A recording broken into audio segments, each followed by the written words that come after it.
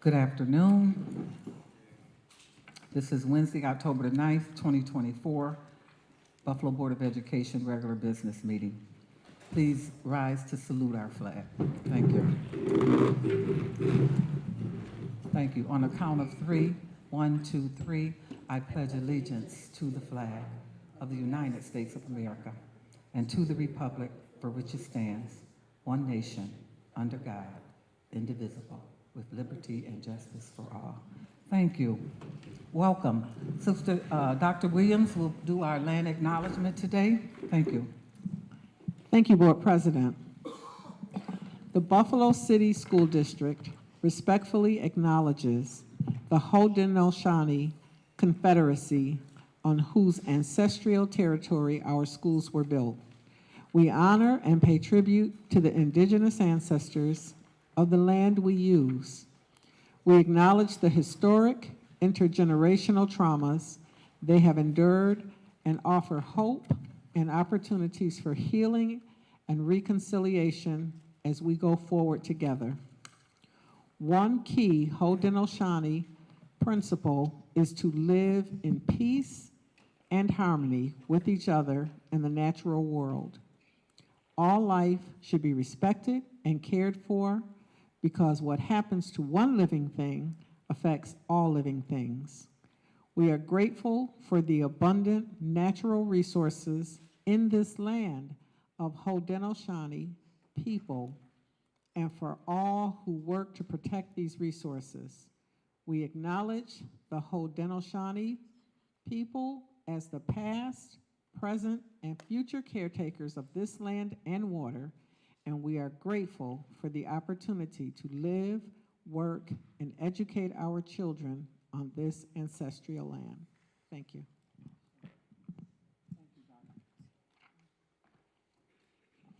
Thank you, Dr. Williams. Little housekeeping prior to this meeting starting.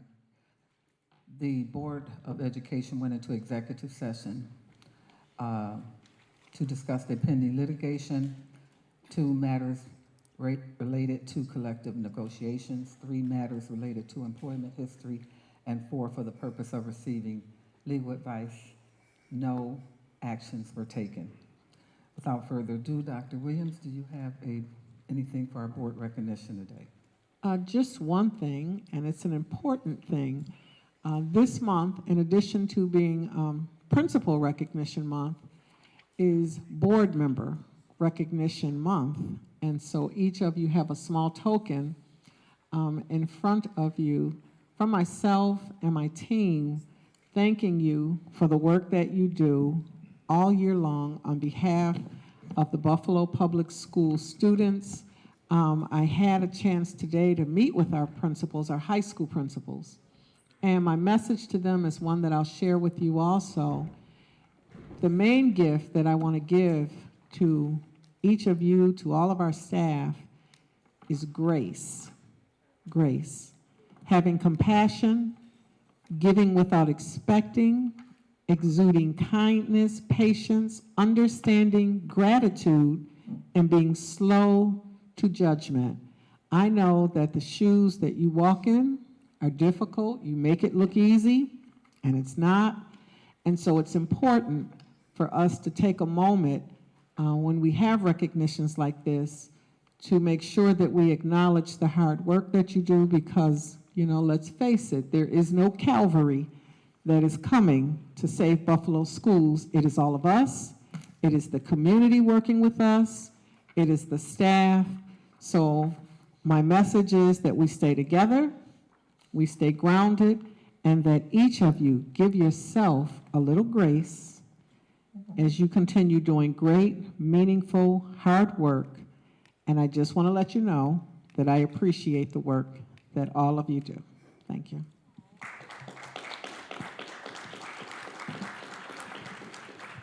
Thank you very much, Dr.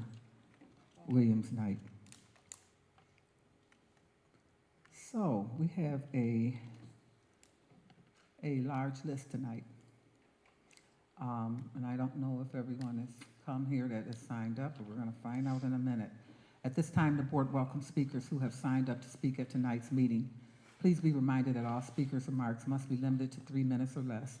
We ask that the speakers be mindful that this is a business meeting open to the public and televised locally. Attendees and viewers include persons from throughout Western New York, including children.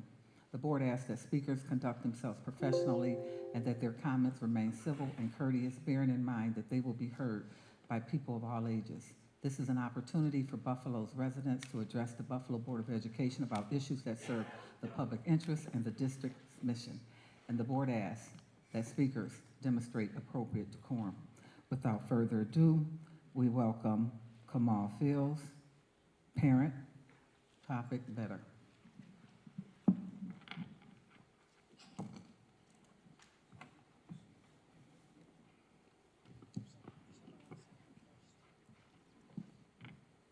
Blessed love. Good day, everyone.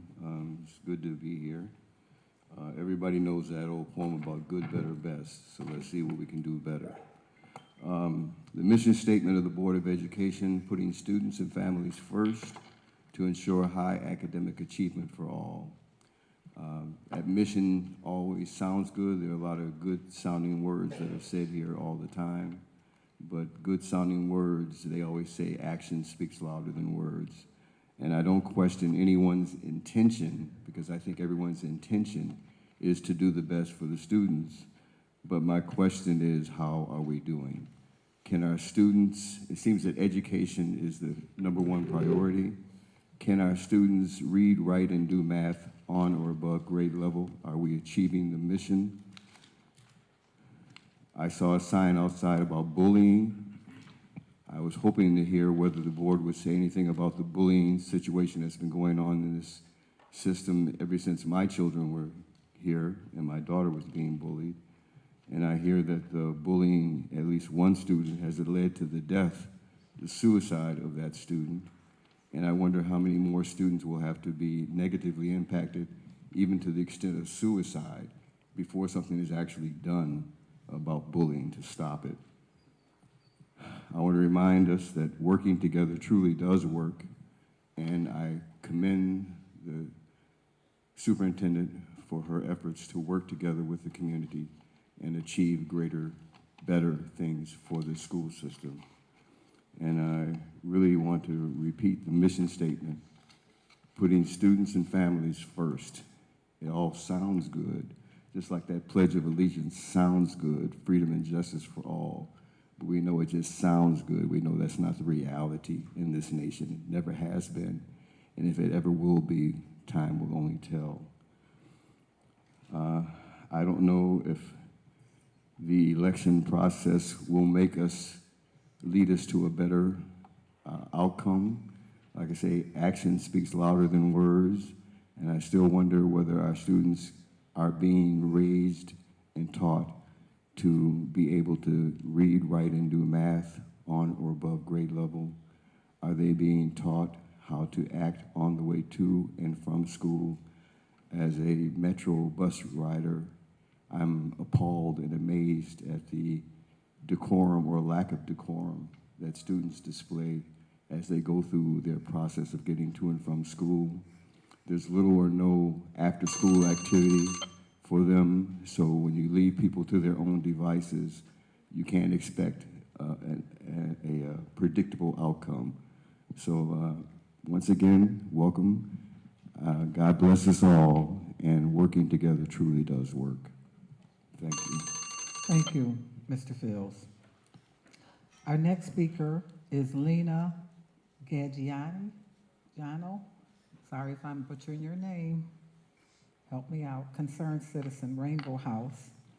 And we have 2 additional speakers behind Lena, Michael Gaynor and Samuel Hassan, that also will come and speak about Rainbow House. Thank you, welcome. How do you say your last name, please? Caggiano, or if you're Italian, Caggiano. Caggiano, Yes, okay. and Michael unfortunately had to leave to get my daughter. Timing didn't work out so well, but thank you so much for having us.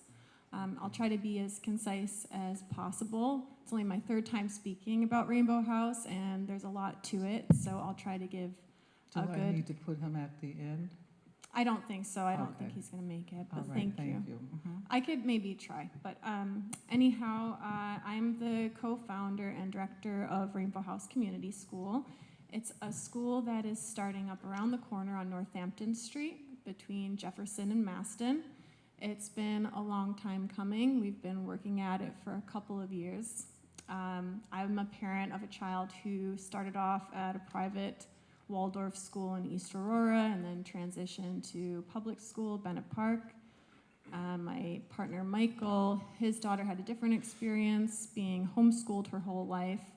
And we met and our minds melded and we started forming and growing and meeting more and more community of parents. And I was hearing this last gentleman talking about bullying and, you know, there's a significant ache in children in our public schools, and it hurts me, and I've seen it with my own son, and a lot of it stems from we need community, and we need to support each other and be there for each other. The public school didn't quite work out for my son for reasons I can't get into for time right now, but the point is we truly care about the community. So about 2 years ago, we started off getting homeschool families together at Rainbow House and having play dates. And that kind of started morphing into summertime where we thought, gosh, we're having a lot of fun here. We could probably do something over the summer for our kids. So we created an outdoors, adventures-based, field trip-based camp, which we only had one hire, and then parents volunteered through the summer. So some parents paid nothing for camp.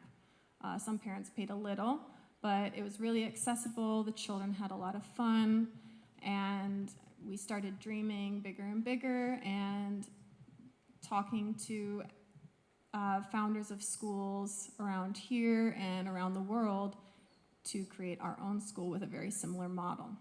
So I'd love to come back and talk more because the time is so short, but we're very much into the community. We take weekly walking trips to the Meriwether Library. We've planted the sunflowers on Jefferson, the kids did this summer, and we just want to continue to communicate with you guys and be a part of what we're doing here and just for the kids' help in general.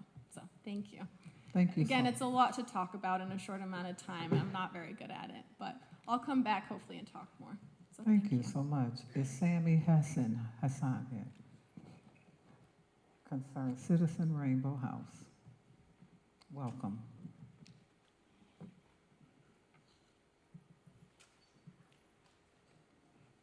Hello.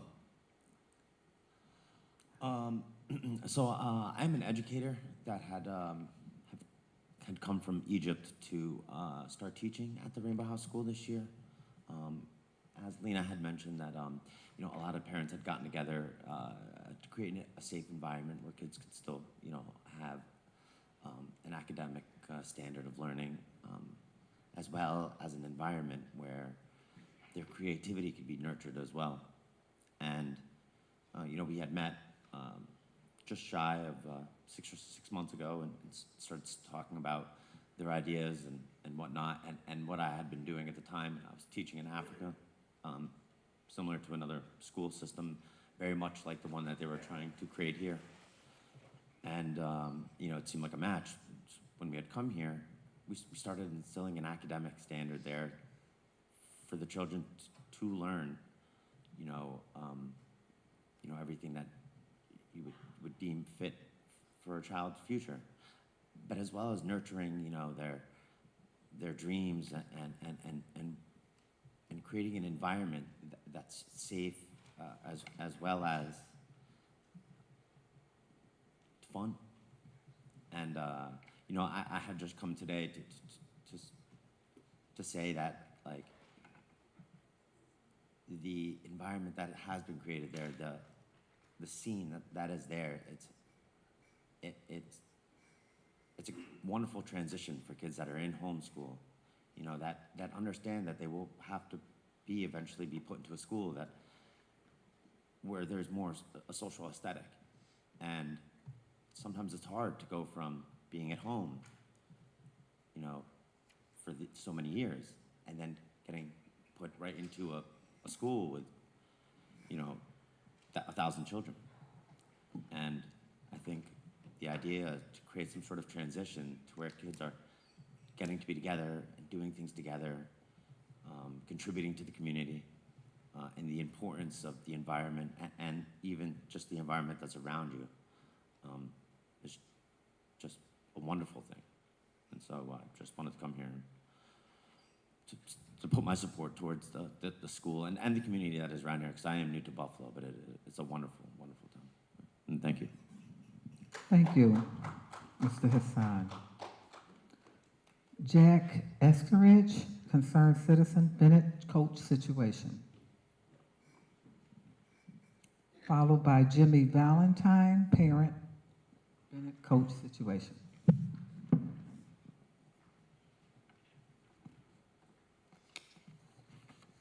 Hello, my name is Jack Eskridge, and I'm basically just here to speak on, Coach Lee. And that being said, Coach Lee, all he did was ever just help the kids, and he was a great coach. He's a great coach. Coach Lee, for whatever reason, was blackballed by another coach for whatever reason, Coach Stansky or whatever his name is, or whatever. For whatever reason or whatever personal issue he had with Coach Lee, it shouldn't affect Coach Lee being able to coach somewhere else. It was already stated that Coach Lee he was approved to coach somewhere else. But all of a sudden, out of nowhere, the guy Stansky, whatever his name is, this guy, he blackballed Coach Lee, and it just tried to stop him from coaching for whatever reason. And we had no understanding behind that. All Coach Lee did, he's a great person outside of that. He helps people. My son, other players and everything, he helps people.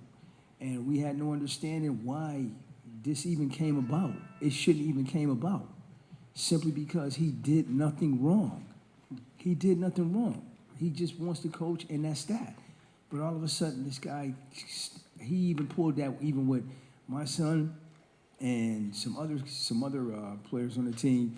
He pulled that too, and it was proven that he was wrong. It was proven that they had no evidence, no nothing, that it was wrong. So the things that he tries to do, this other coach, Stansky or whatever, the things he tries to do is when he can't get his way, now it's either his way or no way, and that's wrong. Coach Lee's a great coach, and he should be able to coach wherever he wants to coach at.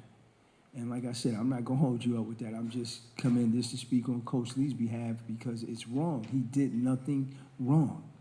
And as a parent, I stand behind him. And that's just what it is. Thank you. You're welcome. You're welcome. Is Jimmy Valentine here? Okay. Daryl Loins? You did it right, Dr. Cotton. You're just nice. Thank you. Good evening. I'm here about Coach Lee being reinstated. I'm here for the kids, and I'm here to talk about the terrible officiating. First of all, Coach Lee has been officiating with football for over 20 years, so he knows the do's and don'ts. Whoever are bringing up these false allegations against him, I think it's because he left Canisius, so they were salty, and he come to the city schools to help the kids who really need people to help. I heard Dr. Williams talk about it takes a village. That's what you basically were saying. And our village isn't helping us. The 44 points that got scored on against Bennett in their section play, not the people that beat the brakes off of them in Maryland, but the only legitimate points that were scored against Bennett were 6, and Lancaster did it. They ran back a kickoff right up the middle, 70-something yards, because the kids were still down about the 2 touchdowns that they called back before halftime. But that was a legitimate touchdown. Every one else of them 41 points, the refs set up those teams. And a lot of times, when the refs do that and call back our 60-yard touchdown, our kids are hot about it. In the next play, somebody goes down, and it's legitimately going down, and they're hurt. But what if somebody ends up in a wheelchair behind an official that should have caught a touchdown, that let a touchdown go, but then y'all played another play, and somebody ends up really hurt? Or what about the kids that's missing them scholarships on all of those touchdowns you're calling back? So I'm here to talk about Coach Lee getting 2 kids to the NFL. That's somebody that won't be standing on the corner selling drugs. You know what I mean? And that's somebody that deserves. He's left the private sector and come here. Who comes here? Everybody else leaves. The mayor left. Everybody else leaves. They run as quickly as they can from here. But we're here, and our kids deserve a fair shake. I talked about it last year about these officials. I'm tired.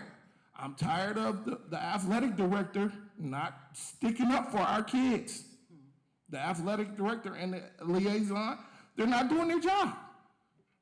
One legitimate touchdown been scored on us. The ref set up. The ref called a penalty on us in the Lancaster game, and he threw a flag, took 1 touchdown back. The next play, we scored the touchdown, and then after we scored the touchdown, they had a meeting and told us we didn't get the touchdown.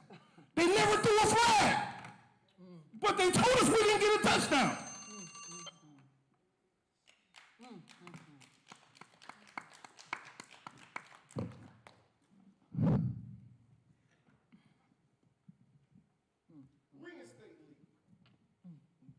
Thank you so much. And I know you attend the games. I know you're very much involved.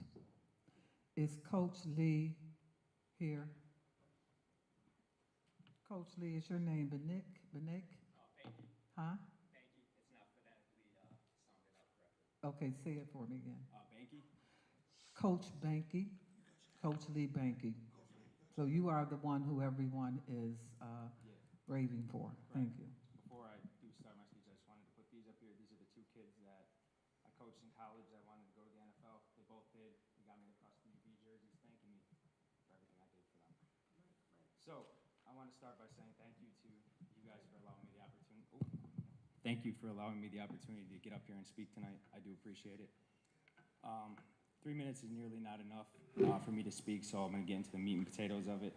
I was told at one point 2-3 weeks ago that I couldn't coach because of recruiting allegations that were previously dispelled in documents that were emailed to the parents, the coaches, and everybody involved. At no point during this offseason was I ever told that I wasn't going to be able to coach due to this. I actually had conversations with the people who made this decision, and I was told at one point they don't know why I'm getting worked up about this because it has nothing to do with me, because I had called and voiced my concern about a student athlete who couldn't do track in the spring because he was deemed ineligible while this investigation went on. So I had called, talked to somebody, they said, don't worry about this, it has nothing to do with you. Fast forward to a couple weeks ago, apparently it had everything to do with me. I had an attorney look through all the paperwork, and what it looks like is there's somebody who made a decision, it looked like around a table with maybe a couple drinks, because there was never anything put in stone. I still have never been told to my face that I can't coach and for what reason, and with documentation. My attorney asked for documentation. Every time I've asked for documentation, I was told, Mr. Banky, this conversation's over. So going forward, I do run a wide receiver university program. I sit here, I have pictures where I have kids, 60+ kids from everywhere, from BPS all the way to all the suburbs.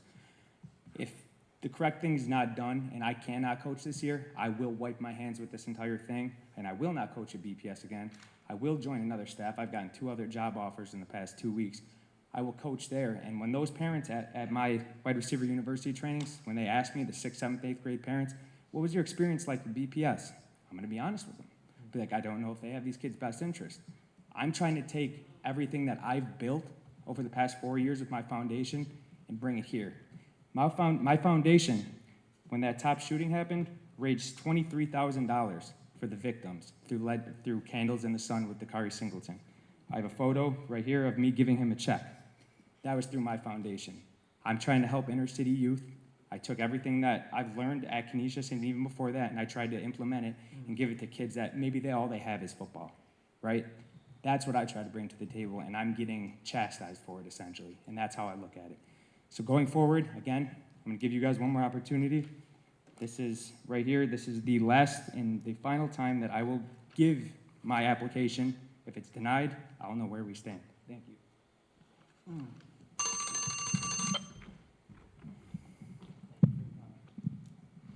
Thank you.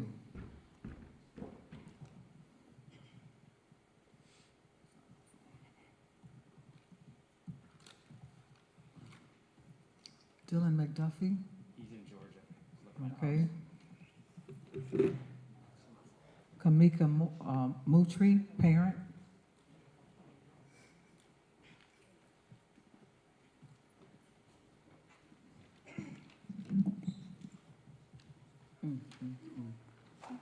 How are you?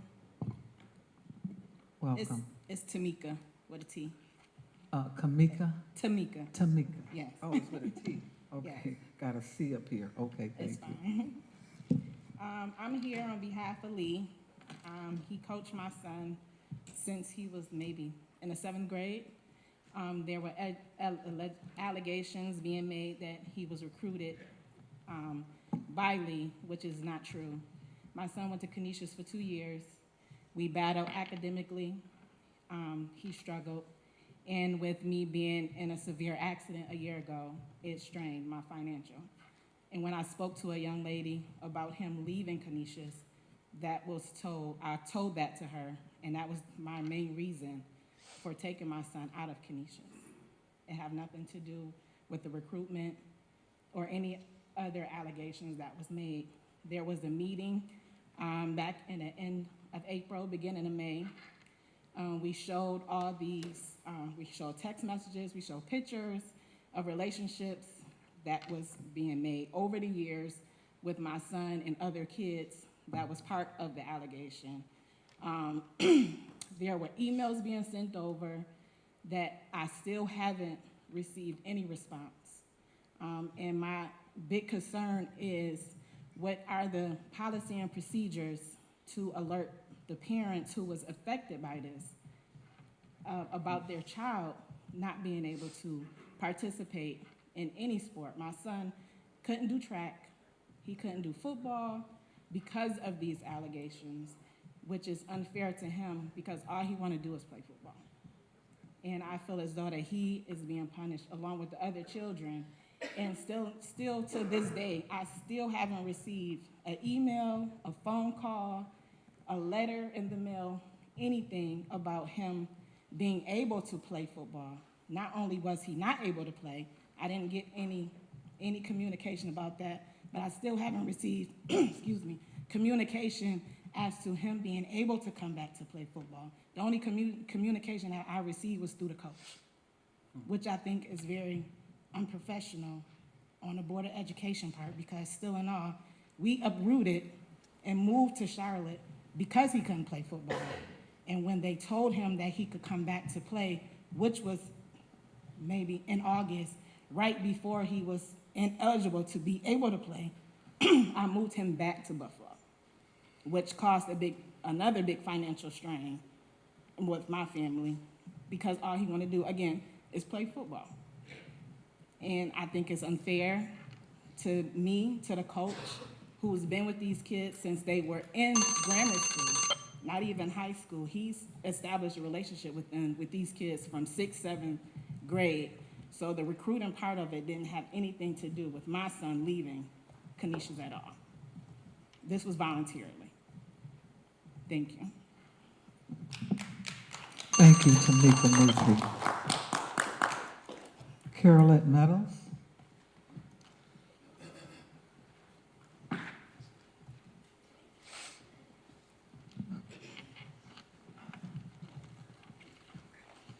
Welcome. Thank you. I wanted to touch briefly on, I'm sure everybody knows, over the past couple months, there have been news broadcasts about PPG and Open Buffalo, looking to get lead mapping done for the federal government for lead water line replacement.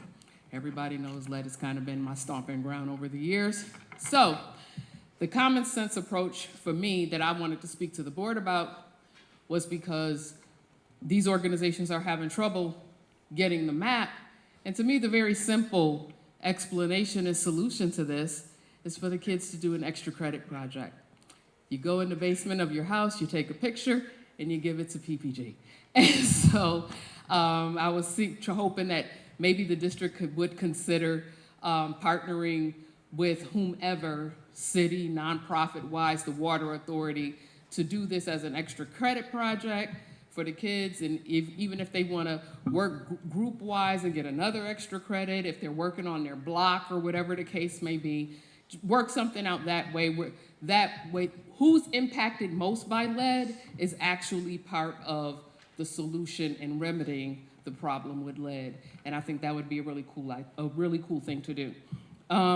Outside of that, I also want to speak a little bit on the young lady who ended up unfortunately committing suicide. I want to implore all of you to, I don't know what needs to be done to put in a better monitoring system to make sure that principals are filing DASA complaints. I find it very hard to believe that the position would be that this girl and her family have never complained, because if no one ever complains, the boy who was stabbed 2 years ago at McKinley, who went to his principal and told and was then sent back to class and dismissed and then attacked, no one complains. There was no DASA report for that. He was still discharged. So the DASA came after. The DASA report came after the attack, not before. So, so these are things that I think need to be done. I was hoping like maybe the school district might even want to form a community partnership agreement with like maybe churches or community groups, whoever, where kids can now go to these groups or organizations, and then they can act as community liaisons with the schools in order to help facilitate the tracking and monitoring and filing of DASA reports to make sure they're getting done and children are being represented. So I think that's all I wanted to fuss about today. You guys have a nice evening. Thank you. Our next speaker is Mary Ann Cole Rivera. Parent, arrival time, door open policy. Is Mrs. Cole Rivera here? Thank you. Terry Jackson, parent, Bennett coach, situation. Welcome, Mr. Jackson.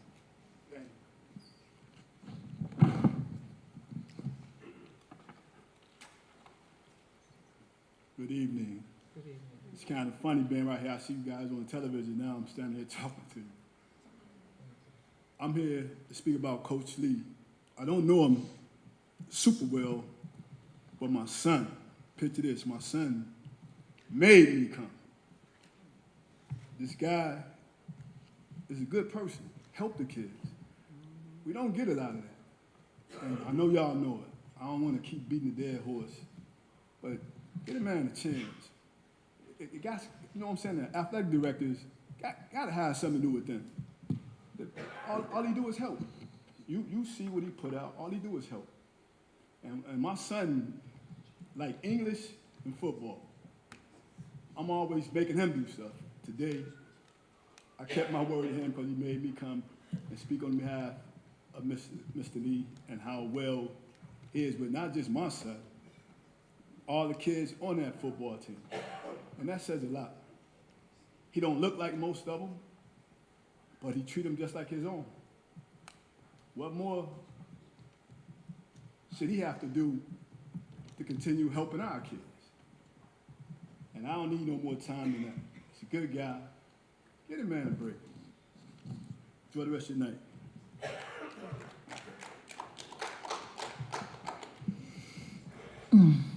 Brianna Bitten, parent, Bennett coach, situation.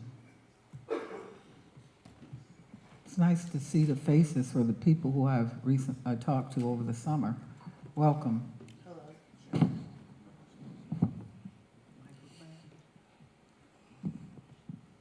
My name is Brianna Benton, and my son is a sophomore student athlete at Bennett High School who recently was accused of recruitment and suspended from all interscholastic athletics. As a parent, I have many concerns regarding the level of overall support and oversight my son is receiving while within the Buffalo School District. May 2nd, of 2023, I registered my son to start freshman year at Bennett's early college program, where he will potentially play football under the coaching of Coach McDuffie, who he briefly met during spring training, 8th grade year. As a former Buffalo Public School student who also had a negative experience, I feared the same thing for my son, so I accepted placement at Canisius. In my opinion, Canisius failed to support my son academically, who went from an A to a C student. This prompted me to transfer my son back to Bennett in December of 23. After 3 months of answering repetitive questions, submitting documentation, all supporting my statement above and verifying my son was not a recruit but a transfer, all allegations were not founded against my son, other students who I will not name, Coach McDuffie, and staff. During a brief phone call with Dr. Reynolds, I asked, was Coach Lee clear? And Dr. Reynolds stated that Coach Lee was not involved. He was not a part of BPS or coaching staff. He would be able to coach at Bennett High School.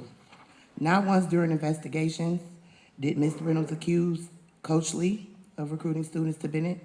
In fact, the very first time I formally introduced myself to Coach Lee was in front of Dr. Reynolds during my first questionnaire, May 7th of 24, where she once again stated that Coach Lee was not mentioned in any allegations. But my question is, how could he have recruited my son if he just met me for the first time in a formal meeting? With all the research I've done on Coach McDuffie before entrusting him with my son, why does it seem that the Buffalo Public Schools continuously target him? Why were the students embroiled in these petty politics? Who does BPS stand for? Behind the students or behind Section 6? How can one person's assumptions be allowed to disrupt and disturb the mental and emotional state of innocent young men who want to play sports and learn in a healthy environment?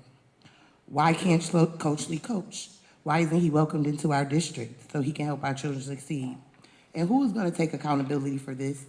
Is it going to be Aubrey Lloyd, or is it going to be Mrs. Reynolds or Section 6? Thank you. Thank you. Thank you.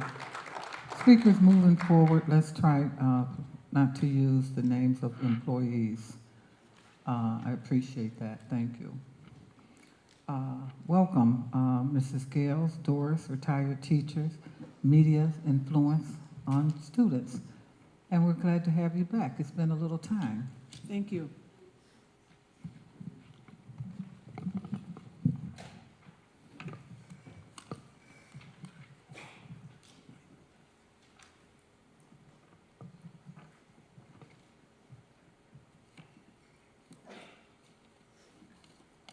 Good afternoon. My name is Doris Gales, and I taught for 20-plus years in the Buffalo Public School System. I am a mother, grandmother, and great-grandmother, and birth doula, so I share parents' concerns for our children. I believe we are at a tipping point for our children's education and for their mental, emotional, and spiritual health. I have this concern not only upon observations, but upon the research and studies of social psychologist Jonathan Haidt in his book, The Anxious Generation.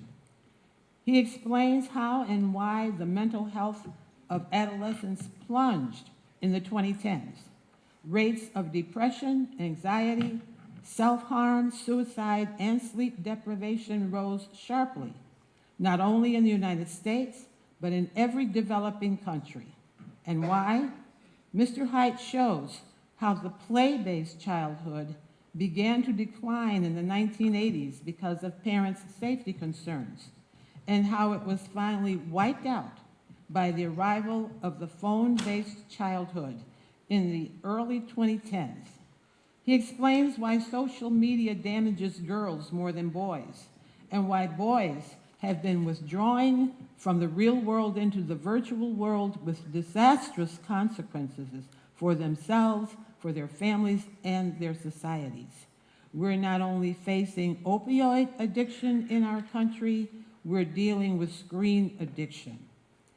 Based upon research studies, Mr. Haidt gives 4 basic reforms that would provide for a healthier childhood in the digital age. Number 1, no smartphones before high school. Parents should delay giving their children round-the-clock internet access by giving only basic phones with limited apps and no internet browser. Number 2, no social media platforms such as Instagram and TikTok before age 16 because it connects them to a barrage of social comparisons and unlimited influencers, many of whom are dangerous. Number 3, phone-free schools. From elementary through high schools, during the day, students should store all devices in phone lockers or locked pouches. If the device can send or receive messages, it is the only way to free up their attention for each other and for their teachers. And number 4, provide times of unsupervised play for children, watch them from a distance, and increase childhood independence. Mr. Haidt states that if most of the parents and schools in the community enacted all 4 of these reforms, we would be have substantial improvements in our schools and our communities. And in 2 years, if we see what happens with these reforms, we could make a comparison. But let's have the courage to save our children. Thank you so much. Teacher Graves continues to give back. Maylena Fisher, followed by her entourage, Marcos, Antonio, Alejandro, and Deanna.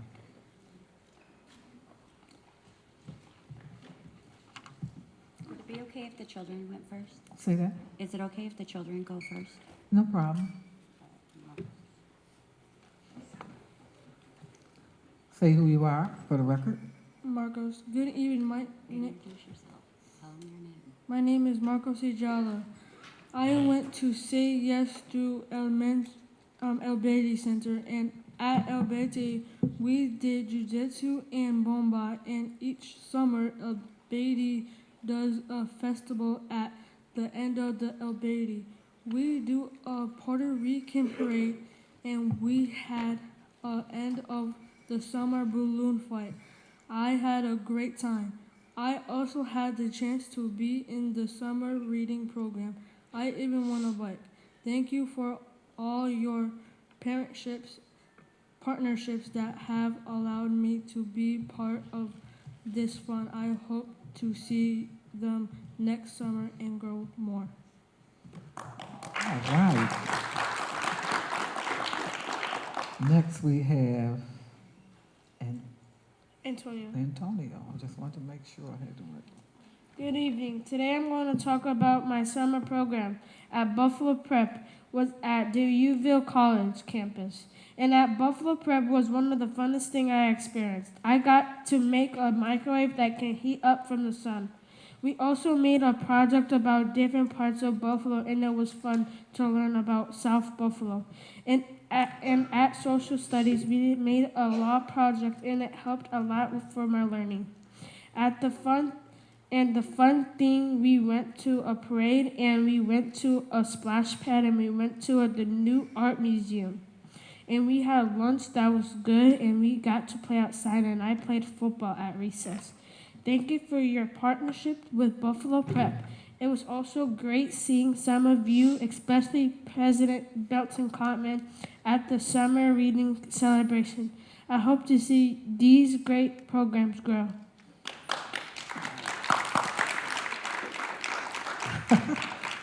Alejandro? Now, you're the oldest brother, right? I'm the youngest. You're the youngest? Wow, okay. Hello, my name is Alejandro Ayala. This year's summer, I went to El Beatty Say Yes program. I had so much fun there. When I was there, I got to do Brazilian Jiu-Jitsu, and I also got to do boxing.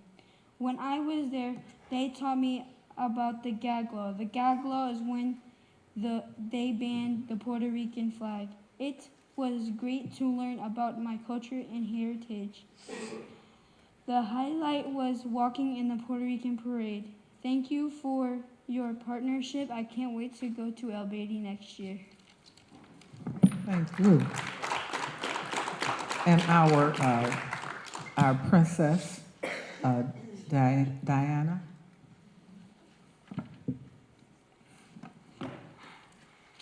Hi, my name is Diana. This summer I went to Say Yes El Beatty summer program. It was a lot of fun.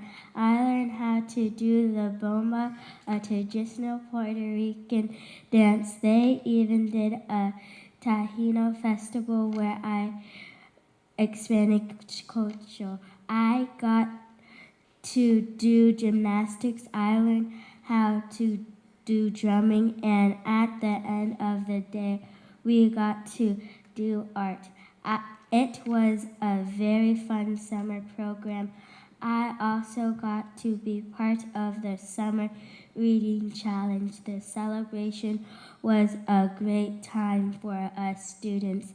Thank you for all you do as a district and board so we can have these programs. I also have something to give as board recognition month. Thank you.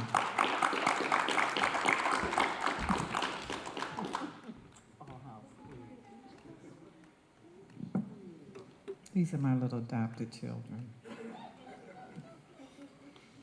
The other ones, my sons have gotten too grown, so I got me some new little boys and girls. Oh, I got a pink one? Thank you. Thank you, Star. Oh, this is nice. You made them yourself? Y'all get a good look at these kids. Y'all gonna be giving them the key to the city one day. Thank you. Thank you. How special. So much love. Thank you.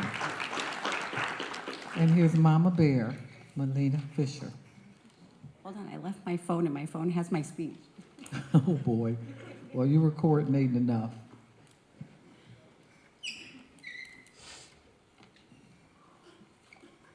Hi, my name is Melina Fisher, parent and new chair for CPAC. So I just wanted to give you a quick update. So really this year, what I want to involve into CPAC and really get in is Ohana. Ohana means family, and family means nobody gets left behind or forgotten. Our goals this year are to work with Mrs. Botticelli and Dr. Botticelli and learn about the wonderful curriculums that are available to our students. We haven't been able to have that meeting yet. It's in the works, so I'm excited. I'm excited to learn more about letters, present morphology to our parents. I think a lot of our parents don't understand what that program is. So I'm excited. 17's actually working on it for their literacy night. And I really think that when parents have that knowledge and that understanding, they can understand why that support at home is so important. I also want to thank Dr. Holscher for coming, Kim Holscher, to our recent meeting and doing the open forum for parents and getting barraged with a ton of questions, which she did an amazing job with. What we're working on this year is also educating parents in the special education process. When we understand the process, we can be part of that process. You know, we have parents that don't understand why attending CSE is so important, and coming to these meetings is so important for them. So helping them understand how being present in those meetings and being present in those conversations is so important for their children in their development. I also do want to say a huge thank you to you guys for great summer programs. My children had an amazing time this summer in the programs that you guys were able to offer through your community partnerships. And I also really want to work on those community partnerships because unfortunately a lot of special education children were not able to attend summer programs because there wasn't a lot of accommodations for them to attend. So I really want to work with our FACE department and other community partnerships so that we can develop those relationships, so that we can extend those great summer programs that my children were able to participate in this summer to everybody, because nobody is forgotten and everybody needs to be included. So again, thank you very much, and I look forward to working with you guys this school year. Thank you so much. Emmanuel Rafford, concerned citizen, Buffalo Athletics.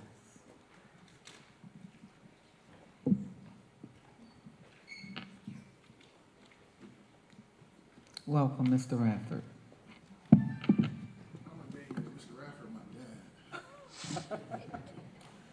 I think you're filling the gap. You don't realize it, but you are. I look like him. That should be enough, right? First off, I want to thank you all for hearing me out. I want to first start by saying I stand in solidarity with the parents and Coach Benke in regards to what's happening with the Bennett situation. I think it's unfortunate that as a community, we have a state championship football team in our backyard. And it feels like the district does more to micromanage and take things away from them than to add to them. We have a qualified coach who coached for a long time, who sent kids pro, who decided to leave one program and come to Buffalo Public Schools for our kids. Not for the adults, not for the red tape, not to deal with all the stuff he's going through, but to help our kids. And he's done that. He's taken them to Penn State. He's taken them to Division I programs. He's doing all he can to ensure that the kids have a chance at success. And he's coaching and he's doing that. And then to be told he can't coach no more and nobody know why. Parents don't know why. He don't know why. Citizens don't know why. Nobody know why. And when we ask why, nobody tells us anything, and that's disheartening. I love Buffalo Public School athletics. I'm a product of it. I went to Hutch Tech, played football and basketball.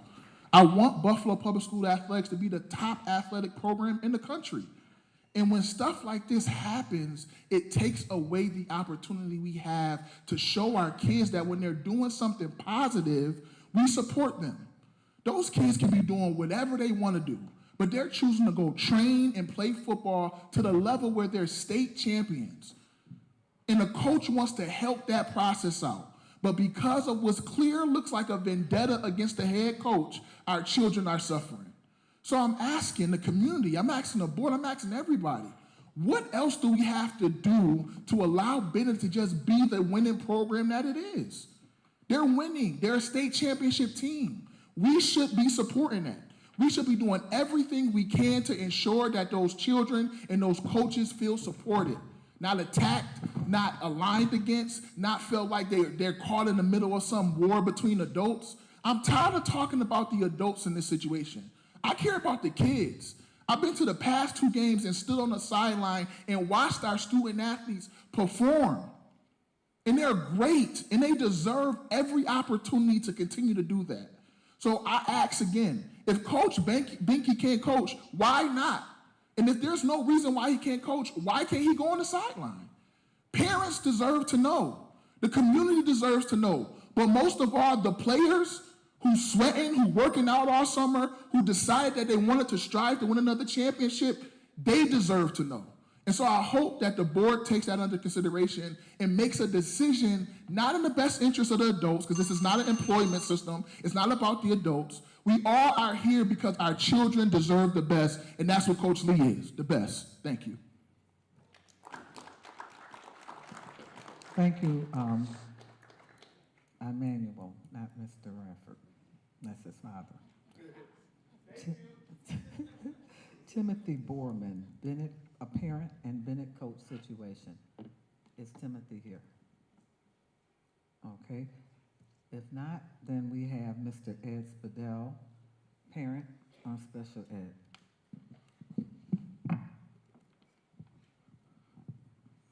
Thank you.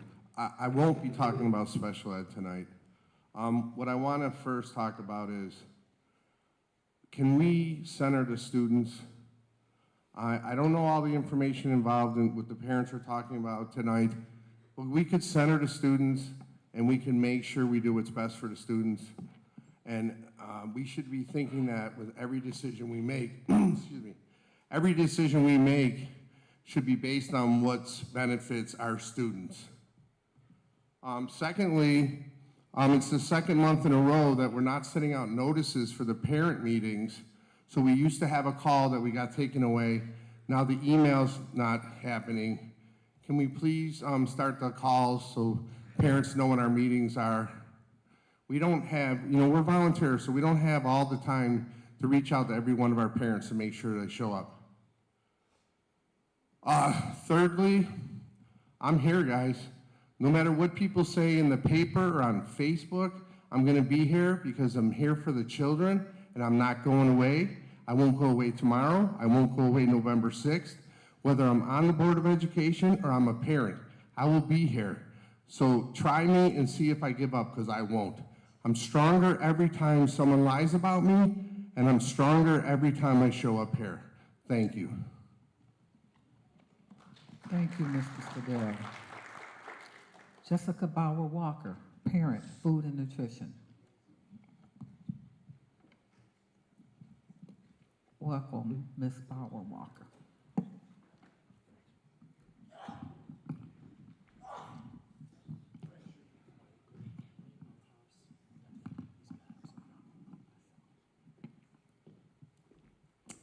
Good evening, Superintendent and board members. My name is Jessica Barr Walker. I'm the co-chair of the Community Health Worker Parent and Student Association.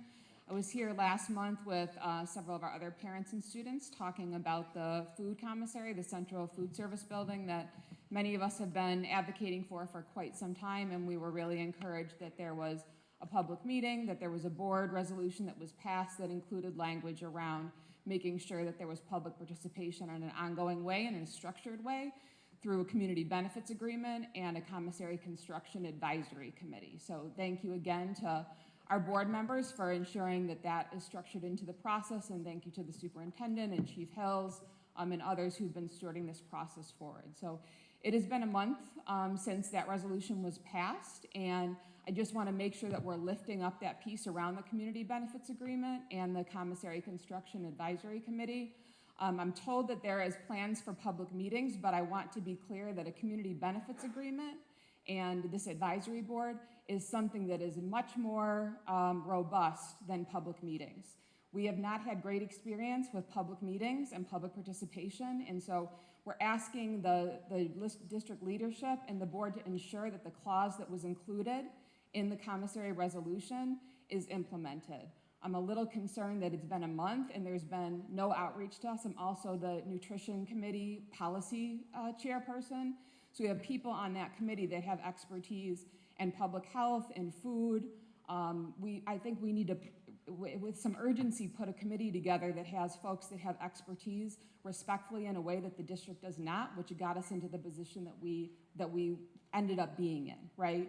Because we need people who have expertise in something like a community benefits agreement, which is a new and innovative structure to ensure public participation and make sure that we as a community have some power and some say, again, with developers, right? Because their job is development. So let's work as quickly as we can, and we're happy to help with this to make sure we have a committee and the CBA structure starting to get developed that has parents and caregivers, students, public health experts, people who have expertise in law and community development and community engagement and finance, right? Let's really put a group of people together in partnership with the district to make sure that we do this right in ways that benefit the district and ways that benefit the students. They continue to say food is their top issue. There was an unfortunate story that was in the news yesterday about research lab and because they don't have a kitchen, so they have to get pre-packed food. Versus some of our schools who are getting really nice meals, and our students are saying, especially in high school, the food is so much better this year because the food service department is doing great work where they can and where they have capacity. So let's do this together. We want to partner with you. So please reach out and help us to work with you, and let's get some people around the table that can get this done in a way and stay accountable and transparent to the community. Thank you so much.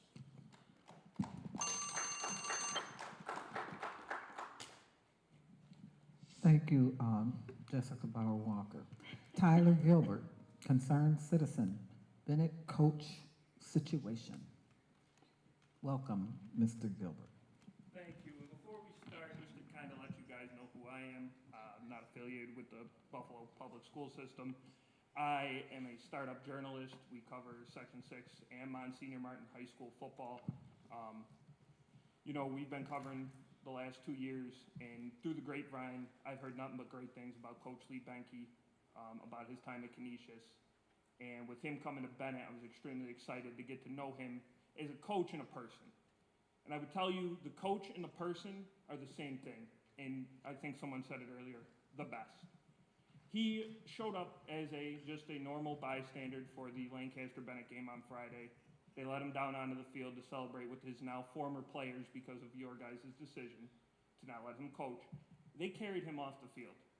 And if that doesn't go to show you the impact that someone like Coach Lee Benke has on kids that, and I think someone else also said it, don't look like him. He's from the suburbs, he's from Canisius, and he chose to come here. And not a lot of people would do that. That should mean a lot to everybody in this room, and I know it means a lot to the Bennett Tigers and Coach McDuffie. Coach Lee Benke is an outstanding person, and he deserves a shot to get to coach. Thank you. Thank you, Mr. Gilbert. Ron Anderson, parent, Bennett coach situation. Is Mr. Anderson here? Okay, and I've been told that Michael Gaynor, concerned citizen, is back in regards to Rainbow, and he has his daughter with him, and so we're glad that you were able to come back. Thank you. Thanks. I apologize for not being here.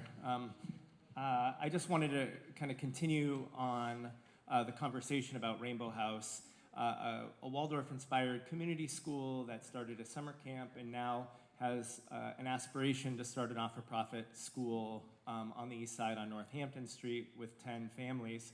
We have a pending charter, provisional charter with the state of New York. We are only waiting on our change of use, changing from a residential structure to an educational facility, and we've gotten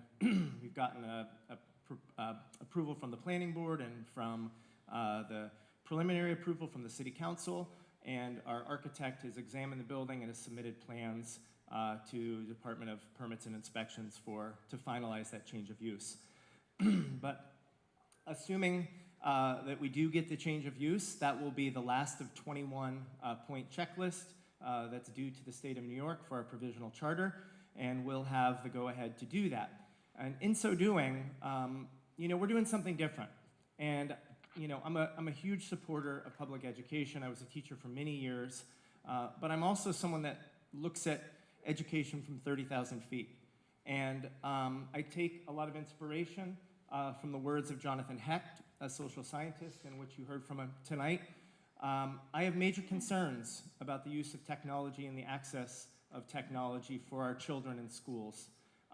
And a big part of the Waldorf methodology, quoted most famously by Rudolf Steiner when he was creating the Waldorf philosophy, is really around play and about social engagement and about children being free to play. And in Jonathan Hecht's words, risky play. Play where they can create and build and use their imagination. And kids, you see it every day at Rainbow House where they're acting out magic and spells and animals and powers and all kinds of things. And it beckons to my childhood when I spent a lot of time in the woods and building and creating and exploring and just following my imagination's edge. Sir Ken Robinson, an educational psychologist and theorist from England, has spoken at great length about the link between intelligence and imagination and creativity through play and creativity and artistic expression and music expression. And we have kind of a love affection in our educational paradigm these days with accelerated learning. And our model is something a little bit different. It's about embracing the greatness of childhood. It's about stimulating all aspects of the human being and the young human and giving them an opportunity to learn through experience, from play, from real life projects and social engagement. And we hope that with the state support and your support, we can have a continual dialogue over the years that come to share some of our learnings through this model, with a larger population so that more kids can benefit from our experiment. And I very much appreciate your time, and I hope that we have an ongoing dialogue. We've already had a conversation with Superintendents Alyssa Monfiletto as well as Tina Jones, and I hope to continue those conversations. Thank you so much. Thank you. Thank you. That concludes our list of speakers for this evening. Superintendent, your response to the speakers. Okay, thank you, Board President, and thank you to all of the speakers that took time out tonight to come here with us and to make sure that your voices were heard. I will start with Mr. Fields. I know that he's left, but I also know that our meetings are recorded, and so perhaps he'll be able to listen. I want to thank him for coming out, and every time that he comes, he always asks, how our children are doing, and I shared it at our State of the Schools address. This board gave us, myself and some staff, last year some goals on what they needed to see with respect to ELA and math, and our staff stepped up and our children took 2 or 3 steps up. And so our children went from 33% to 40% on their Dibbles ELA scores in 3rd grade. The economically disadvantaged children, and in mathematics, they went from 13% to 21% on their iReady assessments. So we are not where we want to be.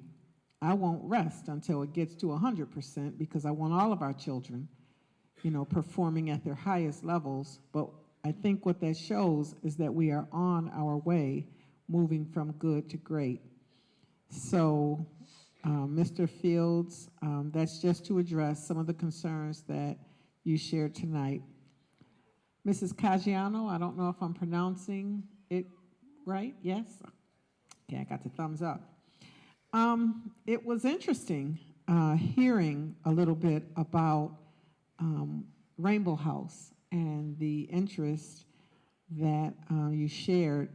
I think all of us on this stage believe in choice. Parents have opportunities to choose, whether it is a Montessori program, a private, Catholic, charter, whatever works for their children. We are a choice district, and I just want to say that I know that you discussed briefly bullying being in the public school sector. Unfortunately, bullying is something that just exists in all school sectors, private, Catholic, all schools have it, and sometimes, it's not just elementary schools, it goes on to high schools. But what I do want to share with you is that we do a lot of training with our staff on identifying bullying. It's a little harder now with social media. It's hard to get ahead of it, and I know that Ms. Gales talked about, technology and, bullying. I just want to reassure you, though, that it's not just a BPS issue. This is something nationally that all school districts, deal with. Whenever you have lots of young people together, there is the opportunity for that to happen, but we do not endorse it. I'm sorry, but usually during the time where the superintendent speaks, the public sector speaking. But you didn't have a solution. I got a solution. Okay, so we'll talk about that. We can talk one-on-one about that solution that you might be able to bring to the district. I'm going to ask Dr. Reynolds to reach out to you. She works with a lot of organizations that have, solutions and opportunities to work with our kids. So I'll ask her to please reach out to you so that you can have a one-on-one conversation and discuss what that might look like for our kids.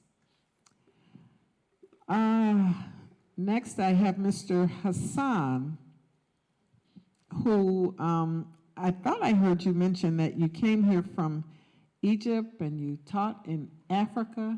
Is that correct? Okay, that's quite something. You shared something that resonated with me that I want for all of our students too. for learning to be fun. You know, I want to put the fun back in learning, because when you put the fun back in it, it doesn't feel like learning, you know, and it tends to be a pattern for the rest of their lives. They enjoy it. If it's something they enjoy, they're all in, and it doesn't stop at 2:30 or 3 o'clock or 4 o'clock. They're always learning. So thank you very much for coming. And I think too, Mrs. Cascio, you mentioned sunflowers on Jefferson. I'll have to ride by. I haven't seen them. Oh, they're gone. Okay. Okay. Well, maybe next spring I'll get to see them. It's my favorite flower. Mr. Eskridge, you spoke very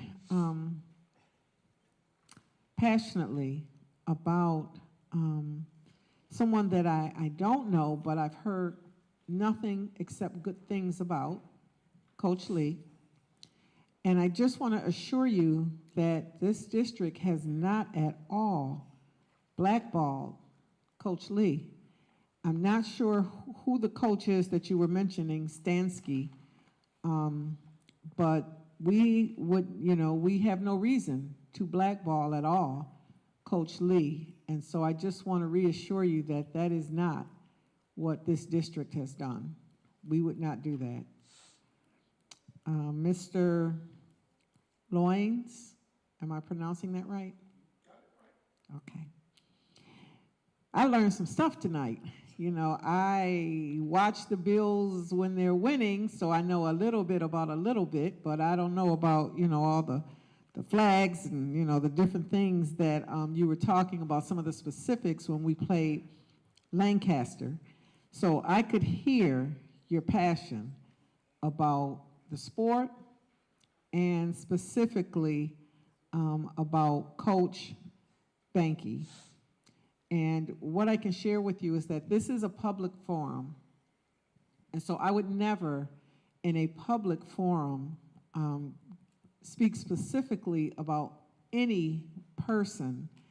I wouldn't do that. The district wouldn't do that.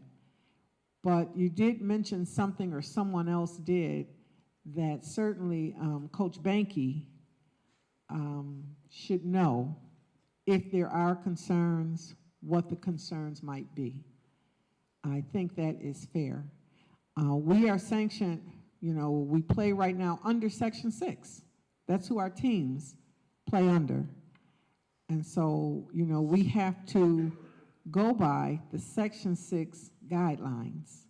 But if it's not fair, you could stand up against it. Depends. Like the two teams that have won Mr. Lyon. state championships have been South Park and Bennett.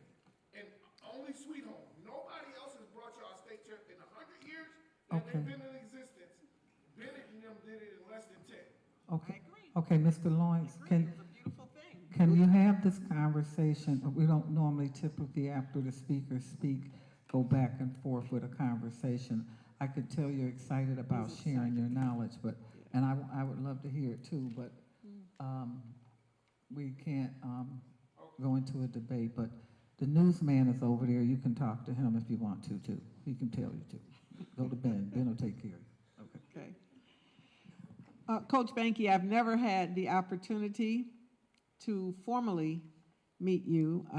Tonight is, you know, the first opportunity that I've had to meet you, and really still haven't really met you.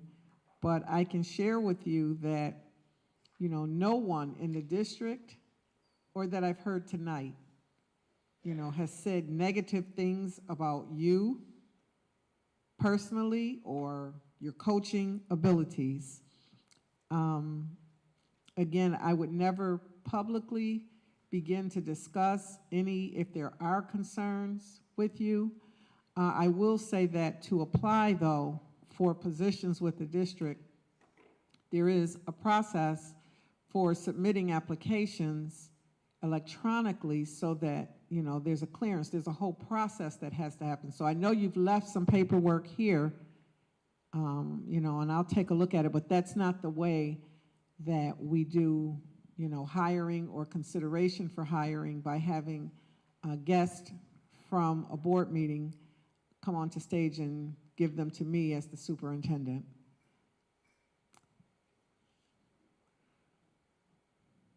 Ms. Moultrie, you shared very passionately that your son went to Canisius.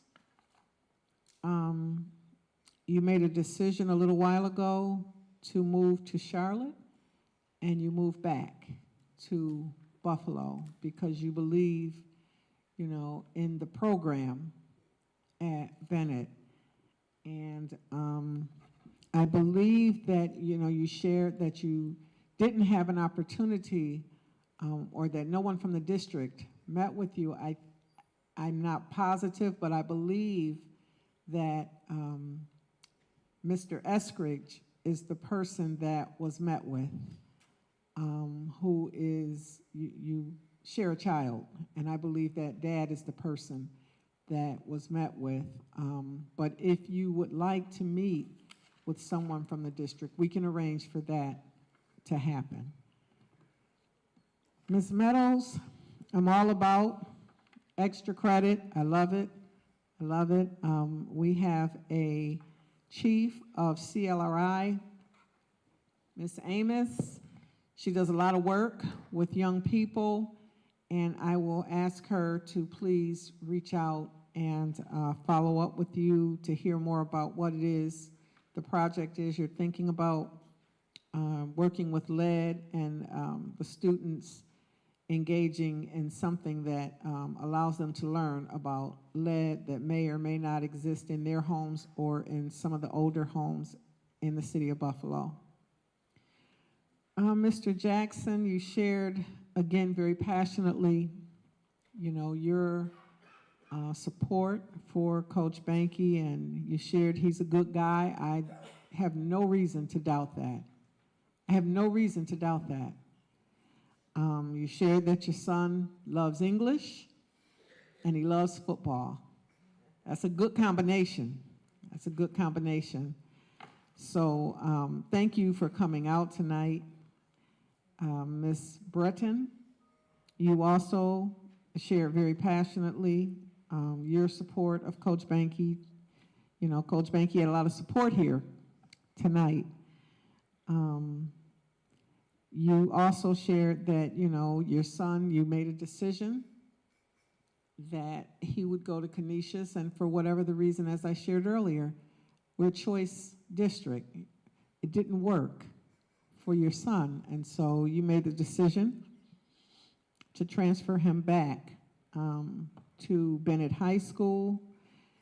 And again, I cannot, from this stage in a public meeting, discuss anything that goes into anything personal about a person. I just wouldn't do it. It's not professional.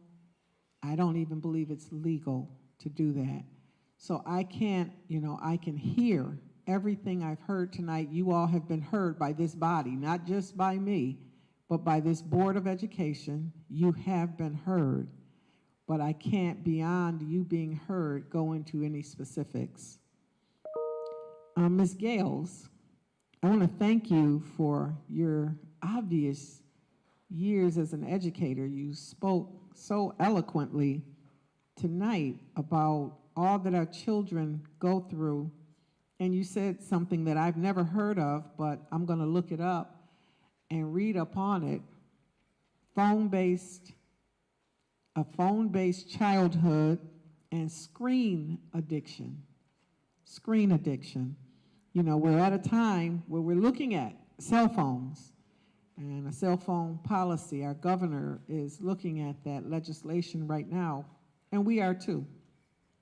You know, you talked about providing times for play, which I know our folks from the Rainbow House School loved hearing about, that there need to be more times for just structured and sometimes not so structured play for children. And then you share the 4 recommendations that I believe it's Mr. Height that wrote the book. So thank you very much for coming, and mostly thank you for your years as an educator. I'm very familiar. There are quite a few Gales that were educators in our district, and maybe some still are. It's a big family.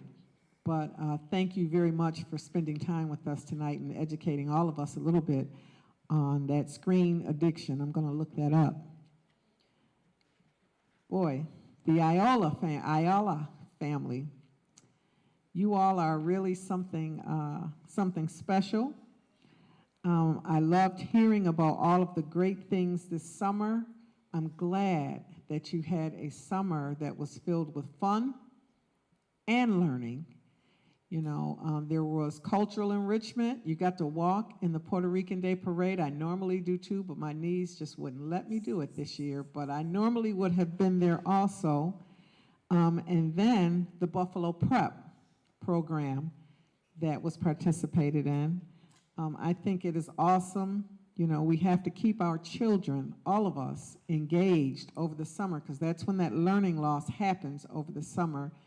And so I certainly will share with Mr. Russ that, you know, they had a really good experience in their Say Yes program. I got to meet, again, a couple of the young men at our showcase, and, you know, they were very talented artists showing me their drawing. Oh, okay, I see you. I see you got your hand up.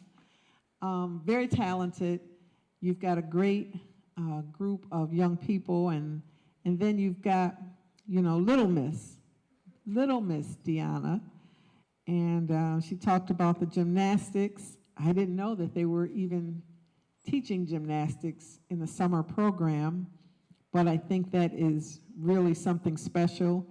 And the highlight of my night was my pink bracelet, which I will wear proudly. You can tell I like bracelets a lot, and I know that all of our board members were able to receive a gift. They do. They work very, very hard. And, you know, I know that they all will also wear these bracelets with pride. So, you know, I call the children because I speak into them, doctors, and I know you got a couple of them sitting in that row with you. Just keep, you know, having them engaged in the summer. Stay during the school year. I heard you talking about being the new chair of CPAC. Congratulations, congratulations. And that Kim Holscher came out and you all had a rigorous process or meeting, but she was up to the task, and that's good, because at the end of the day, it's about parents working with the school. That's when we win. You know, I think Mr. Lyons might have mentioned, you know, the village. It does take a village. It can't just be the school district. It can't. So when I hear that you know, are helping to lead the charge with the village, I get excited. So I'll be looking for some good things from CPAC, and I really like how you ended it with nobody is forgotten. Nobody is forgotten. I'll remember that. Mr. Radford, I got to think of a different name. He told our board president you know, that's his dad's title, so I'll think of something different, A. Radford or something. Also, speaking very passionately about the coach, and if I can say anything, I just want to share again, there's no vendetta that this district has against Coach Banky. That I am sharing. Very heartfelt and very honestly. There is no vendetta, and that all of the decisions that we make under my leadership, anybody that knows me knows I am child-centered. I am student-centered. Always have been. Now, it doesn't mean that we always agree, but I am student-centered. And so you got to know that the decisions that we make are always student-centered. So, you know, Mr. Radford, I appreciate you coming out tonight, and there is no vendetta there. Mr. Spidell, we do center the children.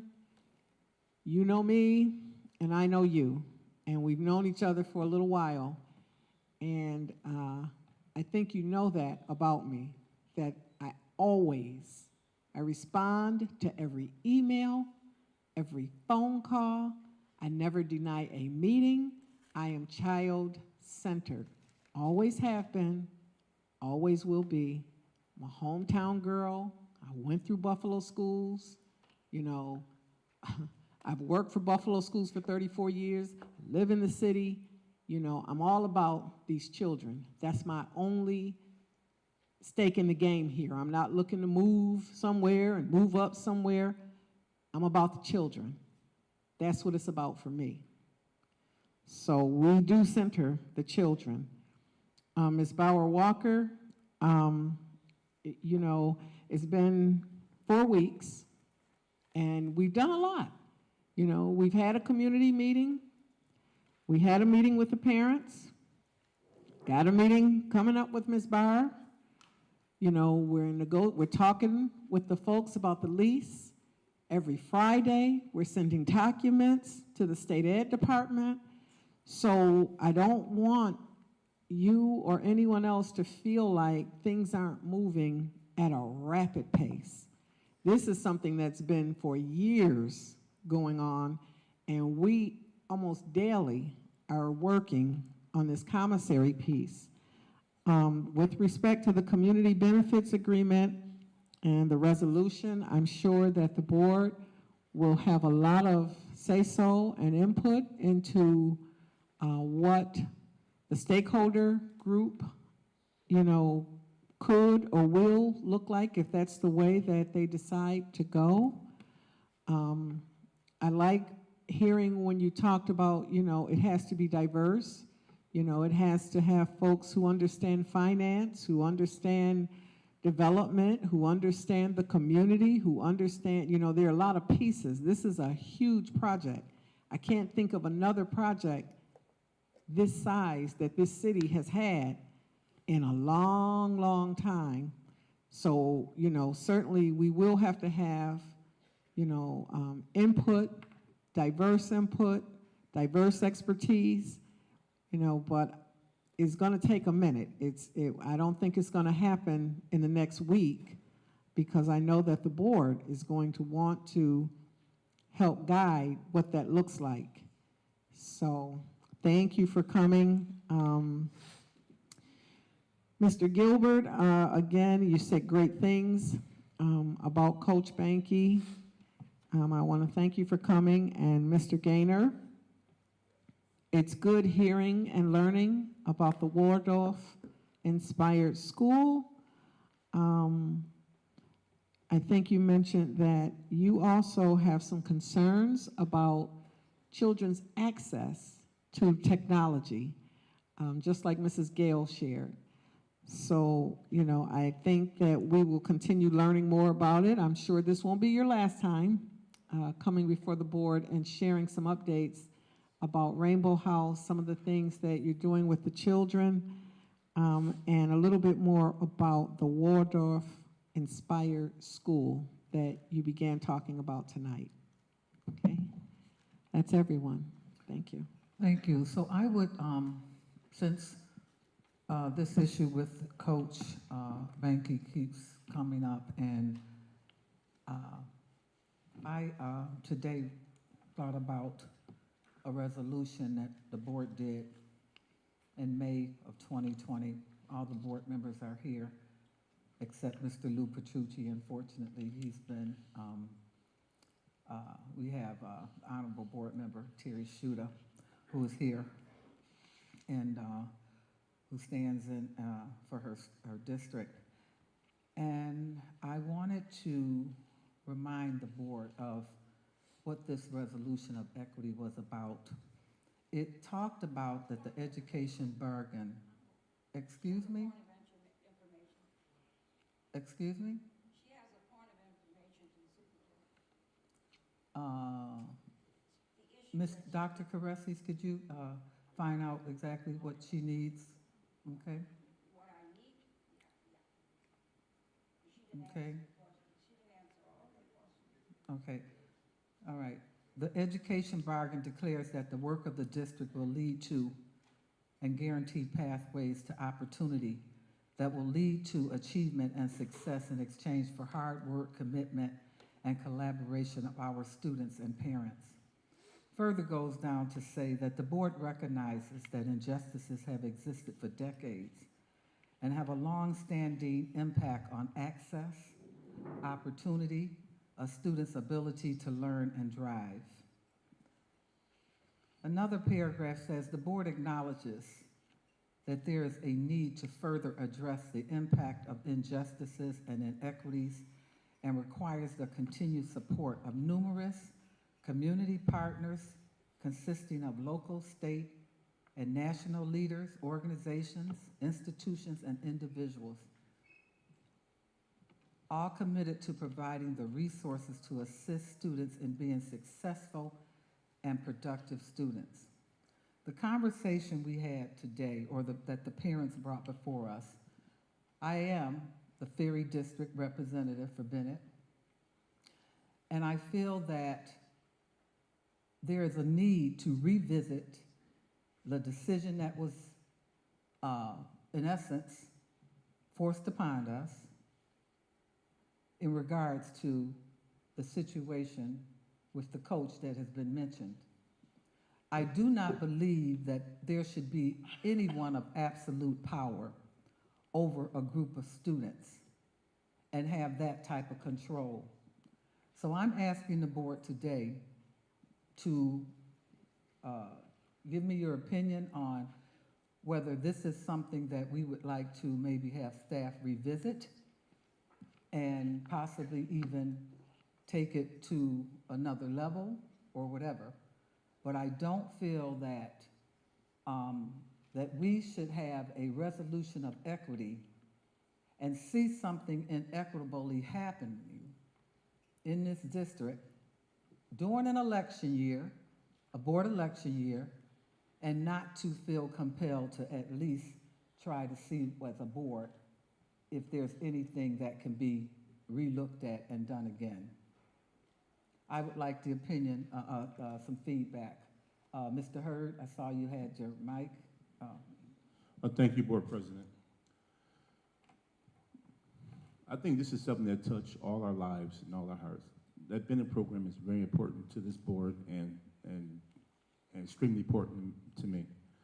I know that the hard work that the coaches do over at Bennett, that they put in hourly, daily, monthly, and yearly with these children. And these children come from different schools, from different areas, different communities. They come from gang-led communities, but when they come in that field and come together, they're brothers, and they work together. And we have coaches that dedicated their lives to helping our children not only grow mentally, but physically, helping them make good decisions and better informed decisions, helping them grow as young men. I think that we're obligated as a board and as a district to find every tool that's possible to help them in their goals and succession, not only in football, but in life. And this is life. Every day on that football field is life. You're learning one another. You're learning how to work together. You're learning how to be a team. I'm not going to be long about this because this is a caveat. This is something that has to be done. And yes, Board President, I think we should look into this and very deeply and quickly also. Thank you. Mr. Scott, I'm going to call you next to say something in regards to this, your opinion on this. And I'm going to ask every board member at this table their opinion. Thank you.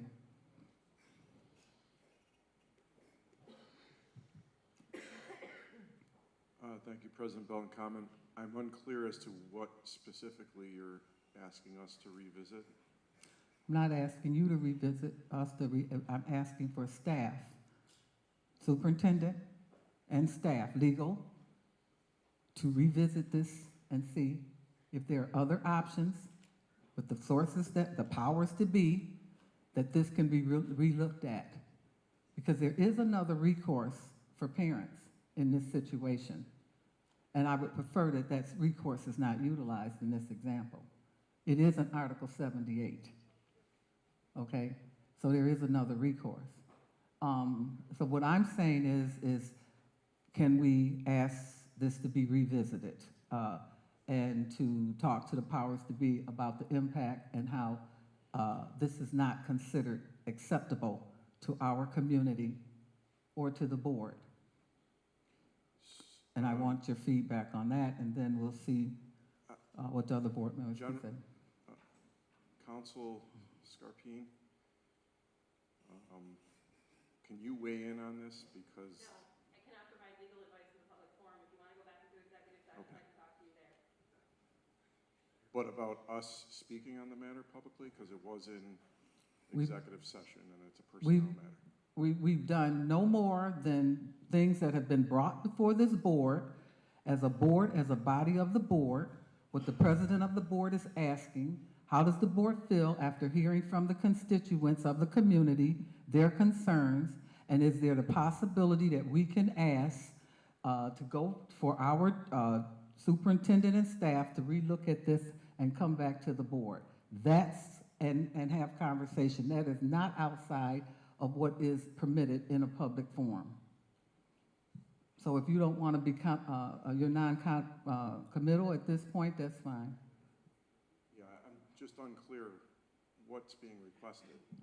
So what we're leading to is the of taking a maybe others vote. can explain. We're leading to taking a vote of the board to see if the board is in agreement with moving forward or asking staff to just relook at this opportunity for our children. With the understanding that the decision has had a negative impact on our children based on the conversations we've had over upwards of 10 people sign up today to speak on this. We've had 8 or 9 speak. Okay, yes, Mr. Hurd. I believe that the superintendent said that steps need to be done, and I think we're voting for just to make sure that the district could help include these steps so that the proper steps are taken for whatever action is needed. I'm not sure what that means. What I'm asking, I'm going to be clear what I'm asking. I'm asking for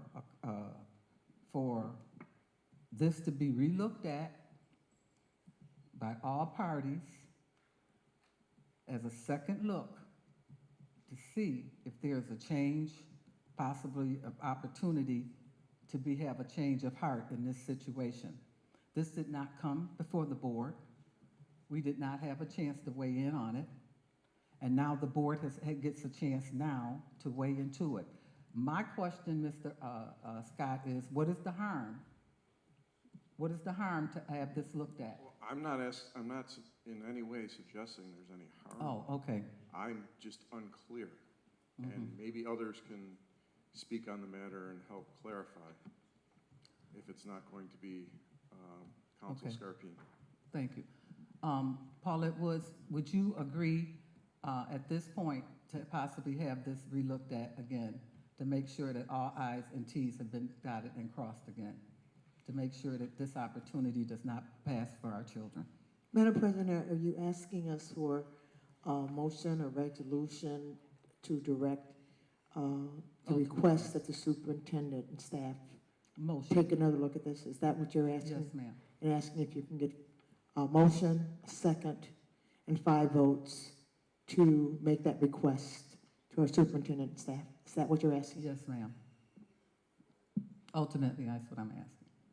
But prior to that, I thought we would have a discussion. Do you want to move the motion?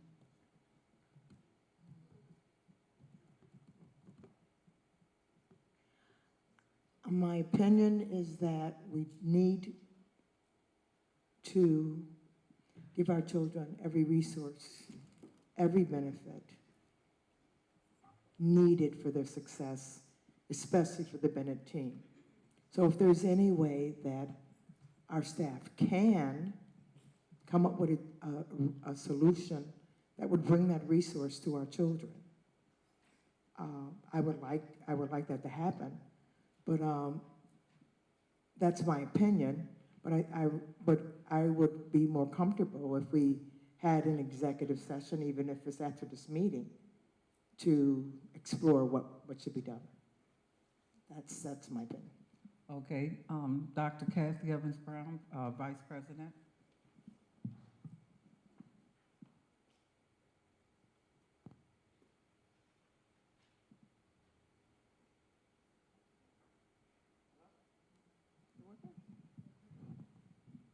I think it's working now. Yeah, here it is. Well, you know, listening to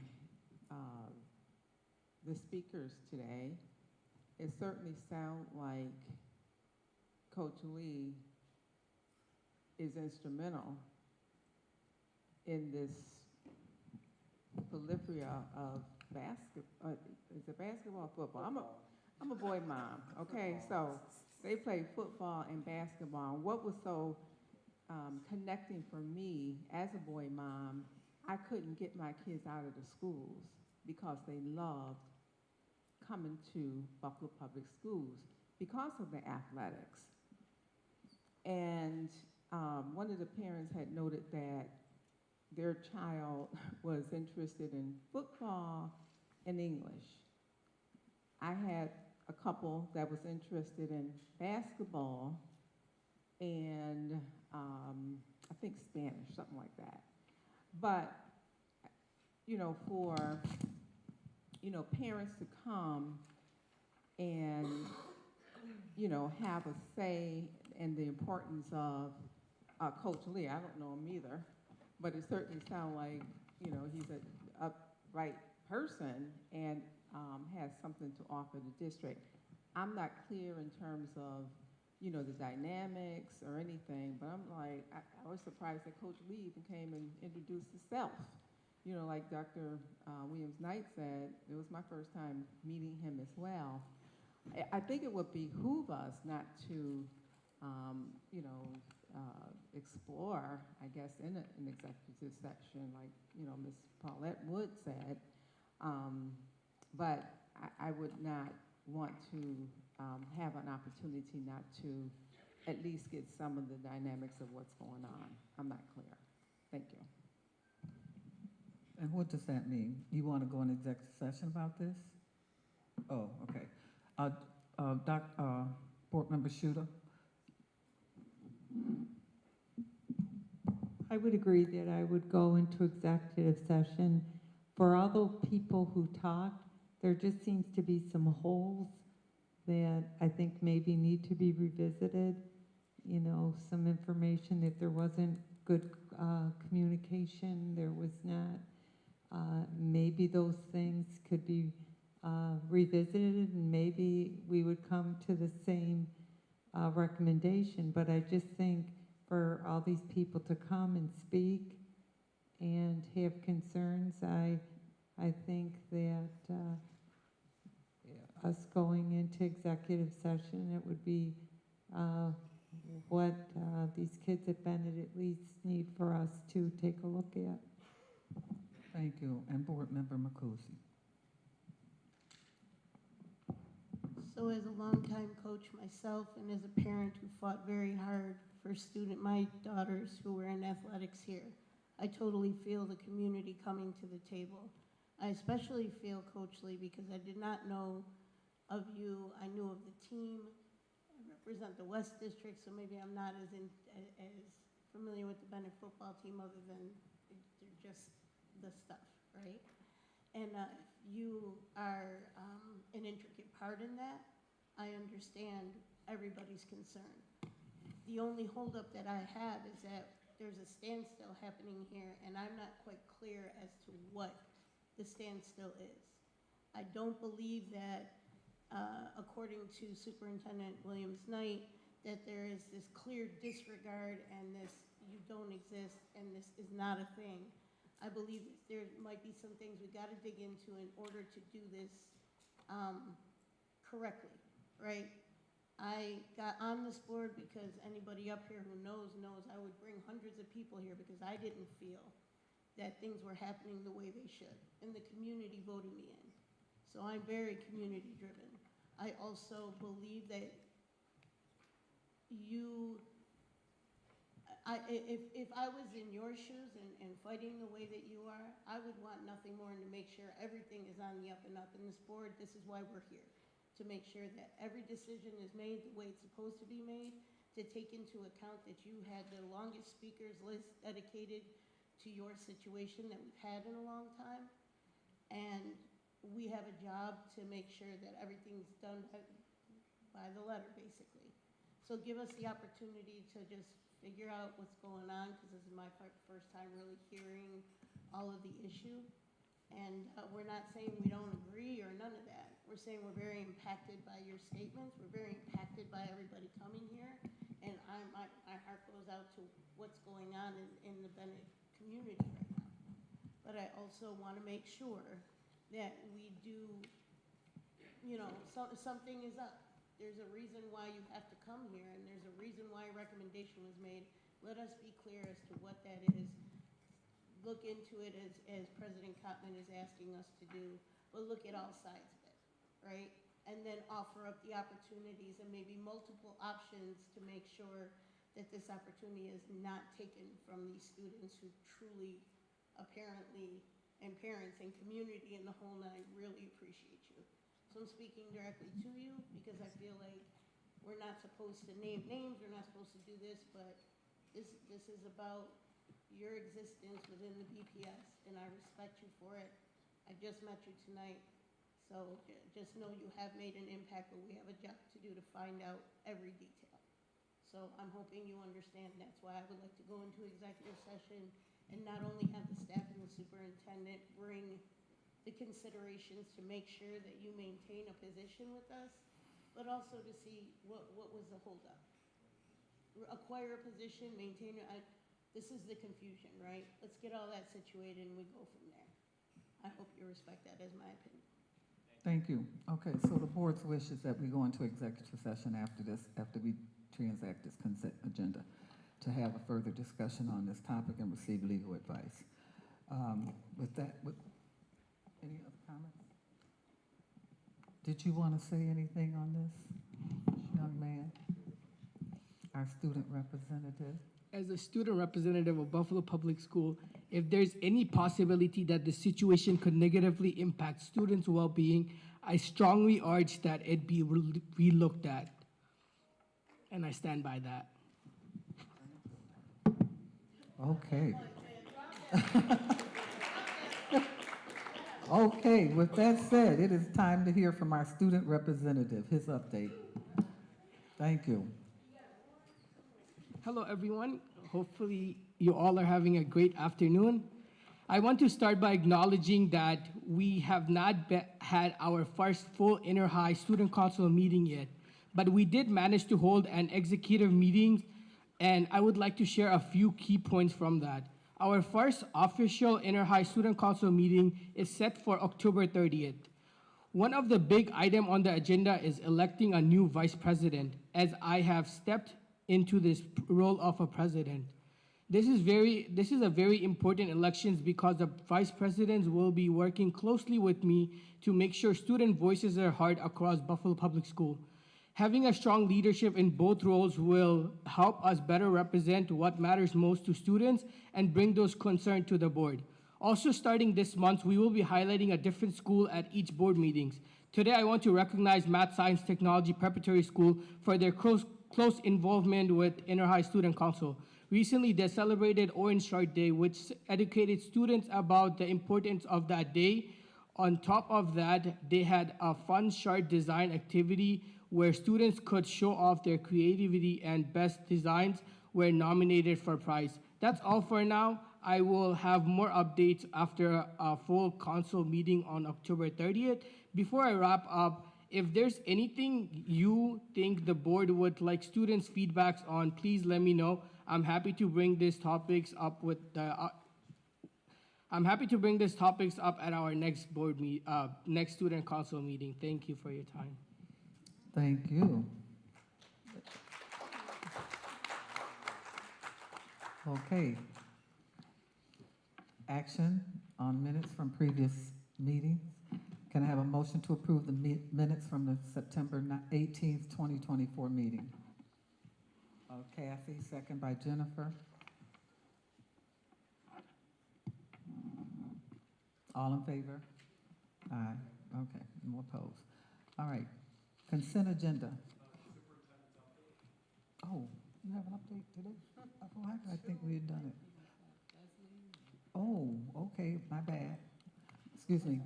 All right, my bad. Let's go forward. The superintendent's update. I don't know why I checked that off. We have our chief Financial Officer, Mr. Barnes, and he's going to be sharing some information on our our financial statement audit presentation in collaboration with Lumsden and McCormick.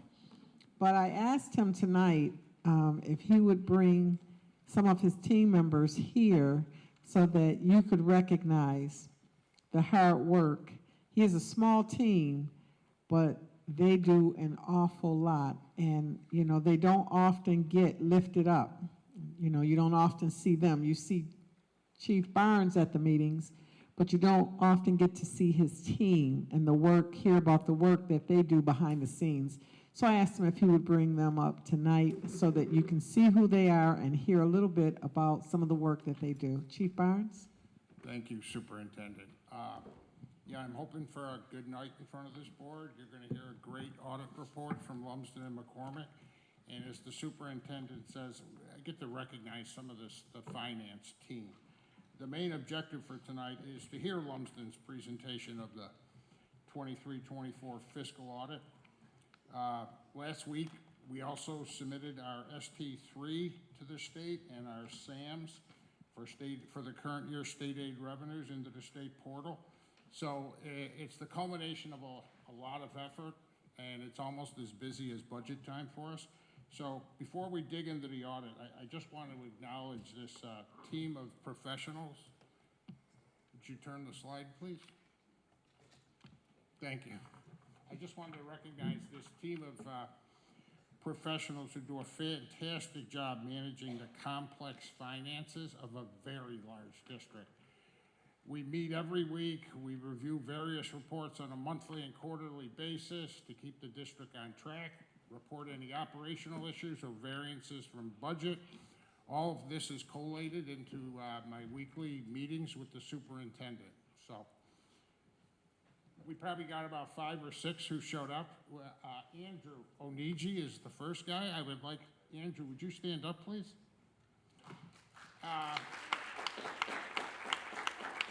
Andrew is our financial controller. He's the chief accountant for the district. He manages a trial balance of approximately 100,000 accounts across 6 funds.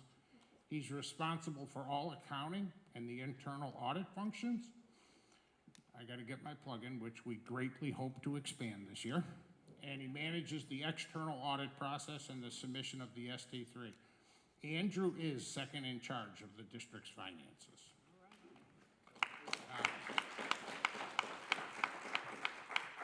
Stephen Galante, who's not here, he's audit and accounts payable.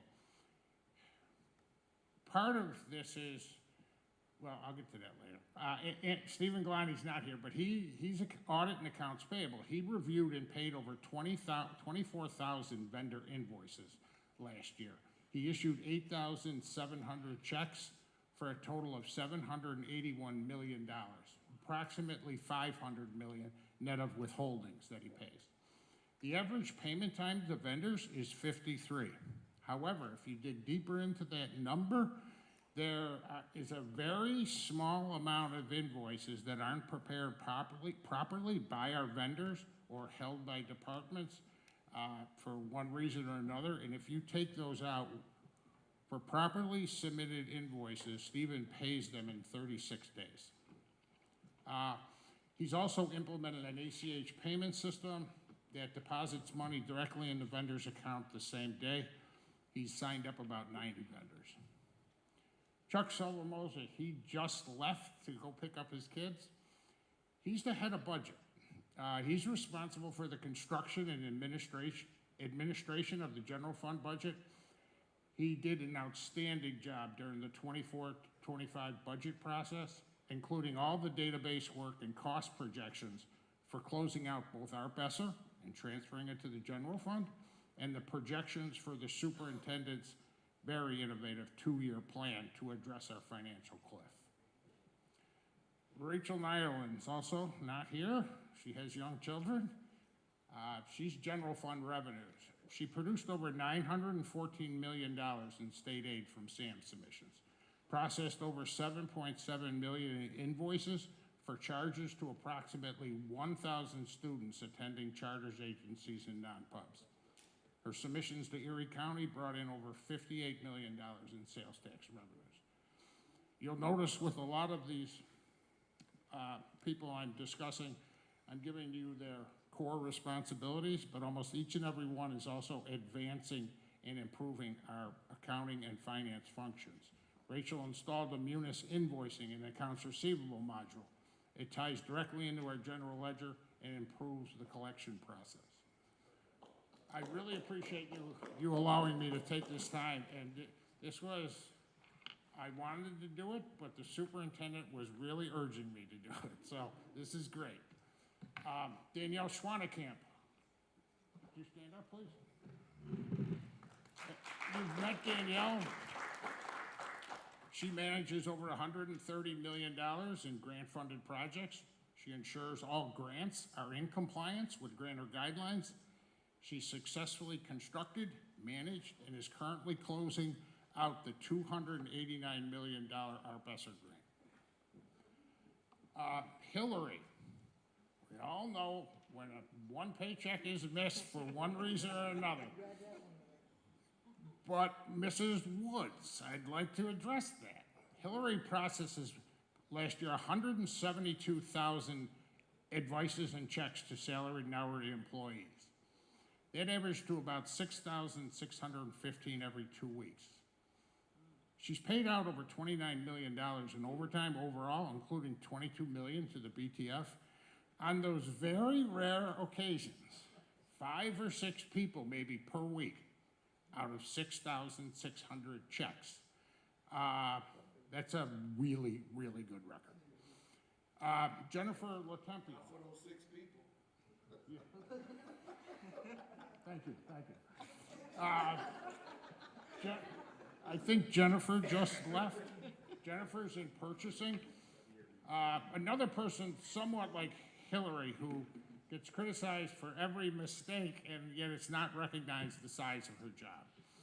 Jennifer reviews over 11,000 entered requisitions. She converted 9,313 into the POs and she processed almost 2,000 pick ticks from inventory.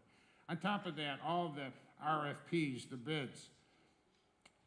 She is an expert on New York State purchasing law and regulations, and she's a great resource throughout the district if there are any new or unusual, or maybe you just need advice on the best way to proceed through purchasing. Kim German, you're here. Right? Okay. This issue, Kim is in charge of charter schools. She oversees the enrollment of nearly 11,000 Buffalo students who attend charter schools. She supervises, maintains, collects, and verifies the enrollments in Infinite Campus. She ensures the accuracy of student enrollments for the approximately $150 million a year we pay in tuition invoices. And she ensures compliance with all New York State charter school rules. And I want to say, Kim and I are working more closely than ever on a project. We are dead set on collecting every penny the charters owe us and fighting them over their power of intercept with the New York State. So, and this could not be done without Kim and her expertise. Maria Wood, you all know Maria from the school-based budget process. She manages the critical school-based budget during the budget process, but actually throughout the year. She works closely with HR to ensure position control and budgeted FTEs are reconciled. Again, that might not seem like, okay, it's one sentence. There's 7,000 employees, there's 3,900 teachers, they're assigned, reassigned. And if HR is not working closely with budget and vice versa, it's our largest expenditure. It has to be accounted for and controlled. She does a great job. Cara Finelli, she's not here, she's with her kids. She's really responsible for the daily overall budget administration. Transfers, unbudgeted, almost everything and it's in the thousands, tens of thousands of transactions. She's also plays a critical part for FTE tracking and reporting. And Maria, Kara, and the HR staff are really working better than ever in those fronts. Derek Nelson, he's here, right? Derek is the budget examiner for Plant and the H Fund, one of the 6 funds that I mentioned before.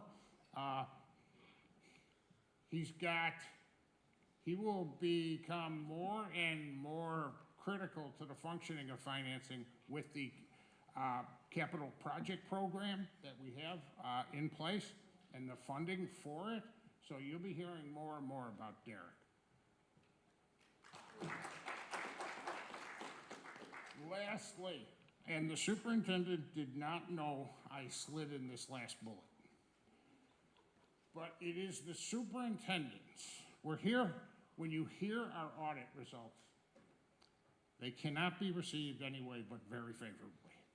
And it's the superintendent's deep understanding of the big picture financial challenges we face and her vision for continuing the supports needed for the students, and those don't move in the same direction. Those are the foundation for the board-approved 24-25 budget and the 4-year plan. Her calm, consistent, and even-handed leadership has greatly contributed to the financial results that we're going to review tonight. It's a chaotic environment. And I really, myself, Andrew, and our whole team, we live this every day, and we work with the superintendent for hours upon hours on constructing the planning that went into both the budget and the 4-year plan. Every day could turn into chaos or reaction to this event or reaction to that. Change this, Jim. Change this, Andrew. We are none of that. It's calm, consistent, even-handed, and very positive leadership, and it's making a difference on the financial results. So. Thank you. Next slide, please. I'll go over the audits real quick and then turn it over to Lumsden. The 23-24 results. Our final surplus was $48.6 million. The original budget that we had was $37.7 million deficit. And then as we went through the year, we projected a much smaller deficit in the Q3 report of $5.7 million. So the final surplus for last year is $48.6 million. The bottom set of numbers compares 23-24 to the prior year. Our revenues went up $62 million. Our expenditures went up $64 million. The actual surplus was about the same as it was in the prior year, about $2.3 million less. Because of that surplus, our general fund balance grew by the surplus, $48.6 million. We ended the year with just a general fund balance of $424 million. A note at the bottom, the last 2-year surpluses were intentional. During the past 2 years, we wisely utilized ARP ESSER funding, we exceeded our revenue projections, and we conservatively budgeted our expenditures to purposely build our district reserves in order to manage through the financial cliff. That begins this year, where we have a projected deficit of $83.5 million. If you add together the surpluses for 23-24 and 22-23, it's pretty close to the projected deficit. That's not a coincidence. We intentionally built the reserves. And then the super constructed this plan to address the end of our ESSER, to not just unilaterally cut 400 positions, but to add 150 to the general fund to cover security needs, health and welfare, health and like social workers, guidance counselors. And all that was also done with a purposeful, thoughtful attempt to avoid layoffs. And that was accomplished, and that's not an easy feat. and it's been complemented by people like the BTF, our external auditors, and our external audit committee, which we met with today. Admin, next slide.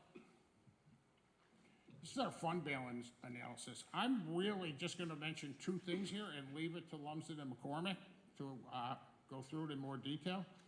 If you start at that bottom green, 424 million, that's our ending general fund reserves. The number above it, 177 million, that's what we call our unassigned reserves, say our rainy day fund. And then above that are portions of the reserves that are either restricted or assigned for various purposes. Again, the auditors will go through this. On the bottom in the yellow, our projected fund balance in our 4-year plan was $396 million. We actually ended the year with a 424 million balance. So we're running ahead of our 4-year plan by about $28 billion. And that is a huge amount. And it's a testament to how well we've managed through ARP, ESSER, the financial cliff, enrollment drops. But keep in mind, we are an exceedingly large district that spends $100 million a year. So we can't get too caught up in that. We still have to be diligent. Which, Admir, next slide, please. So significant budget variances. Our revenues exceeded our revised budget by $6.7 million. Again, total state aid, a record $914 million. Very close to budget. Sales tax was greater than budget, and invoicing to other districts for services our staff performs was $1.6 million greater than budget. Total expenditures were $83 million under the revised budget. Again, intentional. Transportation expenditures were about $8 million under budget. There's the 35 in salaries, overtime, and related compensation. That's due to vacancies, but also the use of ARP-ESSER funding. The same reason we had lower than budgeted expenditures in 23-24, because the super was very mindful, brought over the security guards, brought over the guidance council and social workers. That's the reason we're projecting an $83 million deficit this year. Charter tuitions were $2 million less than budget. Contracts and all other expenditures were $27 million. Next slide, and this is the last slide, and I'll turn it over to Lumsden. It's the news tonight reporting on the prior year results is really very positive, but we need to keep looking ahead and remain diligent. Last year's results exceeded budget targets. We're in the strongest financial position ever. The surpluses incurred during the last 2 years were intentional. They were designed to build our cash and reserves to face the challenges of this year's budget and the outer years projected in the 4-year plan. The 24-25 approved budget calls for an $83.5 million deficit, almost the same amount as the surpluses we accrued during the last 2 years. The superintendent's 2-year plan included an overall FTE reduction of 226 FTEs through the elimination of vacancies, but an increase of 158 FTEs in that general fund. Again, to mitigate layoffs and continue service levels in security and health and welfare areas as we moved from the ARP-ESSER to the general fund. So the 24-25 budget and financial results will have fewer vacancies, thus higher wage and benefit expenditures than in the past few years. Keep in mind, as a board, all bargaining units' labor contracts expire by June 30th, 2026. The contract with BTF expires June 30th, 2026. The control board has estimated an additional $23 to $34 million is required annually if we settle these contracts in the range in just 2 to 3%.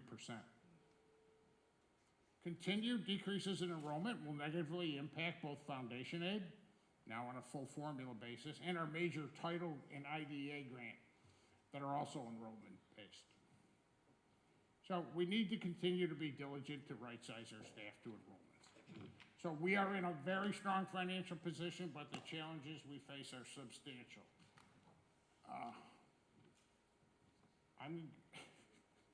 I'm going to turn it over to Lumsden right now, unless you have any questions. Yeah.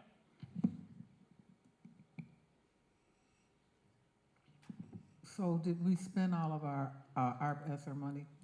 Did we return any back to the state or to the government? We spent every penny. Good, that's what I wanted to hear. Thank you. All right, thank you. Sarah Dayton, and thank you.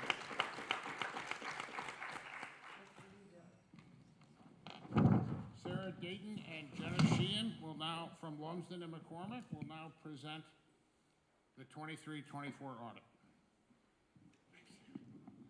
Thank you. Slightly shorter. Good evening. As Jim said, I'm Sarah Dayton. This is Jenna Sheehan from Lumsden McCormick. We're here to present your June 30th, 2024 audit. Next slide, please. So in front of you, you have a paper copy of this presentation, but you hire us to render an opinion on your financial statements. There's also a draft copy of the financial statements. I believe it's in your board packet. The first part of that is our opinion. We're rendering an unmodified opinion on your financial statements, which is a clean opinion, meaning we believe them to be fairly stated in accordance with generally accepted accounting principles. Also included with the financial statements are two other reports, one in accordance with government auditing standards, which is required for all school districts in New York State. We had no matters under those standards, and one in accordance with the uniform guidance, which is required because you received federal funding in excess of $750,000. For 2024, you had federal funding of $188 million, down from about $251 million in 2023. You had about $67 million less of that ARP ESSER funding available that was spent during 2024. You're deemed to be a low-risk auditee. It's a 3-year look-back period, and we haven't had any findings or question costs for your federal funds during that period. You've also had clean audit opinions, so we are only required to test 20% of your federal funding. That said, there's also requirements on how frequently we test programs, so we ended up testing the Education Stabilization Fund, which is the ARP ESSER funding, and the Child Nutrition Cluster, which totaled about $122 million, or 65% of your federal funding, and we had no findings and no question costs relative to that testing. We will file a data collection form in conjunction with management. Once the financial statements have been approved, that gets submitted online to the Federal Audit Clearinghouse, and that details out all of your federal funding, along with a copy of your audited financial statements. Also, our deliverables include the extra classroom activity schedule of additions and deductions. That details out all of the activity of your student clubs in all of your buildings. You can see there the balance at year end was about $1.1 million in the clubs, and I'll go through a couple recommendations on that in a minute. We also issue an agreed upon procedures report relative to your contract for excellence aid, which is a set aside of your foundation aid to be used to improve student performance. And we had no matters relative to that report as well. Next, I'll go through those final two letters mentioned there, the communications with those charged with governance and your management letter. Next slide. Thank you. The required communications letter is summarized here, so there's certain information we are required to report to the board every year. One is our responsibility relative to the audit. You hire us to render an opinion, which we are doing. We test based on risk assessments, sample sizes, materiality, so not 100% of your transactions, obviously, given all the numbers Jim just went through, are tested. The plan scope and timing is as we had initially planned with management. We are required to be independent of the district in order to be your external auditors, and we do meet those independence requirements. We're required to disclose significant accounting policies, estimates, and disclosures to you. The good news is, you may recall over the past couple of years, there have been some implementation of new standards as part of the audit. Leases would be the most recent significant implementation. There were no new accounting policies required by accounting pronouncements to be adopted during 2024. We're also required to disclose estimates in the financial statements, so not every number is an exact science. There are estimates involved in determining what numbers are at year end or throughout the year. Those estimates, in your case, are included in capital assets. That's your buildings and your equipment. That is the estimate of historical cost of some of those items, as well as the length of time you will use those items over, and therefore how long they are depreciated over. There's estimates relative to your self-insured health insurance and workers' compensation liabilities for outstanding claims, for your compensated absences for accumulated sick and vacation time, for the New York State Teachers Retirement System and Employees Retirement System, actuarial calculations of those liabilities, the district's share of those liabilities to New York State, an estimate of your other post-employment benefits, that is the health insurance that employees receive at retirement, and that is also calculated by an actuary, as well as leases and the amounts included in reserves that Jim mentioned. If we were to tell you it's about 50 pages, a little over your financial statements, so if we were to tell you to focus on just significant disclosures, we would suggest you look at notes 5, 6, and 7. Note 5 details out your debt, your bonds, your leases, your compensated absences. Note 6 and note 7 talk about pensions and OPEB, the other post-employment benefits, and also detail out all of the actuarial assumptions. It's about 8 pages just for those 2 notes. As well as another 4 pages in the back of the statements, going through all of those assumptions and those calculations. If we had any difficulties encountered during the audit, we would communicate those to you here, and we did not. We had no disagreements with management regarding implementation or accounting for anything within the financial statements. Any adjustments that we suggested during the audit were corrected and agreed to by management. There were no circumstances that affected the form and content of the auditor's report, which is why you did have a clean opinion. There are certain representations requested from management. That's the last piece that we've just asked for today. That happens typically the same day as the board meeting. And that's the last piece along with your approval in order for us to issue the financial statements. There were no consultations with other accountants regarding implementation of standards, and there were no other matters or findings noted within that communication. The next slide is the management letter. Again, just a summary of our issued management letter report. The main takeaway is the management letter is where we would alert you to any material weaknesses in the district's internal controls, and we found none. So there are no material weaknesses noted within your financial statements. And your internal controls. So our comments here are really just observations, suggestions, recommendations. Some of these are just updates and additional information from prior years.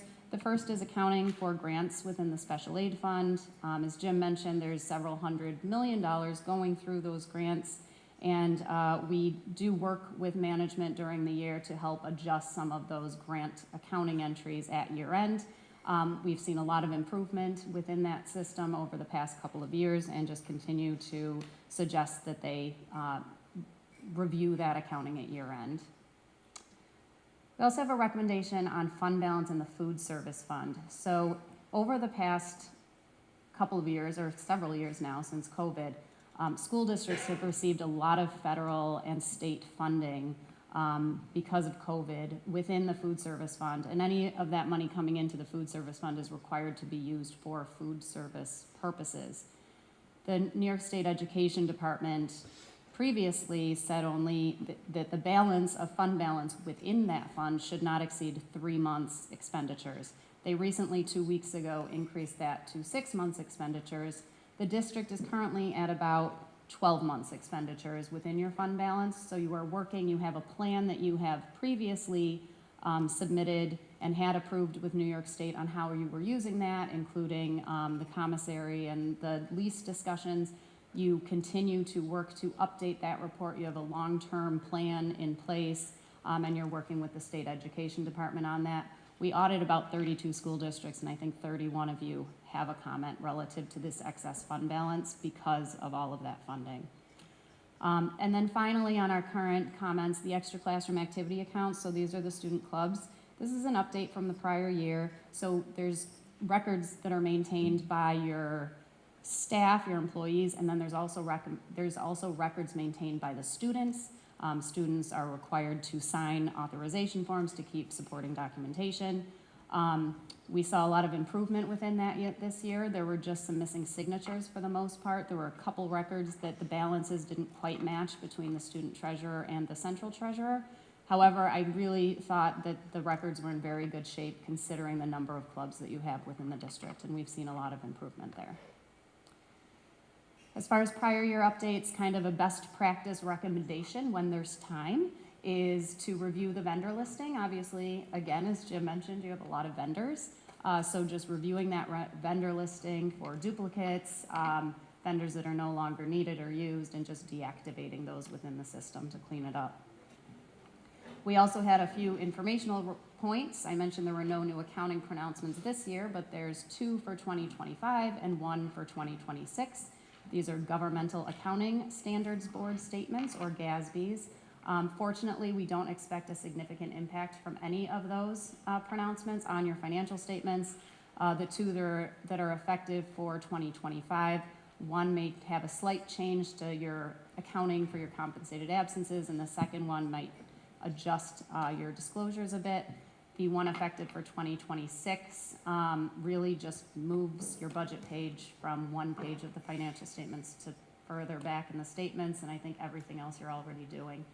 So I don't see any significant impact from that one either. If we go to the next slide.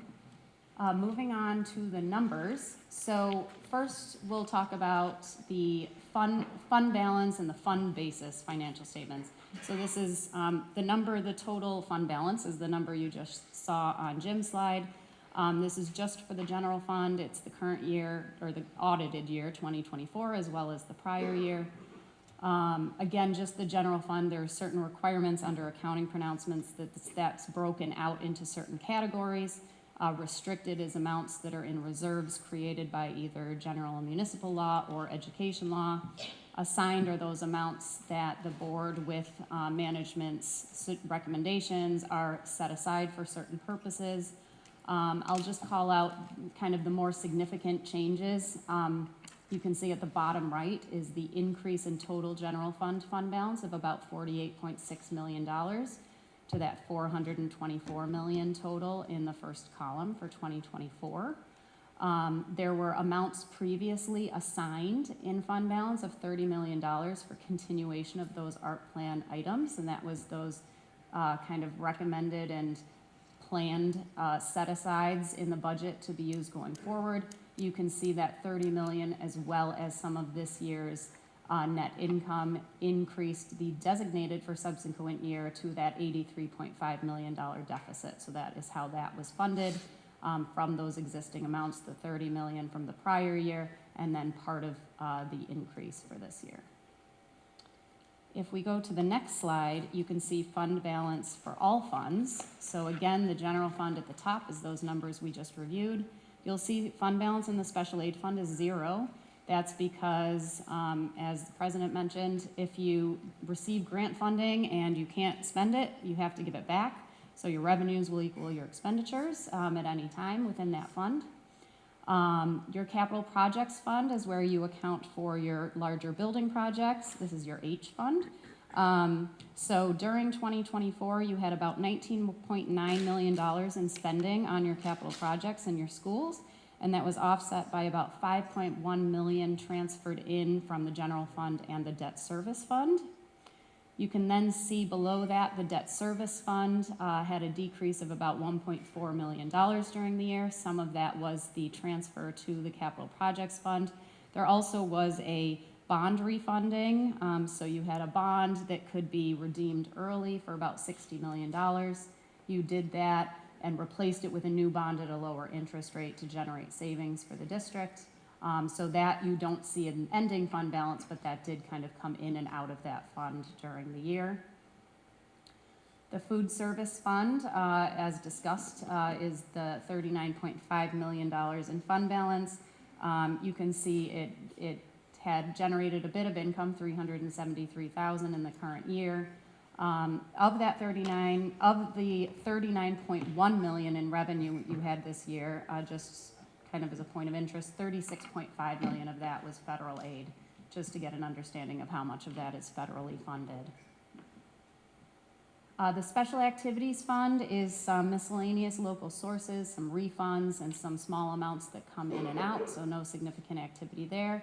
The Permanent Fund is an endowment, and that increase is really just interest from year to year. So at the end of the year, you had in total $497 million in fund balance compared to $464 million the year before. With that, I'll turn it to Jenna.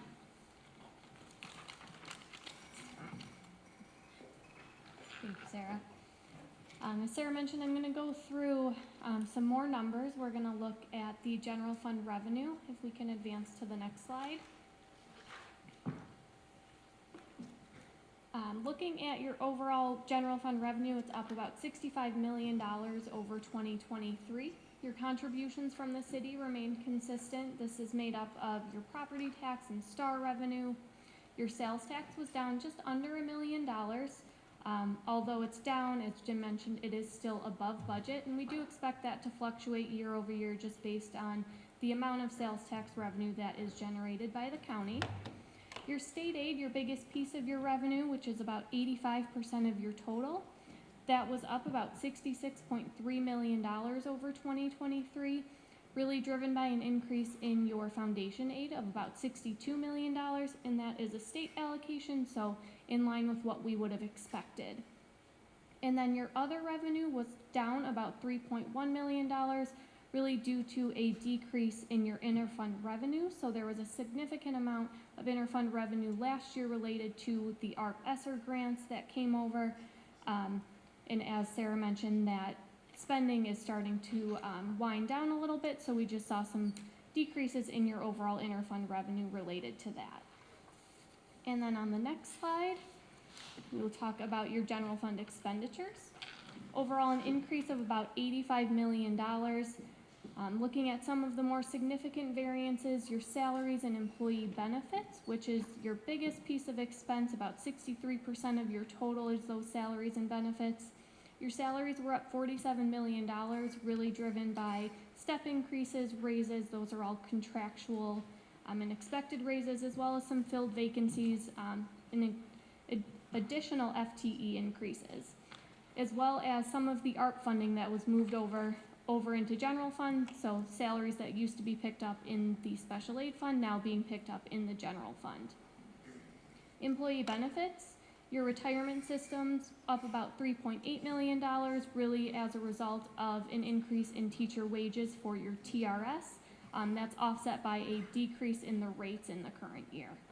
Your health insurance was up about $9.7 million. As we've seen kind of across all industries, rates are continuing to increase with health insurance, especially prescription costs. This is also, though, offset slightly by a lower cost for retirees. Your payroll taxes and other benefits were up about $3.7 million as a result of really an increase in payroll taxes, which is in line with your increase in salaries.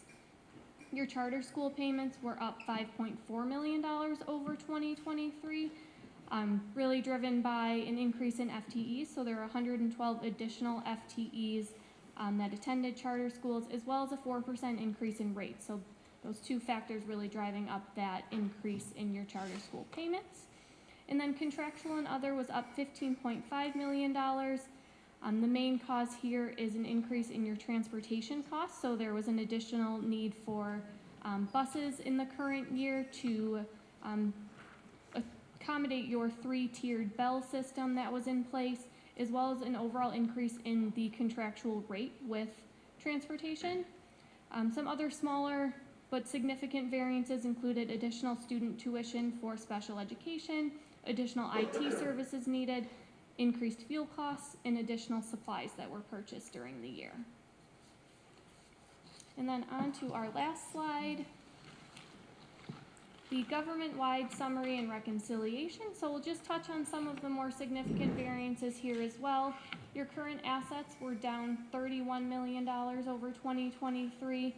The main cause here is a decrease in your federal and state receivables, so your grant and special aid payments, offset by cash held by the city, which was up about $43 million over 2023.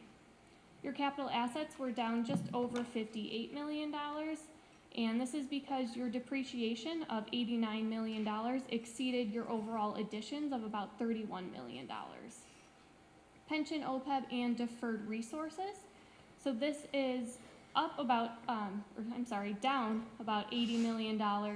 And what's in here is your pension, which will be three pieces. It's your pension liability, the deferred inflows, and the deferred outflows. When you look at those in combination, it's a $93 million asset compared to a $123 million asset in 2023. It's a $30 million decrease. And as Sarah mentioned, that is based on an actuarial valuation. Your TRS is funded at about 99%, and ERS is funded at about 94%. Looking at OPEB, kind of with that same methodology, looking at the three pieces, the liability, the deferred inflow, and outflow, you have a net liability of $2.4 billion compared to $2.5 billion in 2023, so about a $111 million decrease. And the two pieces of that are about $65 million of OPEB income, as well as $46 million of benefit payments. Your long-term liabilities were down just about $91 million, and that is your bonds, your leases, your workers' comp, and compensated absences. The biggest decrease here is on your bonds, so $78 million of payments and amortization occurred during 2024. And then your other liabilities were down about $70 million, and that is as a result of a decrease in the amount due to the city of Buffalo. So they do advance funds for cash flow purposes for those special aid grants, so many of those are reimbursement based, so the cash isn't coming through until you are requesting it. So that liability went from $113 million to about $43 million. And then the bottom piece of this slide is your reconciliation from your total governmental funds net income down to your government-wide net income. So those middle pieces are the items that aren't recorded on the fund basis. A lot of those we've already talked about, your capital assets, the long-term liabilities, pension, OPEB. So really just showing how you're getting from those governmental funds down to your government-wide net income. And with that, we'll turn it over for any questions.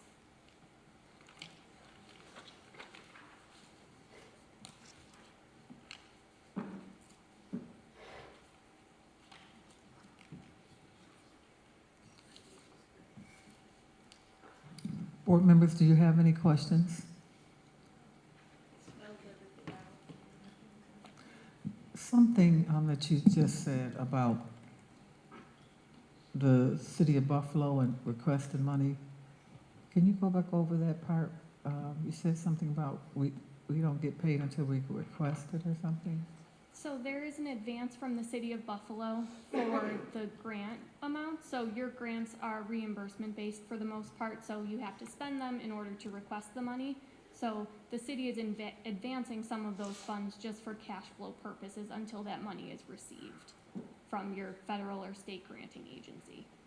So how is the city advancing us money and they're holding our money? It's a separate fund. So it's governmental accounting. So in the special aid fund, they are advancing money for purposes of the grant reimbursement. Alternatively, in the general fund, they are holding some of that money and the capital projects. Mm-hmm. There's two pieces. There's a piece of cash held by the city, and then there's also advances from the city in another fund. Okay, thank you. Mr. Hurd. Yes, I'd love to see that. Thank you for your great report, first of all. I mean, very, very defined and very encouraging also, looking at the numbers. So I'm looking at our rainy day fund.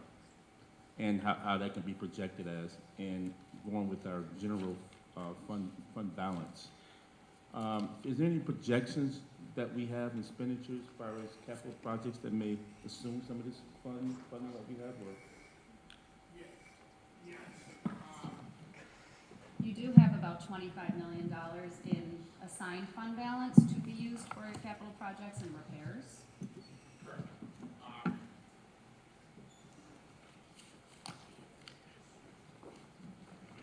Yeah, the four-year plan incorporates how the beginning fund balance will be utilized over the next 4 years. And again, key to that was the superintendent's 2-year plan to like get us out of the gate, avoid layoffs, and yet address the right sizing needed by the district, but not to do it in one fell swoop. For example, $83 million of that will be used in the current year to fund the deficit. And the outer years in the 4-year plan call for a much reduced deficit, but still at the level of like $30 million a year. Okay, but with about $425 million, that's in our total fund balance. Yep. And we have like important needs for like programs within schools that board members have been complaining about or asking for assistance in districts. Can those be capitalized on some of the needs that our schools have? Or are we just holding on to monies in the balance so that, like keeping them for rainy days, right, and seeing them now? Mr. Hurd, the superintendent has approved funding let's put it in the current year's budget for 100 extra positions that were not justified by the school-based budget. She expanded programs in security and athletics. So as the CFO, I'm not aware of anything that hasn't been addressed and funded by the superintendent. Are you speaking about building needs like windows or lighting or things like that? No, a lot of those fall towards capital, and I've never seen like much of that being used from the general fund. Let's talk about more programs. If we're looking for more speech teachers for our children, or if we're looking for some schools are looking for maybe another math coach that may help assist. You know, we sat down and we added back more than 100 positions. And in fact, I met with principals today to let them know even today that, you know, we're going to have another challenging year. And we want their voice at the table, just like last year, you know, but we want to start earlier. So, you know, we added back math support folks, because that was one of the big things that this board, when they looked at goals, talked about numeracy. If we got a numeracy goal, we got to have supports for that. We know the social emotional needs that our kids have, so, you know, we didn't touch that piece with the counselors and psychologists and social workers. In fact, we even added a couple. Security, you know, we know that that's a big piece, so we added positions there. So I'm not sure if you have a couple that you know of, you know, we can talk about, but usually principals work with their ASLs. The ASLs work with the finance department, and then I meet with Chief Barnes regularly to look at, you know, if there are out of budget requests. But, you know, we're trying to be fiduciarily responsible with those. So if you know of a couple, you know, then you have to tell the principals they need to let their ASLs know what those needs are. But, you know, at this point, I need data to support it. I need to look at the impact of it. I have to look at our priorities, what this board has charged me with as far as goals, and see if, you know, all of those things align.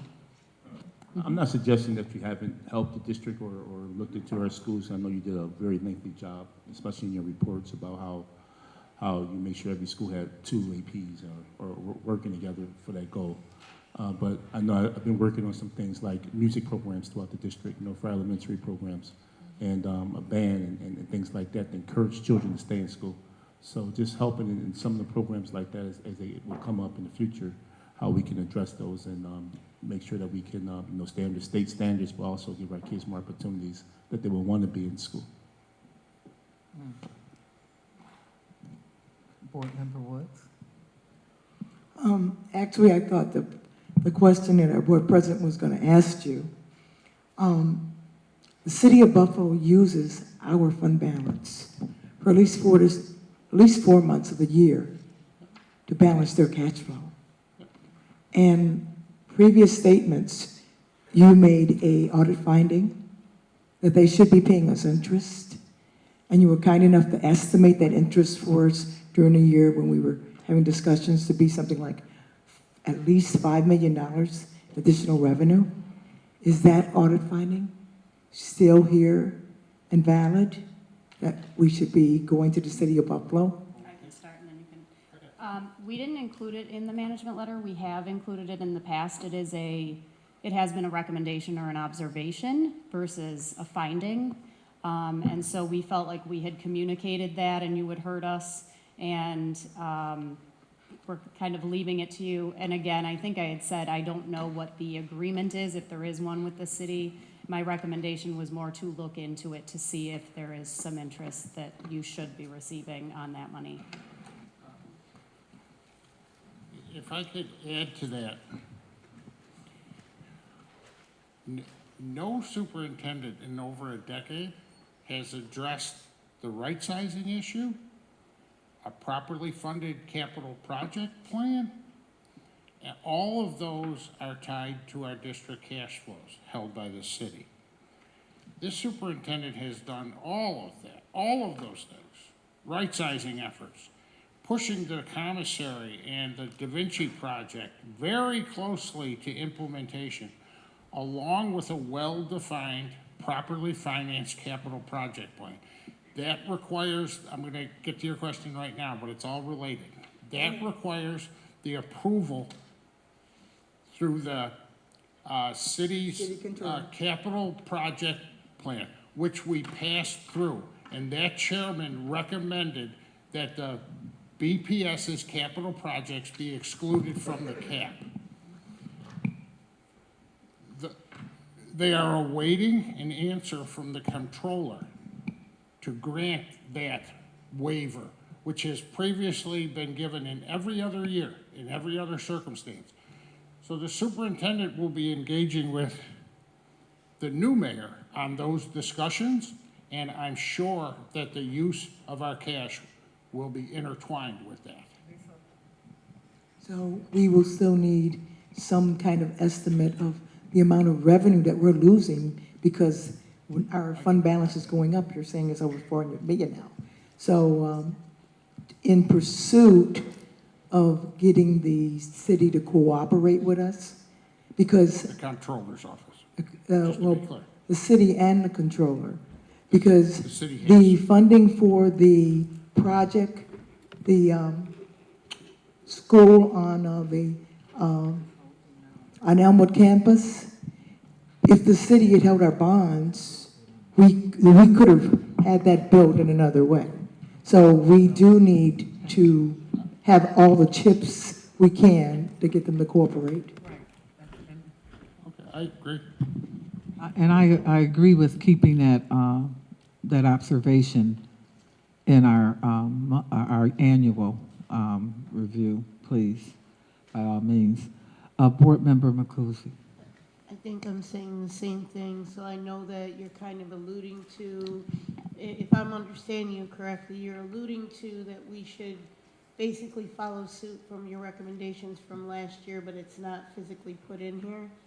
And I'm not trying to be funny, but I'm tired of this robbing Peter to pay Paul stuff, so I'd like to see it in here so that it's documented, because this is an ongoing situation and we don't need, well, it wasn't recommended, you know what I mean, to be a statement. So that's just me, my opinion, not speaking for the board, so the city can come in here if they want. If you're going to put a statement in there that the city is advancing us our grant funds because of a timing issue and cash flow, we definitely need the fact that they're utilizing our $400 million.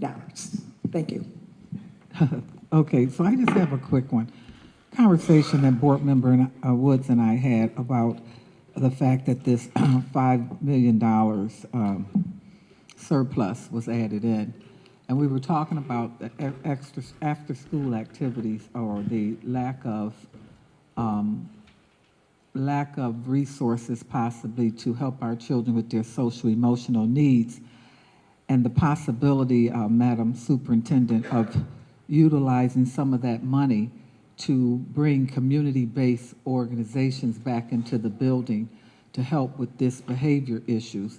Now, I had a conversation with staff a couple of days ago that said that many of the people are in the process of being approved or whatever, but there were quite a few people that were cut out of the equation last year.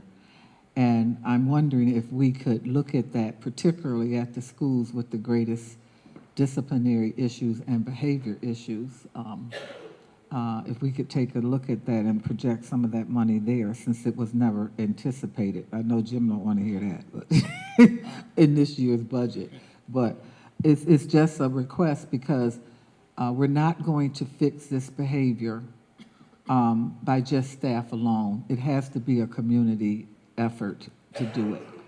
It's essential that we get some more of those people inside that community. I'm glad to see some are coming through. We've got some in this package or whatever, but not anywhere near enough at this point. And I really don't want to see, like last year, that the majority of them didn't even come on until after January and February, which the year was almost over at that point. So if they're coming on, I appreciate if we get them on as soon as possible, so that we can make sure that these resources get in the building. But if there's a way to use any of that money to help schools that are historically having issues, and I have a couple of them in my mind's eye about that. So I just thought I'd throw that out there, see where it lands. Okay, so, I just want to say for the record that all of our schools will have a program, and we have had one meeting with the after-school providers. We have a restorative meeting scheduled coming up for our providers to meet with. I had a long, good conversation with a couple, and we do have a restorative meeting that's coming up.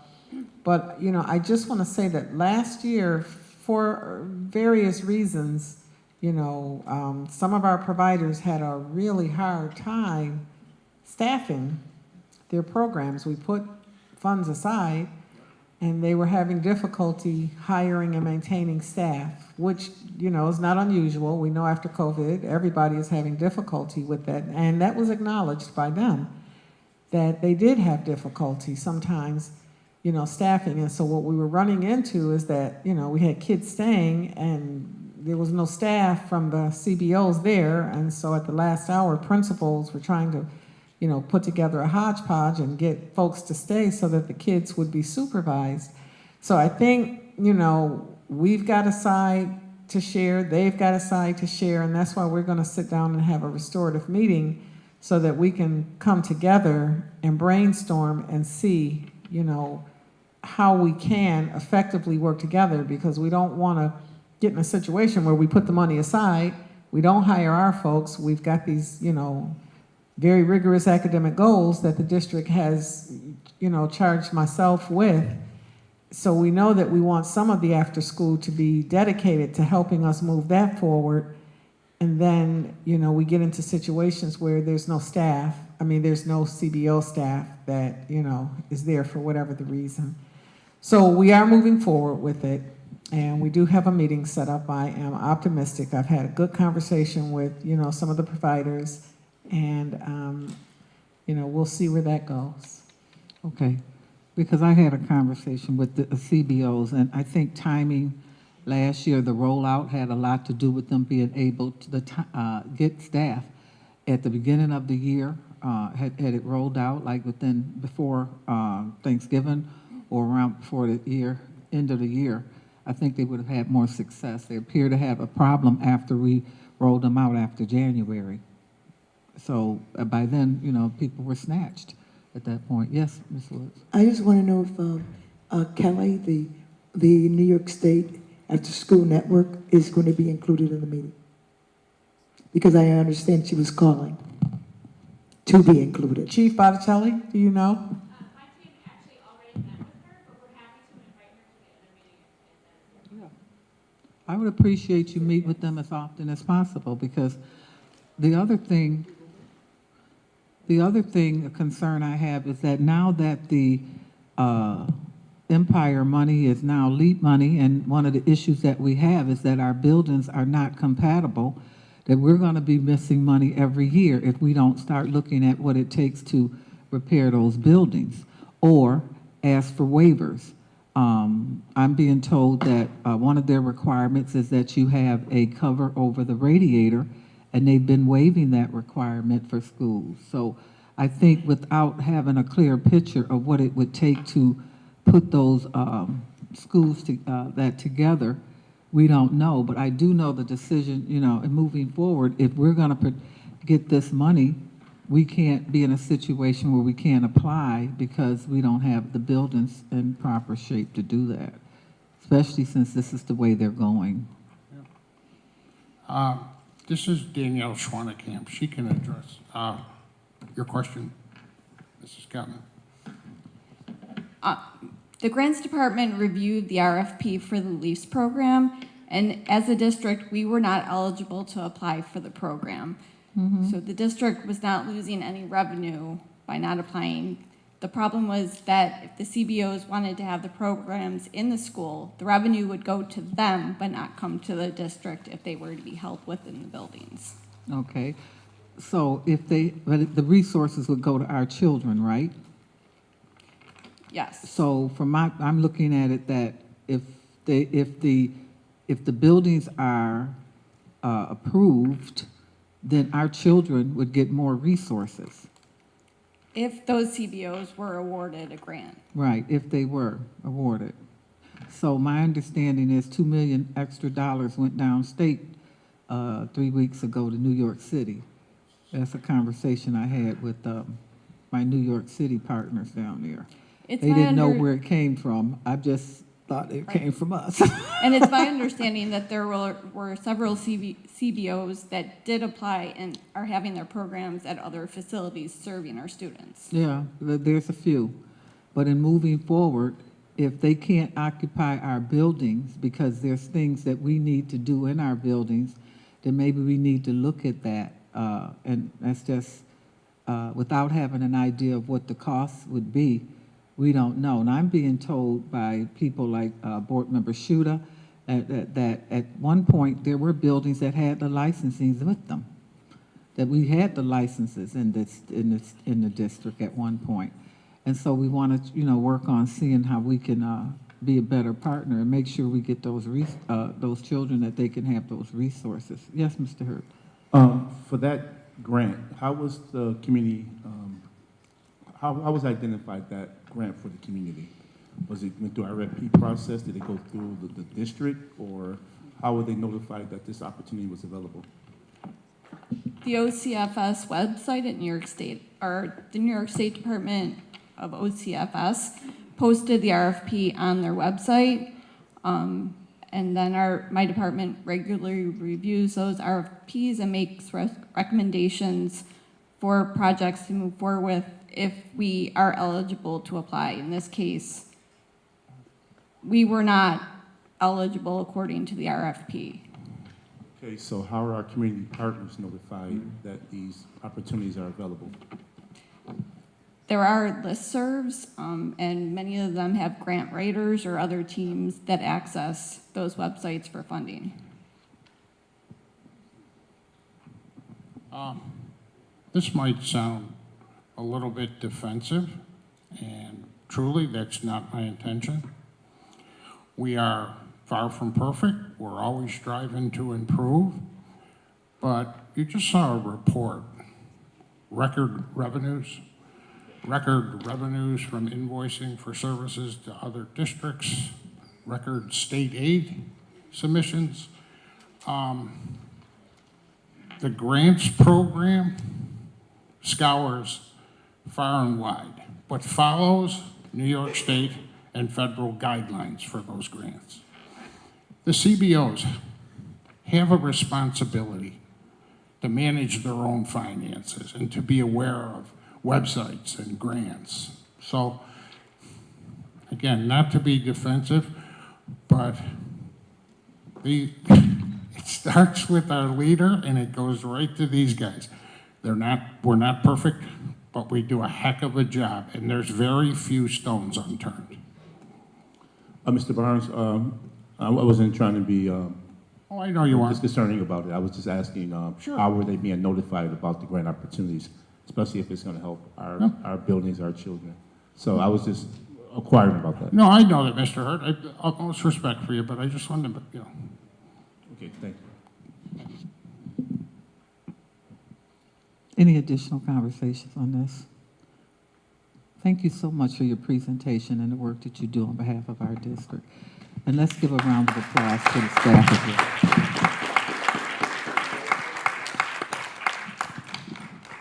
well. Okay. All right, let's see how we can wrap this up. Oh, that's right. That's right, my bad. Go ahead, Superintendent, part 2.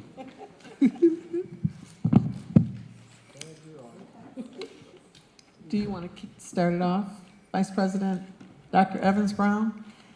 Okay. I don't know that this will have to be a long piece. The board had a retreat, I believe, back in August with our Council of Great Cities School. Oh boy, it's been a long night. Had a meeting with Leslie and AJ, who work with the Council of Great City Schools. I think we see Leslie back on the screen behind us, and discussed what our goals would look like for this year, and more importantly, on a long-term basis, what the goals could look like for 2025 through 2030. And I will turn things over to Leslie to talk about the goals. Dr. Evans-Brown and I spoke yesterday. She's the board person who is spearheading this effort. And at her request, I shared with all of the board members kind of a condensed summary of what the recommendation for the goal could be for numeracy. There are 2. There is one for literacy and one for college and career readiness. And she and Leslie both agreed that, in order to really substantiate the importance of the goal and the need for the goal, that it would be very helpful for the board to have a rationale as to, why these goals are important. So I'll turn things over to you, Leslie, and you can take it from here. Thank you very much. I appreciate you all having me, and I know that you're all very tired and want to wrap this meeting up, but I just appreciate you sticking around and understanding the importance of this work. Y'all have been in this process for over a year and a half now, and the point of all of this work is to ensure, and I know I heard lots in public comment tonight and whatnot, but to ensure that the board is doing the work in the most effective way for the benefit of your students and the outcomes that you want to see for them, and making certain that the district is improving those outcomes for your students, that the status quo is not okay. And so as we've gone through this process, you've been through many steps, you've put in many hours.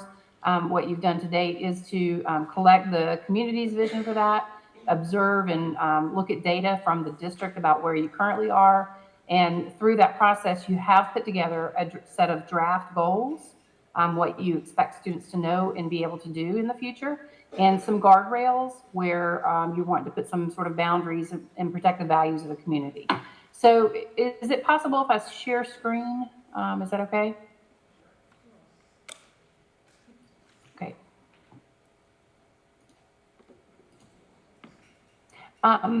So I really quickly would like to start just again refreshing everybody's memory about this website that I set up. It has sort of a link to all the work that we're doing together. So all of this work, the process up to it, around the goals and guardrails, everything is here. Also, we are due for a board self-evaluation. We're trying to do those quarterly. So I just want to keep the board mindful of that. And also we have some guardrails for the board that you set previously. And at some point, I just want to make sure we come back and touch on those. We don't have to do that tonight, but I want to make sure we do touch back on those. In terms of the goals and guardrails for our work together, the second tab is just dedicated to your goals and guardrails. It outlines what we consider a goal to be. It's revealing the community's vision for what they want the students to know and be able to do. What the guardrails are, those values that we're trying to protect is on the way to that vision. And then at the bottom of this, there are some notes around what strong summative metrics, what are the things we're really going to be looking at to tell us that we are actually doing this, that we're actually, on the way on this journey to fulfilling these goals and guardrails. You have chosen through this, and I'm going to pull up this document now. Can everybody see this one? Okay, a little bit hard to hear y'all. So this is sort of the ongoing, and I just wanted to keep a record for everybody, everyone who's interested to know the process that we've gone through. This has some steps and deliverables, some dates on this. So again, this could be a foundational document. If you're looking at the website on that second page, it's this red link here. But it gives you every step. So when we had our retreat in August, on August 10th, we came up with this initial draft. This is in blue. We had some fill in the blanks. We needed some more information from the administration. This was their response in the green. When we had our last conversation around this on the 2nd, you asked for a little bit more detail around these. So there were a couple more things that we were asking of the administration, which included, again, what were for the college and career readiness goal, what was that highest leverage, highest need student group? And also for the other goals, what might be the most impactful grade levels to focus on for ensuring that you get the biggest lift? What are the highest needs in the district? Where should that focus be leveraged so that you get the largest impact possible? And so thank you for the administration coming back with those. Those are now, this is this purple one. And I hope you don't mind, I did rearrange this back to the original goal numbers. So the college and career readiness goal, just so we can follow the process here. So the goal 1 that we're looking at was college and career readiness. And the district has now filled in this. They've identified that student population. Again, it's economically disadvantaged. That's something that y'all have been consistent with, is wanting to make sure that that group is lifted up. So I just want to, what I would like to do is, I can read this. Actually, one of y'all read this, that would be great. And then the administration you can give the rationale for this. And if y'all will have a discussion around this, what we're trying to do tonight is just come to consensus on these 4 goals that you set.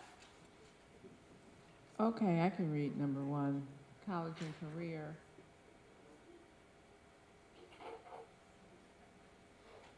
College and career readiness. The percentage of economically disadvantaged BPS students who graduate within 4 years, demonstrating proficiency by earning at least 1 college credit, receiving a technical endorsement or a CDOS endorsed diploma will increase from blank in August 2025 to blank by August 2030. So the rationale here, according to the superintendent and her team, is that according to the American Institute for Research, readiness for post-secondary training and education is critical for students' future success and ability to access career opportunities. While high school graduation rates increased during and immediately after the COVID pandemic, evidence suggests that students are not ready for post-secondary education and training that is required to obtain a job with a living wage. Solutions to this challenge require support for high schools to build and implement evidence-based interventions and supports for all students, and to engage across sectors, stakeholders, example, education, workforce, industry, that will collectively support career and college readiness and opportunity for all students. Okay, so we've talked about this before, but I just want to make sure everybody is comfortable or understands the percentages here. What we will be looking for, and this is the next step for the administration, what we are going to be looking for is what is the beginning percentage here. Now that if tonight you decide on these, if you adopt these as your draft goals, they can begin with this information, with what you've outlined in this goal, the population, the metric, the measure you want to use. They will get you a baseline number for August 2025, and we're starting this one. What is that baseline going to be? And then it's up to the board. Y'all will have a discussion and some backup information around sort of past history of progress, so that you can set that goal that you want. What is that target? What is that reach goal that you want the administration to hit for our students in August 2030? So that piece will remain blank tonight. But for the rest of this goal, I just want to, y'all discuss, do we have consensus that this goal is what you want for college and career ready goal? Yes. I hear yes. Yes. Any further Everyone, discussion? any no's? Okay, then it's yes. Okay. Thumbs up on goal 1. Okay, y'all are a little bit muted, so just let me know if I'm not hearing you. So moving on to goal 2, and again, I've reorganized these in the order they were initially, so it won't show up on your board docs document with the same number, but it is word for word the same in terms of the text here. So will somebody take the second one and read this one, goal 2, literacy?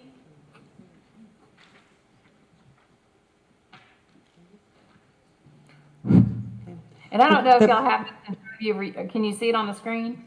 No, we have it here. We all have it on paper print. It's in our materials.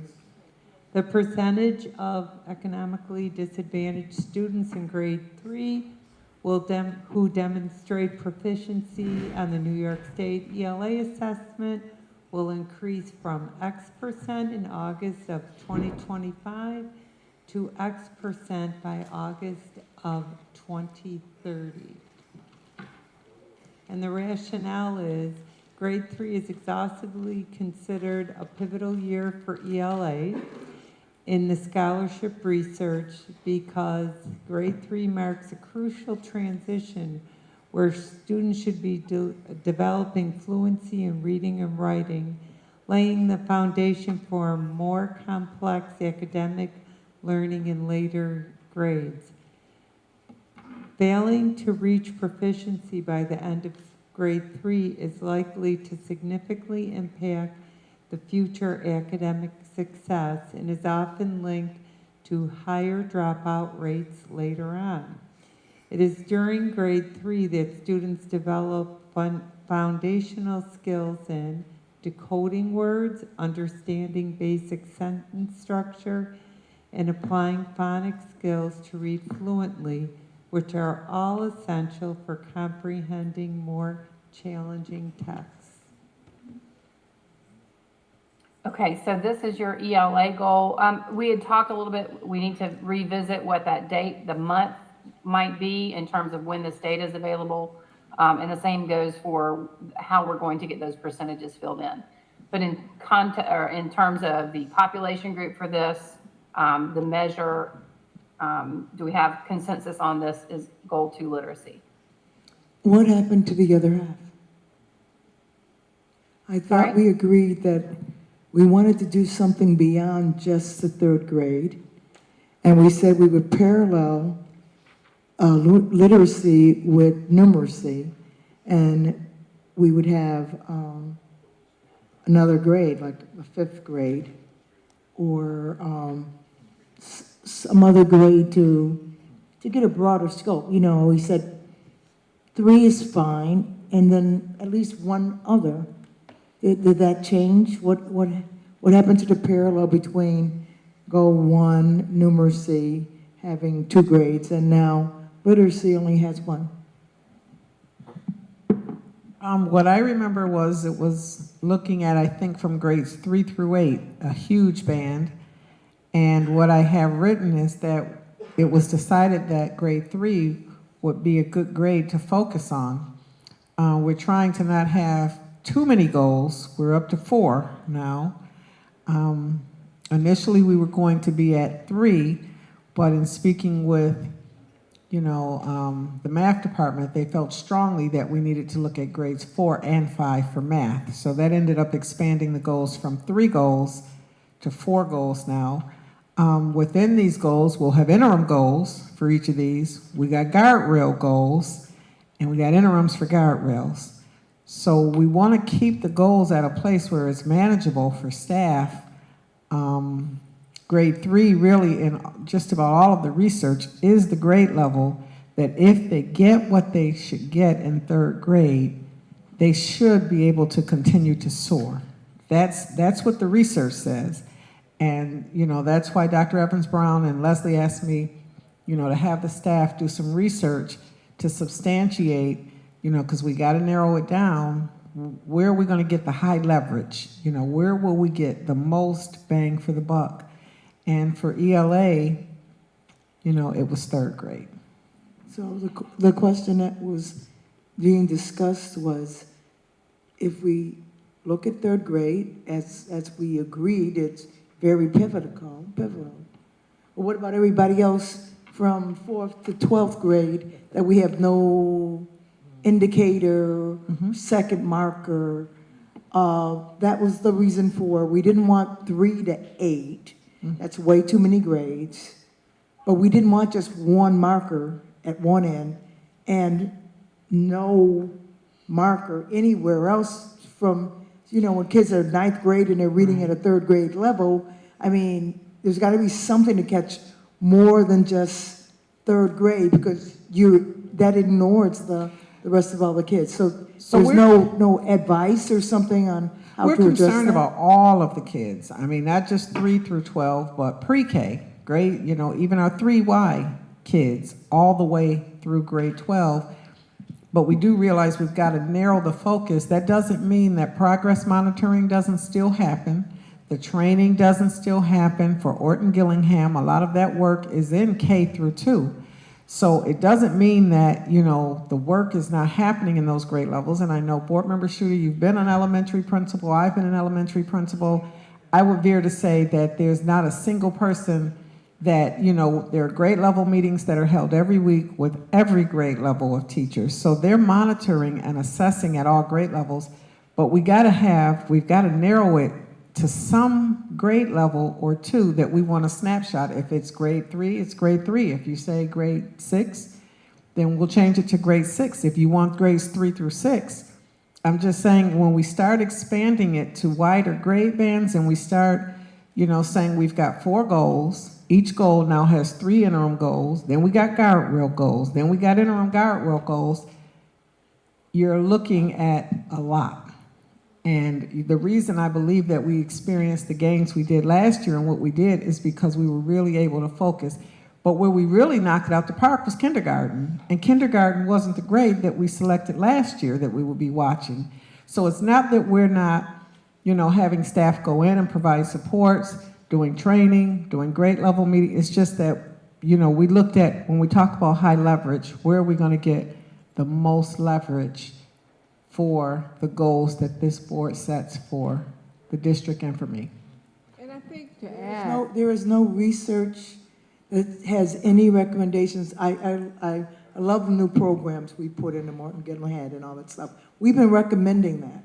But are you telling me there is no research that doesn't have a program that's going to help the children in 6th, 7th, 8th, something that we're putting in there? We can select any grade that the board wants to. There's research to support anything. But I'm saying what the research talks about, when children up to 3rd grade, they're learning to read. After 3rd grade, they are reading to learn.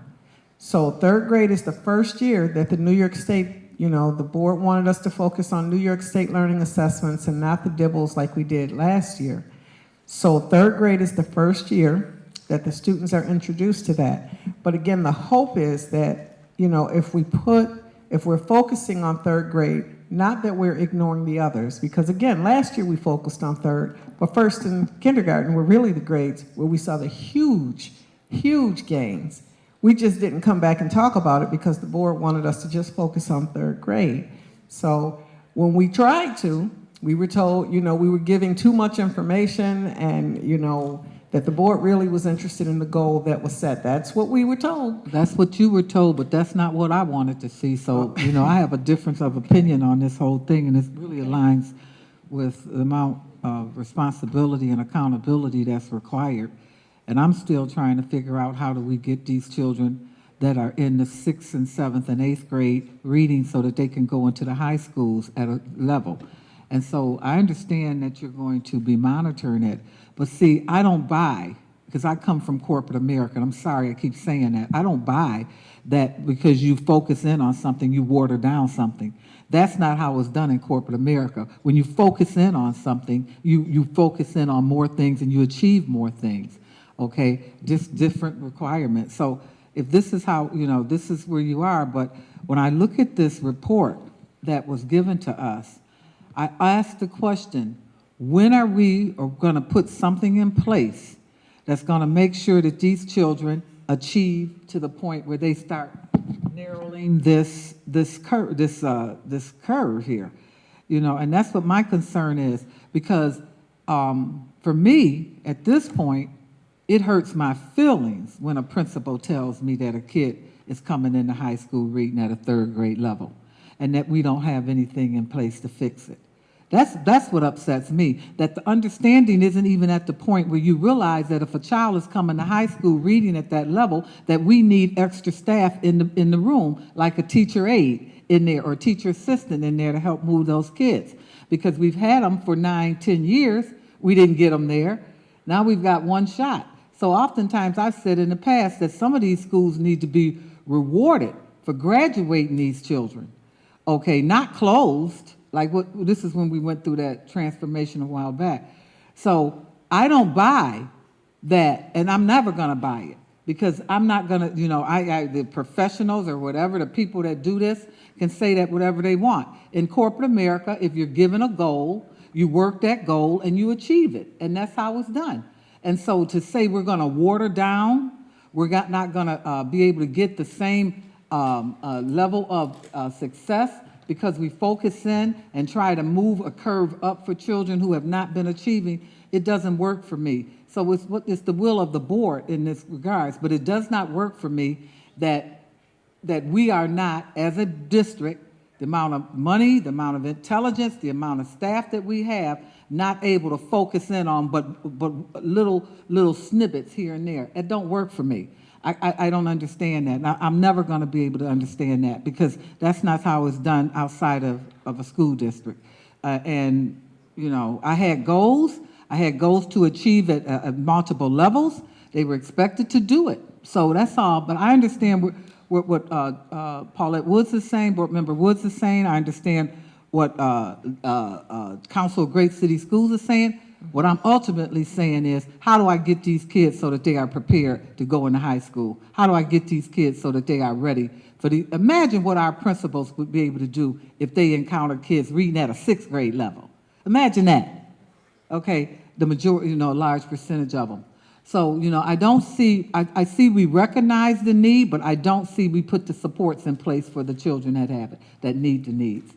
Okay, if that's the case, we would have more teacher assistants in these classrooms.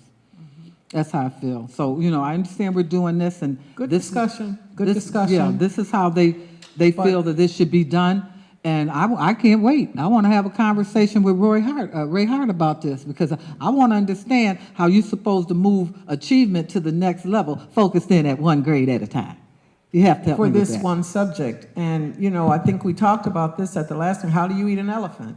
You know, it's one bite at a time. I guess we can be a jack of all trades. We can pick as many grade levels. You're right. It's up to the board. It's up to the board. One of the ways you eat an But what elephant is making sure that you have people in place to eat it. One Okay? bite at a time, Okay, though. But if you have staff that is supposed to be working this, then it shouldn't be a hard lift.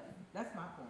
It Okay. shouldn't be a hard lift. So, I won't go into it, but what I had hoped is that the gains that we gained last year from third grade would be expanded this year in fourth grade for this year's goals, and then we would have third and fourth grade goals. Next year, we'd have third, fourth, and fifth.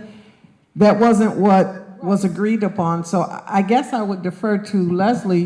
They work with these school districts, urban districts across the country. How many goals should we have? We're looking for some guidance from you. Yeah, no, I mean, the guidance we've given you has been very clear and very consistent.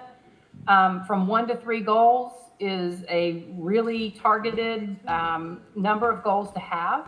The more goals you decide that you want, the less likely it is that you're going to hit those targets. But that's the board's prerogative.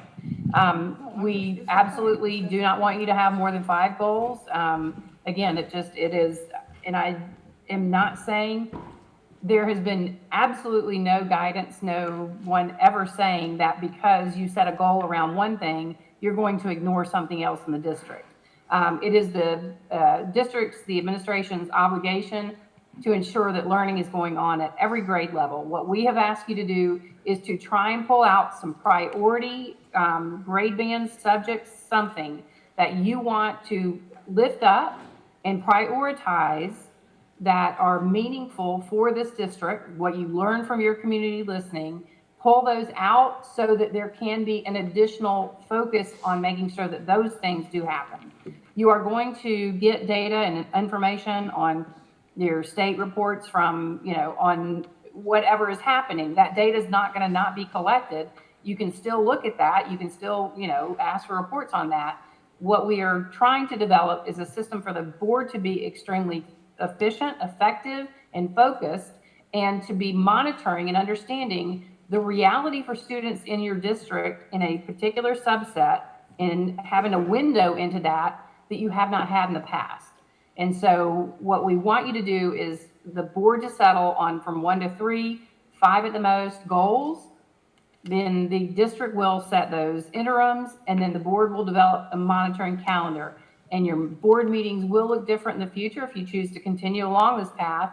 You will be monitoring the goals that you set or the interim goals that you set. You will be having conversations that give you insight into the reality month by month of students in your district in terms of these goals. And again, saying the fact that you chose economically disadvantaged population, that's 70+% of your students. That's a wide swath of students you are going to be paying attention to. Knowing that you're looking at ELA in third grade for the next 5 years, you're going to have student groups that come through that. You're not tracking a particular student group all the way through the district. You're looking at the performance of that grade level. So, that's our guidance. It has not changed. It is the board's prerogative if you want to do this work, and, it is up to you. This is your decision. I have a question. Wait, I just want to understand one thing, Leslie, because I don't think I've forgotten the previous meeting. The board, the recommendation that Sharon had asked the board to look at was to cover grades 3 through 8. And we rejected that and said, no, 3, 4, 5, 6, 7, 8 was too much. But we did not say that we would only continue what we started this year at grade 3. We did say that we wanted another marker, a second grade, and we discussed whether it should be 6th, 7th, 8th, something that would address who was going into high school and what level they're reading at and what we were going to do to fix that particular problem. So my recollection is, just like on the math goal, we picked 2 grades and we said they would be parallel. We would have a second marker indicator in the math. So Leslie, are you saying you recommended to the superintendent that would not, we weren't going to follow that? That's too many? We had 6th grade for math. We didn't have Here- 2 grades for math. The is the- 2 grades came from the math department. They said, why would you choose 6th grade for math? It's too late. The foundational skills for math are taught in 4th grade and in 5th grade. So that's how we got 2 grades for math. We had 1 grade level for math. And in the notes that I have, we had 6th grade for math. We had 6th grade. The point was, we had 2 grades because we specifically wanted to get something to address when the kids go into high school. The point of them reading at a 3rd grade level going into in 9th grade, that's something that had to be addressed. And that's what we were trying to address when we had a very long meeting on that. So I'm asking, who wiped out the second indicator in the literacy goal? Okay. Can I say Board something? Member Woods and then Mr. Hurd. Did you say I could speak? Oh, you said, okay. I'm sorry. Superintendent, so you took a look at these, right? And your experts did the research, right? And that is what you came up with. And I would say that myself, I feel comfortable with what you've come up with. And I think that they're pretty precise, and it gives us something to really look. And I think this board, we need something very specific and something very manageable as we're learning this process. So I'm saying I'm in support. Board Member Hurd. Yes, during our last board meeting, we talked about these goals in lengthy discussion. And I believe the board president and I both said that we wanted 3rd through 8th grade. And that's what we react, but we also said that we go with the will of the board. Superintendent then went on to say that she'll have her department take a look at it and see what should be clarified the best based upon grade point average and testing for our children. So I do also agree with what the superintendent came with, even though I would rather have 3 through 8th grade, because those grades are very important as our children change through adolescence, through our children change in values and understanding the importance of education if they're not adapted to it in the household, studying. So it's so many different factors that's involved here. And one of the things I did, would illustrate was mental health of our children, what they're going through at different times that I could identify these different times in their life where we can see what a child's going through by their grade point average. But also, I think what we're missing is the difference between goals and SMART goals. SMART goals is what I believe what the superintendent is trying to identify us to work with, but the goals of the superintendent is still to maintain every grade point average, to make sure every child is reading at their grade level. So those are, I think, separate as superintendent goals, and the SMART goals that we have before us would be the 4th and 5th grade in math, and the 3rd grade literacy, and also the college and career readiness. So if we can identify as SMART goals and goals, I think that we can have a better understanding of what we're challenging right now or agreeing with. Can I get some clarity on, I'm not sure what you're talking about there. The goals that we are setting right now are going to be SMART goals.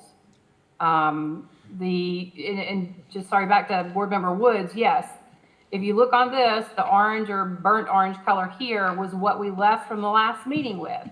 Y'all did say at the time you were trending towards a 3rd and a 6th, but you said, let's let the administration weigh in on it and come back to us with their recommendation about what those pivotal grades may be. They came back with a recommendation for 3rd grade. Again, this is the board's prerogative. If you want to have a 5th goal there, a 2nd literacy goal, a 2nd grade band that perhaps that is your prerogative. But Board Member Hurd, can you please clarify what you're what the superintendent asked earlier was that how does other districts that you work with in the past, how did they fare with the 3-goal system or a 4-goal system? I don't think I heard the answer for that. Other districts that the Council of Great City Schools work with, what did they agree to or what did they come up with? on the average?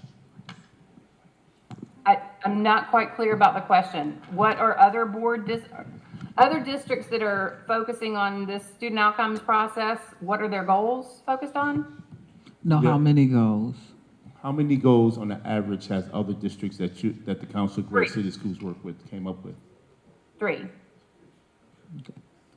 Yes. I mean, I don't have I'm not telling you that as a numeric, value. I know that the districts that are, again, highly focused are trying, there's some districts that chose 1. So it's, again, this is your. And some have chosen more than 3, because I asked AJ, he said some have There are chosen more plenty of than 3. districts that have chosen 5. This is your work. If Right. y'all want to do this, want to choose 5, it's Cool. your prerogative. Yeah, Okay, Kathy Evans Brown wants to talk three. about. Okay, so I work with, Dr. Williams-Knight on this as well. And so what we have to remember, when you talk about numeracy, in today's world, there's reading, okay? There's reading. It's a lot of reading with this numeracy, this new numeracy. So we have, goal 3 and 4, which are numeracies for grade 4 and grade 5. We haven't gone over those yet. So you got grade 4, 5, numeracy, you have grade 3, literacy, and you have 12th grade for goal 1. So how many grades is that? 1, 2, 3, 4. And I think that's manageable. I think it's realistic. I concur that, along with Terry, that it will be a good fit for this district to start. So could I get can we get consensus on the third, that you want a goal? Right now, where we're at is on the second conversation, is goal 2, literacy, economically disadvantaged, 3rd grade, proficiency in ELA on the New York State assessment. Do we have consensus about that one? Well, I'm still saying, asking the question because I thought we were going to have the administration take a look at the data and information and come back to us with a recommendation. But I thought the recommendation would be parallel, beginning and an end point.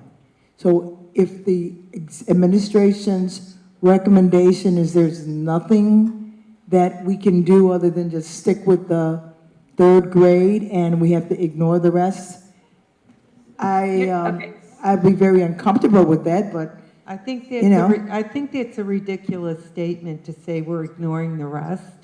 Thank you. So I respect you. You know that, Mrs. Woods. But there is no way that anyone on this board is looking for us to ignore. We're just looking for us to be precise.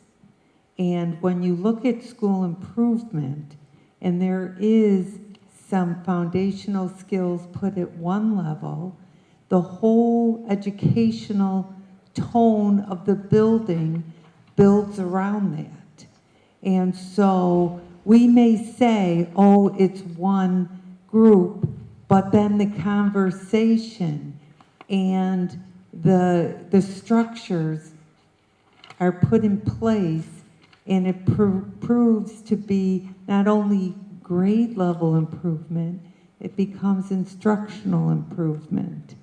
And it just benefits the practices that are built at the 3rd grade level.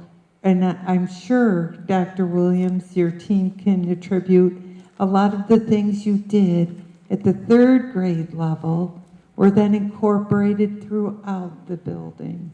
So they didn't close their eyes and say, we are only going to help 3rd grade teacher or 3rd grade students, and the rest of you mean nothing. I find that is very insulting to instruction and learning. And if that's what the Buffalo Public Schools are doing, then shame on us if that's our thoughts. Okay, Board Member Makuzi. So my quick thought is, these goals that we're putting in place with consultants that we're just now hiring to train us to make sure we do this right is all new. When we start with a specific grade level, again, just as Board Member Shuda said, it begins to be a pattern amongst the rest of how we go about this. It starts the standard, the whole, everything that Board Member Shuda just said. But what is really concerning to me is that we have done these goals, we have gone over these goals, we have, Superintendent, you've been working on this particular grade level. We're starting to see gains, and we're starting to see what we've put in place and what the superintendent and her staff have been able to do.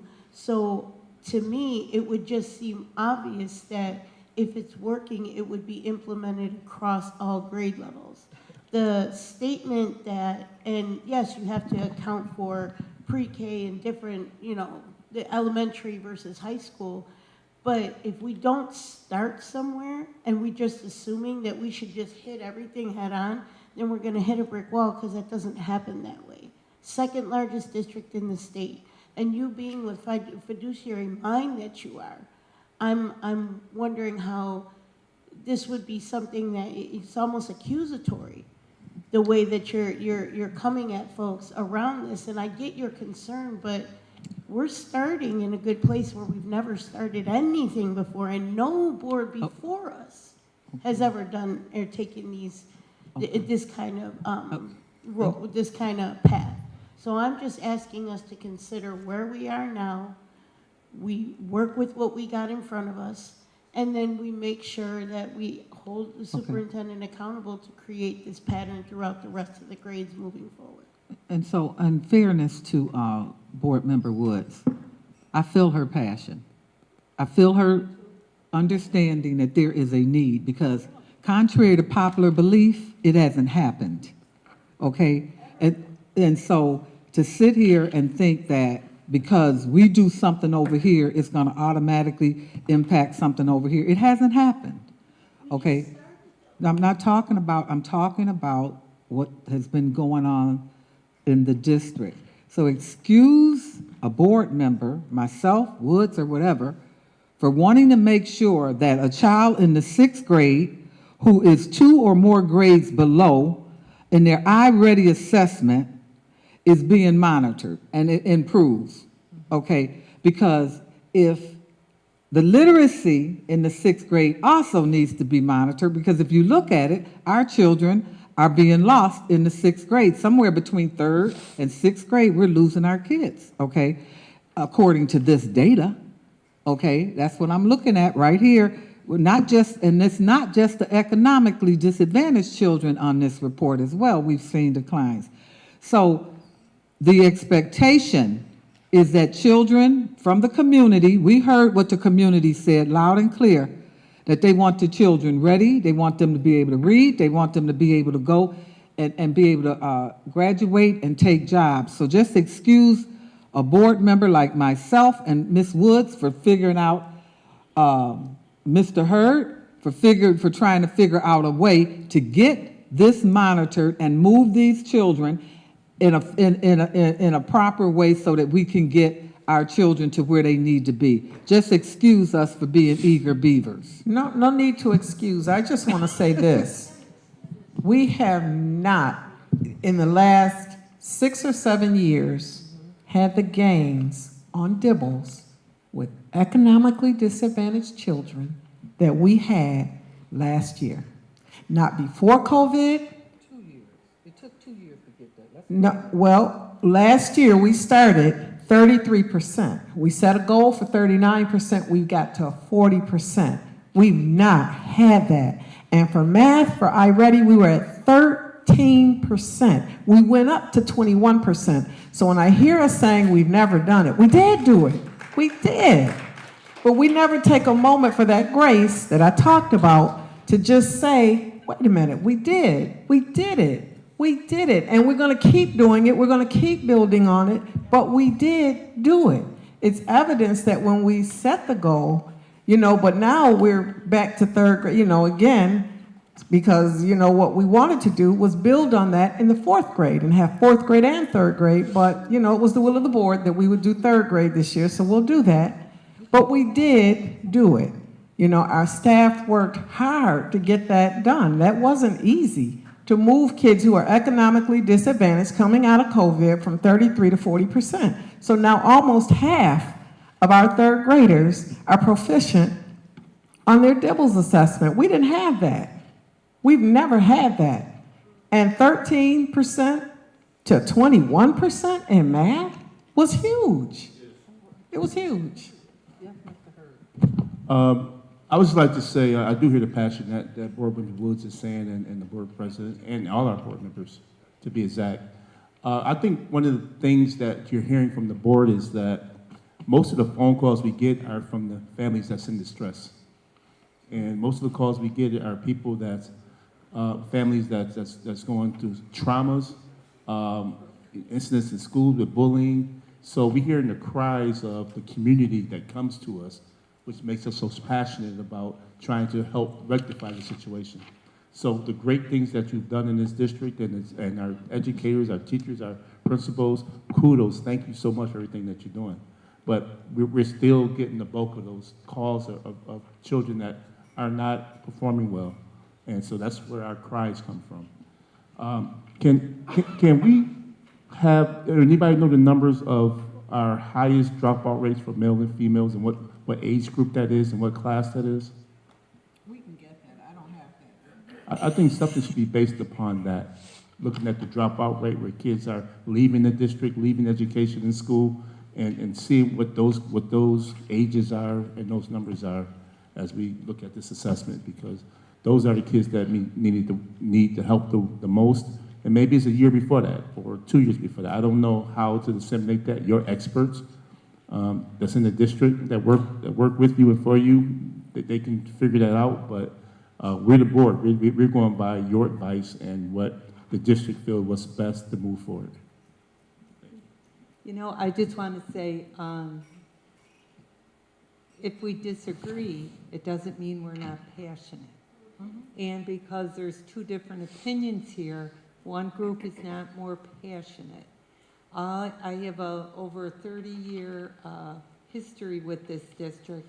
I'm just excited that there's going to be some concrete focus from this board. And so that's what I'm standing with. And we can agree to disagree, but I just don't think that we're going to measure each other's passion.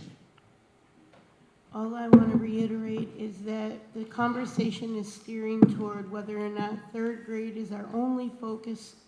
We have to consider, not even consider, we have to own the fact that every grade is being focused on. We do not focus on other grades. This isn't an either or. This is the and that we've been looking for. This is the and. And the fact that we have set goals, we've all set goals in our own lives, we're prioritizing and concentrating on one thing, but that doesn't mean nothing else is being addressed. I don't appreciate the rhetoric that we are only doing this and we're ignoring, or nobody's ignoring. Every grade is being focused on. Every grade has priorities. But this, in our particular goal setting for our first time out the gate and ever training that this board is doing, we have to give ourselves not only that grace, but it's starting to look like an either or. And it's not even about the passion. We're all passionate. But I'm going to literally pull something that Leslie's going to smile about. We all get our calls. We all get our calls, but there is customer service and there is board service. And there is the superintendent's work and there is the board's work. And our work is not to be the liaisons where we can settle the problems and we can give all the direction to the people who call us. Our job is to make sure the superintendent is the one that these are directed to. And if we're at odds with how we go about setting those goals for her, it's confusion for all the constituents, so we're not doing them any favors either. We have to be on the same page as to how we approach our community. I get all the calls everybody else gets. We all get calls. This isn't one gets more than the other. But any way you look at it, we're all supposed to make sure the superintendent, her team, is directed the constituents are directed to them, and we bring them in, but we can't solve the problem. We can't even begin to say, oh, I got the solution, or I'll tell the superintendent this or that. We have a job to direct those concerns to the superintendent. Madam President, can I first say that I applaud the superintendent's extraordinary improvements when she focused on the 3rd grade. I am not taking anything from the achievements this year. My question was very simple. It was not meant to disparage anyone's achievements and the progress we're making.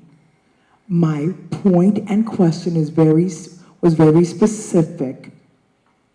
The 3rd grade is the elementary school. It is very important that the children have to read to learn. I applaud the 3rd grade. My question was specifically directed at the high schools. That's where they graduate. And I was questioning and asking for the technical data and research and recommendations that would help the high school population. 3rd grade is wonderful, elementary is wonderful, but I did just ask the question about the high schools. And that is because we had agreed at the previous meeting. They have the low end, the 3, and something. I was looking for, where was the something monitoring for the high school? So I wasn't trying to disparage anyone. And if it's not possible, and in the infinite wisdom of the staff and the superintendent, we don't wish to, at this time, address that issue, then it's very simple. Just tell me, it's too much, and we don't have an indicator. The research doesn't indicate or point in that direction. I'm a very respectful, logical person. So I can accept a no. I can accept it doesn't follow. But I'm going to ask the question because I got high school students that aren't making it and they're dropping out. So for this year, each of you have in your packets, because we're talking about 25 through 30, but I don't want us to forget, right now we're in 24 through 25.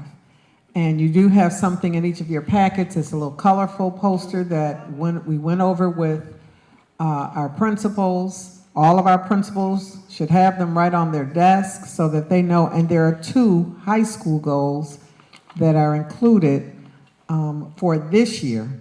So we'll be doing some intense work to make sure that we're working hard to try to meet the goals that we've set for our high school students for this year.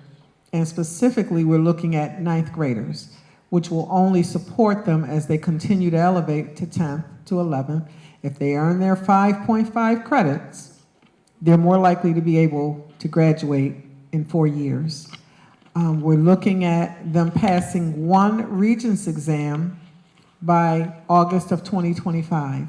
So it's not that we're ignoring any grade. I mean, between this year and next year's goals, you know, we're looking at quite a few grade levels.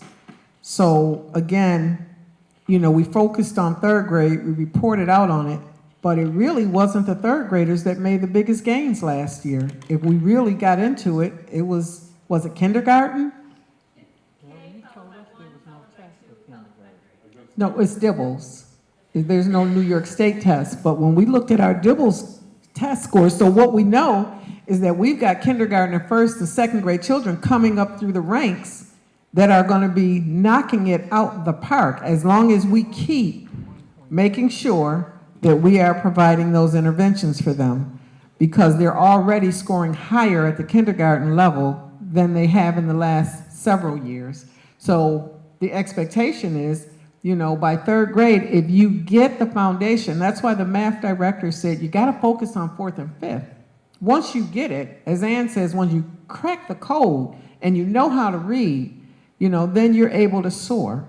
But you're right, if you're in 8th grade and you cannot read, you're going to struggle. But we got to set a place where we're beginning to build the foundation and leveraging and moving up students. So, you know, all of our schools will have ELT programs. We're focusing on academics and ELT. I mean, we're trying to do a number of things to bring all of our students up. Dr. Williams, that's our Young Scholars Program. All right, is there more discussion around the literacy goal? Y'all need to come to a consensus on this.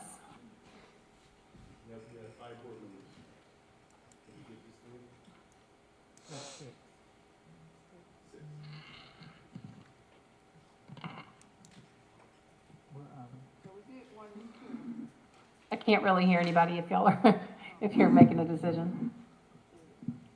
So recap, we did goal 1, college and career readiness. It sounds like we had a discussion around that, and everybody seemed to be okay with it. Right. We just went over goal 2, which is literacy, and that's where we got stuck. So we had a discussion around literacy grade 3. Is that something we want to pursue, or do we want to, I think we need to keep it, that's my personal opinion. Or is that something you want to change in terms of grade 3 literacy? Right. And remember, this is 25, what we're talking about here is 25 through 30. This is a 5-year plan.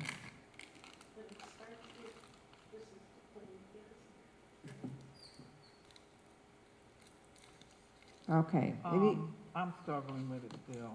With goal 2? I struggle with it because I just feel that we need to monitor literacy more than at grade 3. I feel that. I feel that kids are not going into secondary and 7th grade reading like they should be. I don't see it. I'm looking at a report right here. Can I have a question with that? This report right here. When we say monitor, say if we talk about 7th grade, what does monitoring look like other than test scores?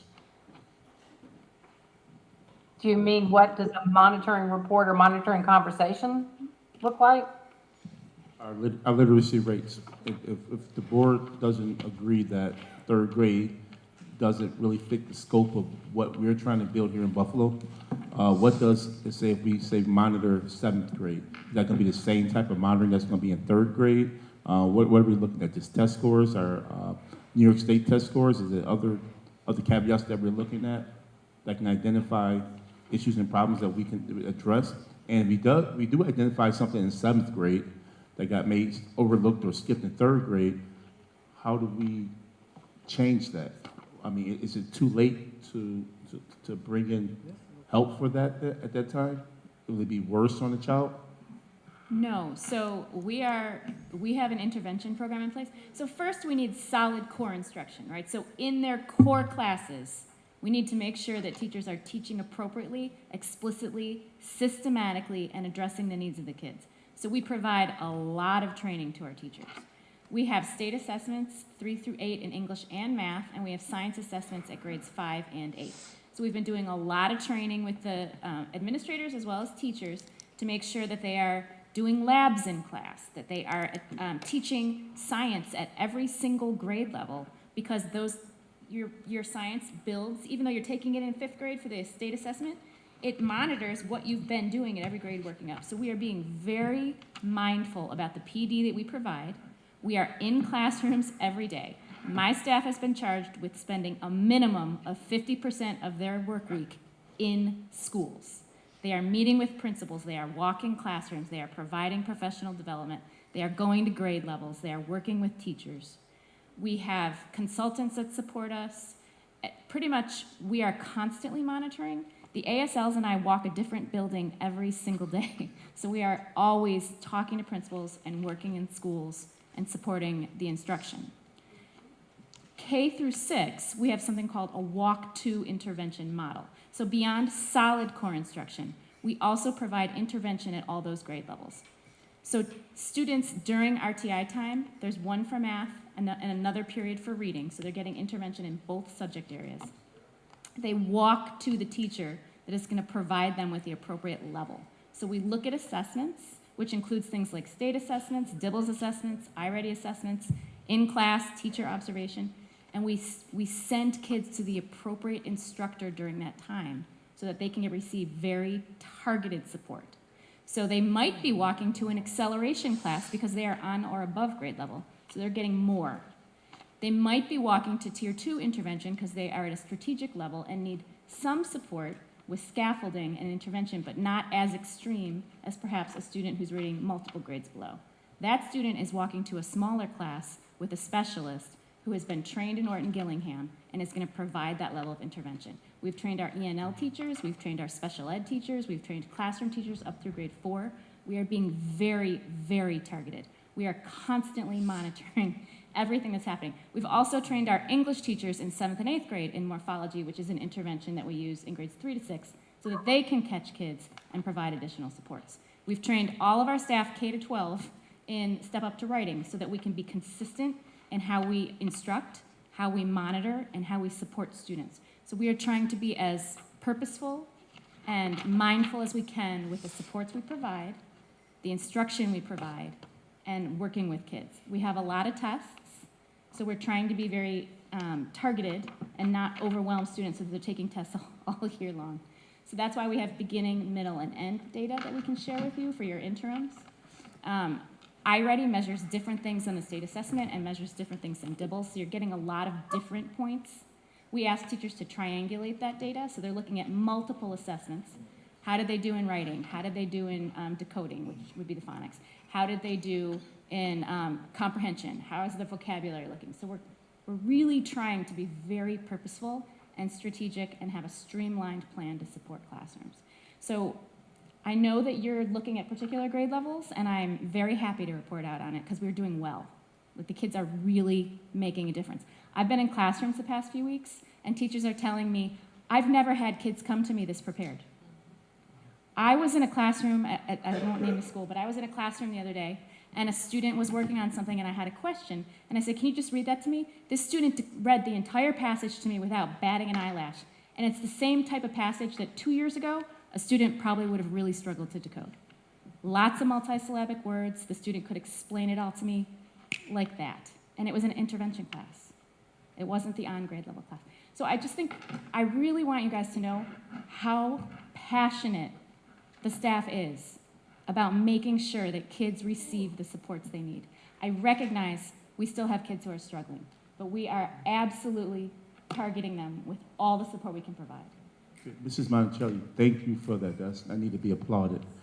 My question is, it came out the last meeting that we had, and I know Terry Schuler, she answered part of the question with it.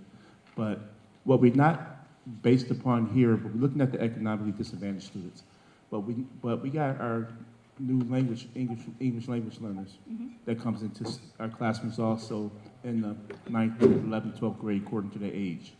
And have a very difficult time. I know we had some success stories where some picked up English and learned it very, very functionally and did very good, but we also have a larger group that don't do very well. And I'm afraid that we're going to grade our superintendent upon new people that come into the district, new children that come into the district that don't have a strong base of English or math skills. Well, I mean, the state assessments and kind of, we grade those, and Leslie, you can hear this also, that we grade these children based upon their ability to learn, in which they're coming to this country at a later age. It takes about 7 years to master academic English in a classroom setting. So we recognize that kids coming to us being asked to take a state assessment or a Regents exam that first year are going to struggle. That is a state requirement. So there's not a lot we can do about it except provide scaffolding and provide the supports that the kids need, make sure the ENL teachers can help them, make sure bilingual classrooms are prepared. But the kids are required to take. I just strongly feel that that group should be in their own separate category in how we teach them and give them instruction, and not based upon our 4 goals that we have here. I just strongly just believe that, and that way we can target that group and give them more instruction and more help. Well, so we do standalone instruction, so they are pulled out for 36 minutes a day to receive, if they are entering or emerging, and they get that additional time. And then teachers push into their classrooms as well, so they get the additional support through an integrated setting. So we do have staff that are so focused solely on supporting them. I understand what you're saying about goals and how that can be a struggle. Because reports are saying that we're getting more that's coming in from New York City and more children coming to the district. And they're sitting in classrooms trying to figure this out, and teachers trying to figure out also how to instruct them and how to make them feel comfortable and keep them in the classroom so they don't drop out or don't feel comfortable or welcome and don't come back. So it's a challenge all over the country. And we're no different from any other district that's going through this. So, but I just don't feel that should be tied into the superintendent goals of how we evaluate the superintendent based upon new English language learners as they try to adapt to our customs and everything. I would have to defer to the board on that. That would be removing them from the denominator. That don't work. The state is not going to allow that. Well, they still have to take the test. I think you might be referring to the actual goal. No. That's the norm. That is what is going on. That's how it is. It's been the same way for the past umpteen years. We have kids that come here not reading English and are valedictorians in 4 years. Let's look at that. That's for real. If you take a look at what's going with our Jesse Ketchum awardees, look at those kids. That's the majority of them are children that don't speak English, that did not come here. So that's the nature of the beast. The state is not going to say that. The state is not going to allow you, and we're not going to do it. We can't afford to do what the state is not allowing. We can't do that. State is not going to have you. If that's the case, we can start pulling a bunch of things out. We can pull children with special needs out. We can do all sorts of stuff. The state is not having that. So when we look at these results that we're going to get back, they're going to include all children. And that's the challenge. Sorry, that's the nature of urban education. So if the board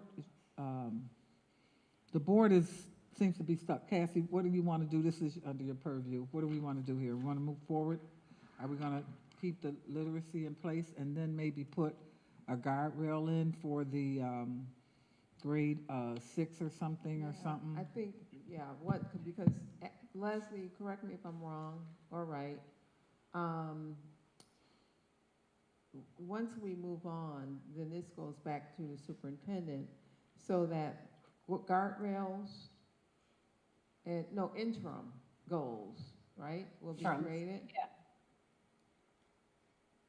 Yes, once you make your decision, they get to work on what the interims are going to be. Those are the leading indicators around progress towards these goals. So you're gonna, they're gonna get to work on what that is. They will come back to you and say, okay, we know that you want to understand, again, economically disadvantaged third grade on the ELA.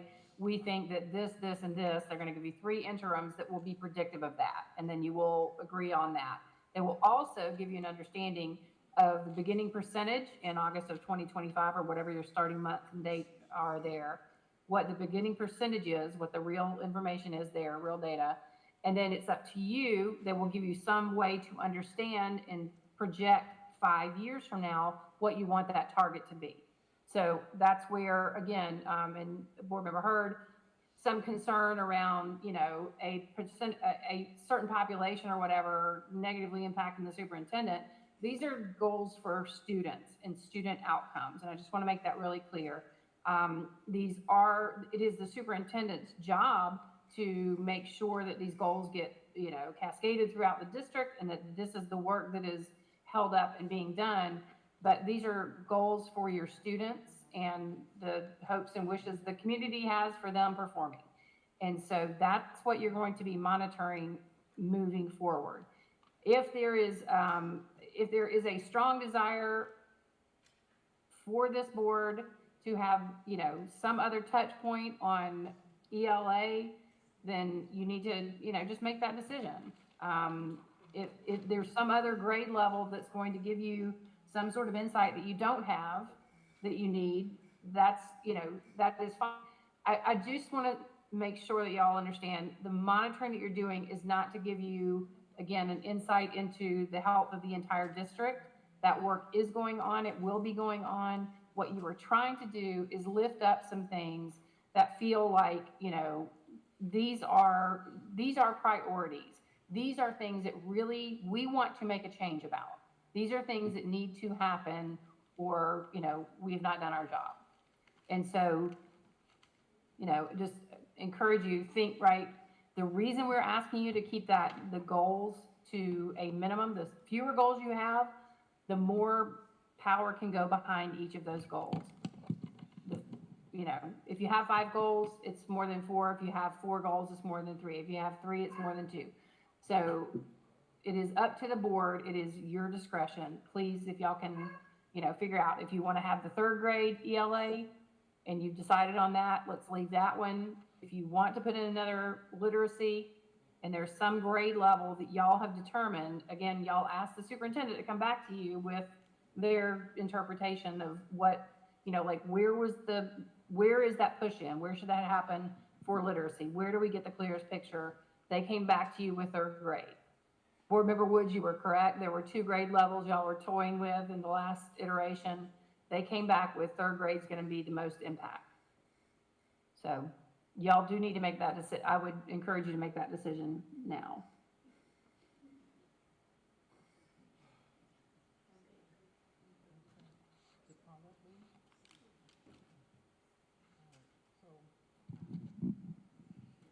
My suggestion is we move forward with what has been recommended and try to work it with another piece, with the other parts to it, okay? Moving forward, would you go next to the next goal, please? Okay, so goal 3, numeracy. So the percentage of economically disadvantaged students in grade 4 who demonstrate proficiency on the New York State math assessment will increase from blank in August 2025 to blank by August 2030. The rationale here, according to the superintendent and her team, this is research bound. The National Research Council report 2001 shares in adding it up, helping children learn mathematics, Washington, D.C., the National Academies Press, and then you have a site there to get more information on page 241, that there are 5 mathematical proficiencies that are both interwoven and interdependent. 2 of the 5 strands are what we believe encapsulate the necessary skills and abilities that all elementary students must possess going into middle school. There are conceptual knowledge, understanding operations and number relations, and procedural fluency, carrying out procedures flexibly, accurately, efficiently, and appropriately. The foundation of understanding place value, multiplication, division, and fractions is learned in grade 4. So as you can see, there's a lot of literacy that has to take place as well, in addition to the math. And that's why Jordan Wagstaff, the director, said that 4th grade, you have to catch the children at 4th and 5th grade. 6th grade is too late. So any comments on goal 3, numeracy, 4th grade? I just want to say something. The reason for monitoring the 6th grade is not because it's too late. It's to make sure it's not too late. Do you understand that? So yes, they're learning it in the 4th grade, but by the time they get to 6th grade, do they still own it is what the issue is, as they're about to go into high school. Okay, so I need the mindset to sort of be dual with that. Okay, yes, we need to understand what children are capable of doing at that grade level, but we also need to understand what they're capable of doing before they go to junior high. Yes, Mr. Hurd? Do you mean fifth grade? Hmm? Do you mean fifth grade or sixth grade? You said by sixth grade. Okay, I just have one question, and this, I believe it's the superintendent. I'm not trying to challenge your daughter or your administrative staff, but for the last 4 months, we always talked about the third grade. It was always been the third grade. And we need to capture math scores or issues or problems that a child may have by third grade. You recommended fourth grade, and I know it's because of, you know, your experts that work in the district. We're not experts, but I recognize that you put fourth grade down. I just don't understand the reason of the change from third to fourth, that we were always concentrating, and Leslie always told us, and AJ said that third grade the scores had to be recognized nationally. So for ELA, third grade is the high leverage Yeah. grade. In working with the math department, this is what they've been doing for decades. And Jadon Wagstaff and her supervisor, Jaron Horde, in their opinion, in analyzing all of the standards for each grade level, shared that the foundational skills for math that students really, where they learn to do all of the things that are listed here, that they have to be able to do in order to be successful in 6th, 7th, 8th, 9th. These are the foundational skills. And they get those skills in 4th grade and in 5th grade.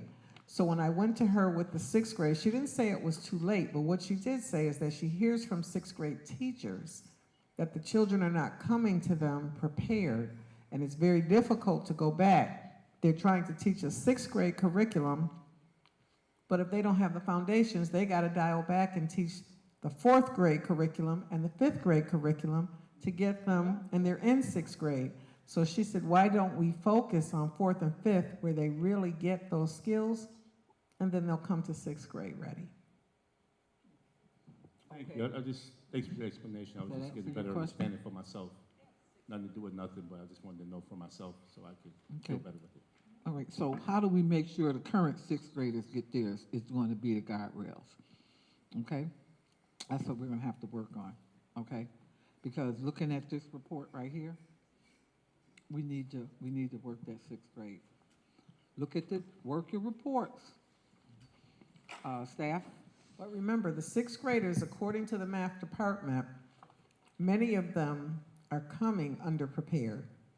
So I'm not surprised that until we get these kids in the pipeline, it's going to be really, really hard to just take them from where they are and get them proficient, because they got to go back and reteach some foundational skills. But we got to stop the bleeding. Yeah. Somewhere we've got to stop the bleeding, and that's where we stop it, okay? If the kids need to work, they need to go back in the 6th grade to get what they need to move them forward in the future. That's what it should be. That's the work that has to be done. We have some children taking algebra in 8th grade and passing. Then we got some children that's in high school taking algebra in 12th grade and having difficulties with it. They probably can't So read. if I may, fractions, so when you look at what the math department has cited for 4th and 5th, those are pre-algebraic skills that are necessary to be successful. So if you don't master fractions, right, when they're introduced in 4th and 5th, you're going to struggle a lot when you get to algebra. They are really trying to look at not foundational like numeracy, but foundational skills that kids need to be successful in high school. So you look at place value in 4th grade, that still holds up kids in high school if they don't understand place value. Fractions are introduced in 4th and then reinforced in 5th. Those things are pivotal to kids' success in the later grades. So they were very thoughtful about the grades that they recommended, because those are the two that are going to give us the biggest bang for our buck over the course of the 5 years. Because as those kids master the skills in 4th and 5th, they'll be moving up into 6th, 7th, 8th. Yes, and for those kids, I think I forgot my fraction formulas for multiplication and addition and subtraction. I think I forgot also, so I can take a course with them. Yeah.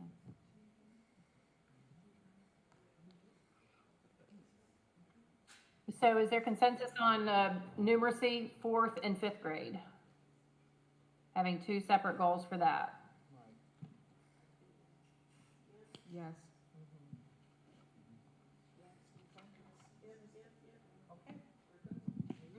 It's 10 o'clock. All right, next, Dr. Evans-Brown. Finally, Leslie? Oh, the 4th one. Sorry. Well, the We 4th did the one, I'm 4th sorry, one. the 4th one was 5th grade, yeah. The 4th one is 5th, and it's the same narrative. It's the same. Same narrative. Mm-hmm. Yeah, In order very for- same. Yeah, so Much. rationale is a tad different, but similar to 4th. Yeah. The So focus- again, this, if y'all want to go back and visit any of this, it is on that, that webpage. I'll send you a link in your emails just after this meeting, or I actually sent you one earlier today. But again, I just want to make sure there's consensus on 1, 2, 3, and 4. 1 is college and career. Sorry for the nauseating scroll. 1 is college and career readiness. 2 is literacy, 3rd grade, ELA. 4 is numeracy, 4th grade, New York State, math assessment. 4 is numeracy, New York State, math assessment for 5th grade. Any? We're good. I can't say, okay, you're good on that. All right, so at this point, what will happen now is that the administration will take these 4 goals, they will develop interim goals. So that will be, again, things that they're going to look at that will give you all insight and understanding so you're not waiting for a whole year to go past. Give you insight and understanding about what's happening for students as they're progressing towards this goal. It may include 1st grade, 2nd grade, or it may include students who are not in this grade level. So you may be looking at something else there. But they will come back with that. They will also look into, again, the data so that you can understand what is a starting point that you're at in this 2025. What is your starting point going to be? And that is what it is. And then the board will need to make an assessment based on the information the district gives them about past performance, what they want a 5-year stretch goal to be. So in 5 years, what do you think we can hit? So those are the next 2 steps for the administration. I just want to make sure we go over, again, your guardrails here were an equitable, guardrail 1 was around equitable allocation. This is a value statement that the superintendent will not allow buildings to be without necessary resources based on academic and social emotional need to attain student achievement targets, utilizing modifications to the budget system. Based on that value statement that the board has given her, the superintendent and her team will develop 3 interims for this. So those will be 3 interim indicators that they will come back to you with to say, okay, this is what you wanted us to protect. Here's how we're going to report to you on that value protection. The second one is around culture and climate. The superintendent shall not allow the standards for conduct, character, and support to be unenforced, including suspension, safety, and climate expectations. So again, the guardrails are just, again, some protections around values that the community has. We want you to go and we want you to hit all of these goals as quickly as possible and do as much as you can to make sure that we're hitting these goals for our student outcomes, but don't violate this on the way there. So. Leslie, can you remind us of the timeline for? Yes. Is it there? Yep, sorry. On the top of this document, I have for October 23rd, and we need to, I don't think you have I'm not quite clear on your meetings. I can get together with Dr. Cresties about that perhaps. But we had a date of October 23rd that the administration would give you their draft interim goals and guardrails in those percentages, sort of some understanding about what those might be. We are looking at stuff in 2025, so we might not have that yet, but they can give you some understanding, I think, about, you know, the sort of range of that. And then by the week later on the 31st, I'm not sure what that format's going to be because I know you don't have a meeting then. The board will review and respond to that. So that would be where you have a conversation around those interims. Any question about those next two dates? And again, this may come in a form of an email from the administration that will require you all looking at that. We may need to set up, time to review that, or a special meeting if we need to. If the interims come back and it is something that the board as a whole agrees this absolutely does not give us insight into this, then it's asked that the board goes back and looks at the goal you gave. So that if the interpretation's not matching up, the board really needs to go back and look at the goal. Hopefully that's not happening. What we would like to have you do is, once you do get these interims, that you are stepping out to the community in the way that you choose to socialize these. The community needs to understand what you've come up with after you did that listening to them, and why, why are you doing all of this work? The board would go back to the community to say, okay, here's what we came up with, and there will be a couple of ways to get feedback around that.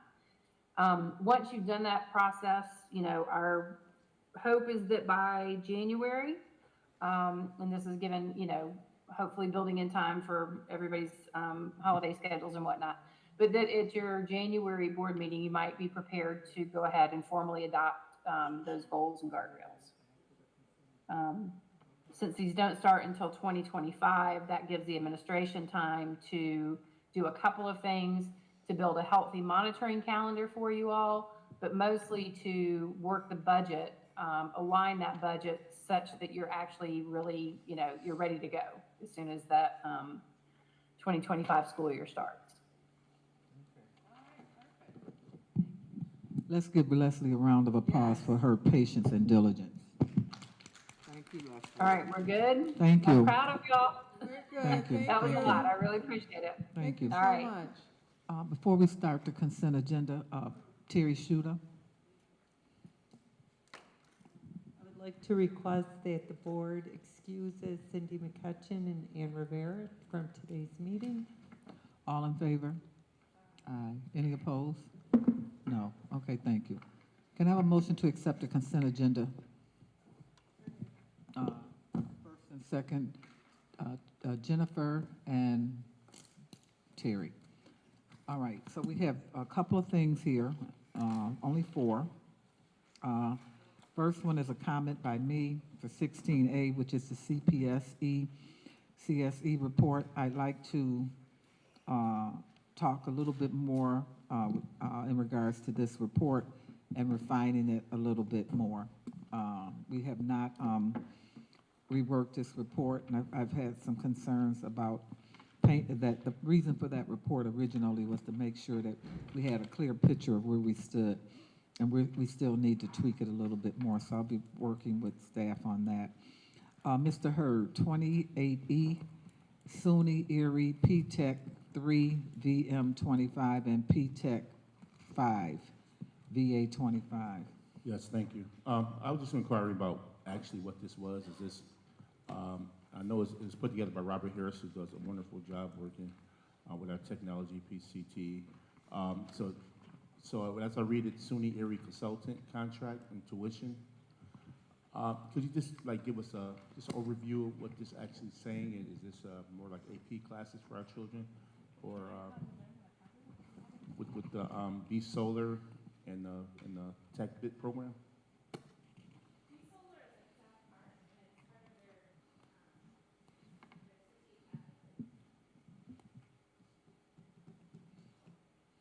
I believe it's 17D. Is it? Or has it changed?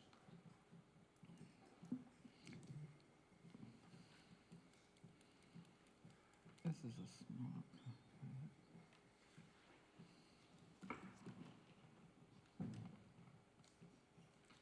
And do the time, if you want to put this in the email. Well, it says in the description that it's a mentoring program. I'm seeing credits for students. Okay. B-Solar is one of the advanced manufacturing programs through the CTE, where our students have the opportunity to build college credit, and then there is a bridge for them to go right into the program and get their associate's degree in a shorter time. This particular item is for the mentoring component of that program? And the mentoring, and then I'm not sure if we had the mentoring component. Well, no, it's 29. It's 29 that he's I asking saw about. that there was something that Not I the had mentoring. read about, that we were paying for credits, $100. Is it the part that we were talking about? How many credits we were allotting money in the budget for kids to accrue credits? That's Are 29. you looking at the Alfred State or I apologize. I thought ECC, I read it yesterday, so I'm not sure which one. Mr. Hurd, which one were you specifically asking about? It listed on my computer as 17D. Okay. There was another one I apologize about, the solar program at South Park I read about Okay. So in the packet. It's the Tech B solar program. I think you're referring to the one that is going to Blue Sky, that's going to McKinley and South Park? Is that the one you're asking about? Yes, Okay. South Park and No. Erie Community College. I don't see McKinley on here. Okay, we'll I find see Bennett and South Park. It'll be that. It's McKinley and South Park? I see South Park and Bennett, 363. Yeah, that's 17E. Which one are you? E is McKinley and South Park. The Blue Sky Mentoring Program? No, he said E, not F.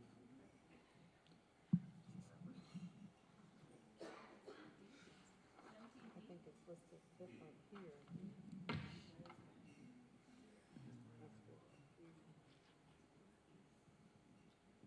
Oh, this is for tuition, I apologize. We partner with ECC, the kids do take programming there. It's part of their PTEC. Well, I apologize, what was your specific question? Are kids receiving college credits for these programs? When we partner with ECC, yes, kids will get college credit. Okay. Okay, can you like email a description of the program to us and then we can just review it if it's possible? Yep. The one for South Park and for Louis J. Bennett, Okay. please. Okay, thank you so much. Terry Shuda, 18A and 18. Oh, okay, okay, no problem. All right, let's see. That's it for the consent agenda. Oh, one more? Where? Oh, what is it?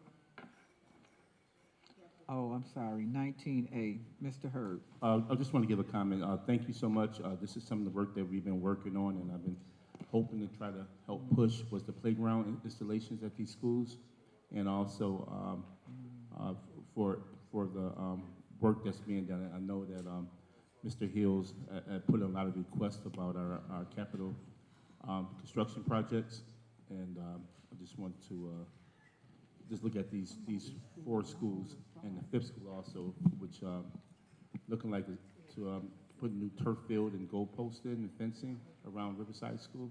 So just thank you. I'd like to hear more reports about what that's going to look like, and also the schematics for it also. Thank you.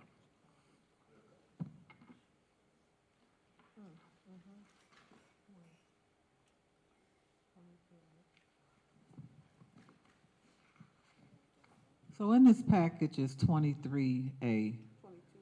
I'm sorry, 22A. And I would be remiss.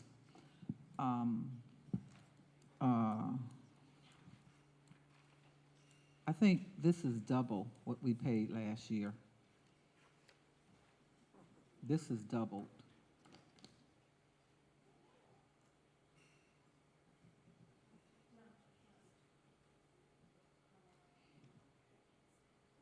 Considering the challenges that we have with Section 6, last year, I am almost positive it was $89,000. 162,000. I know.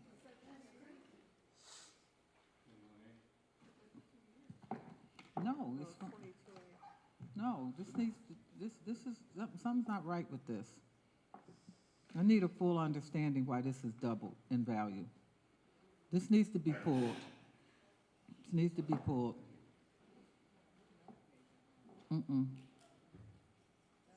This needs to be pulled. 22A needs to be pulled for multiple reasons. One of them is that we need to go back to the table in regards to something that happened, this conversation earlier. So I didn't hear, what's the question, Board President? This is double, almost double what we paid last year. For Section 6 dues? Yes. I don't have last year's cost, but I will tell you the amount has increased, not, obviously not just for the Buffalo schools, but for all of the. Okay, so until we get some clarity, I like this item pulled. Does the board agree with me until we get some clarity on this, we should have this item pulled? Okay, Thank you. thank No you. problem. This item will be removed, Mary, until we get more clarity.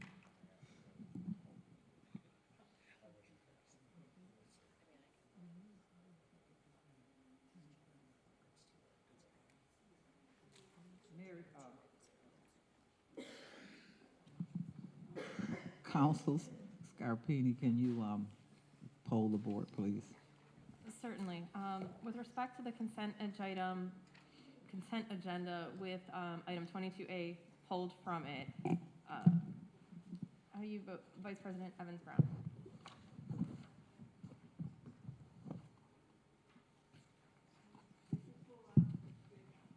Yes, she did put on.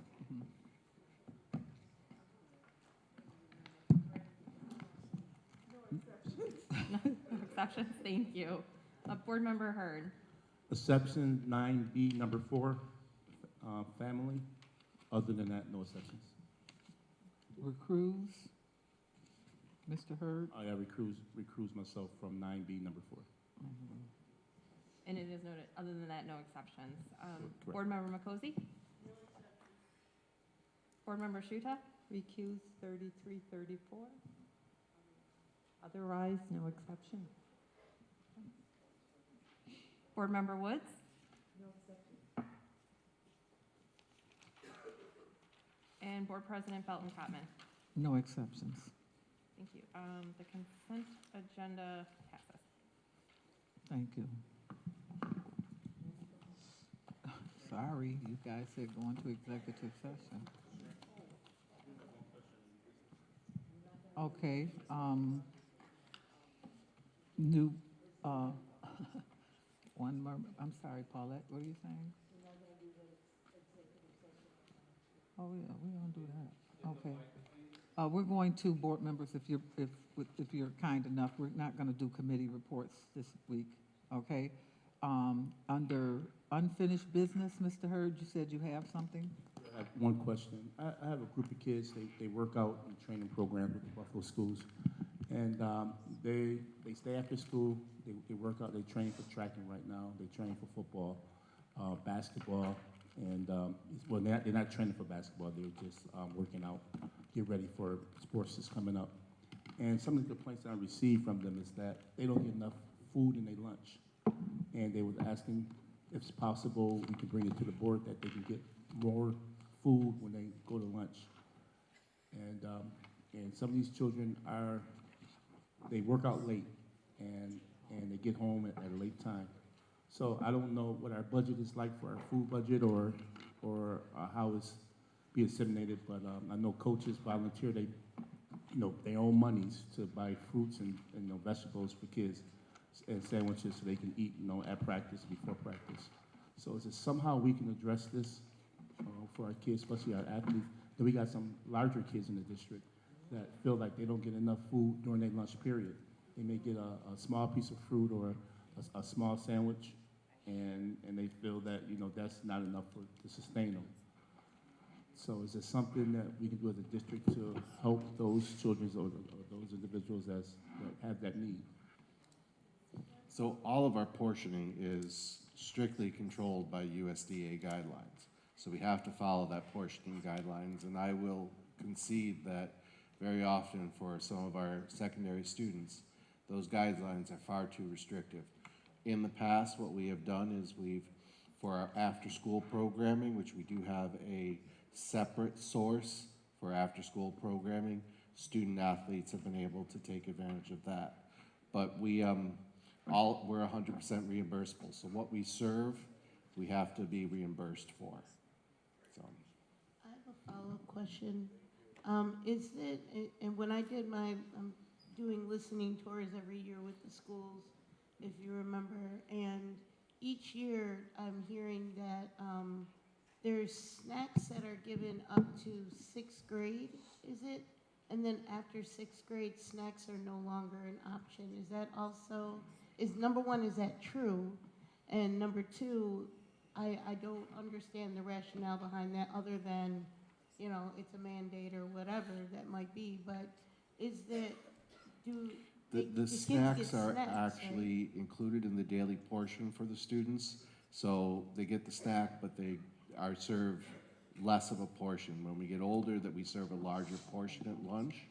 But I will talk to Director Connor and see if there are some options we can come up with for our student athletes. It's more than student athletes. It's some of our students that attend schools that's maybe larger or you know, taller, growing faster.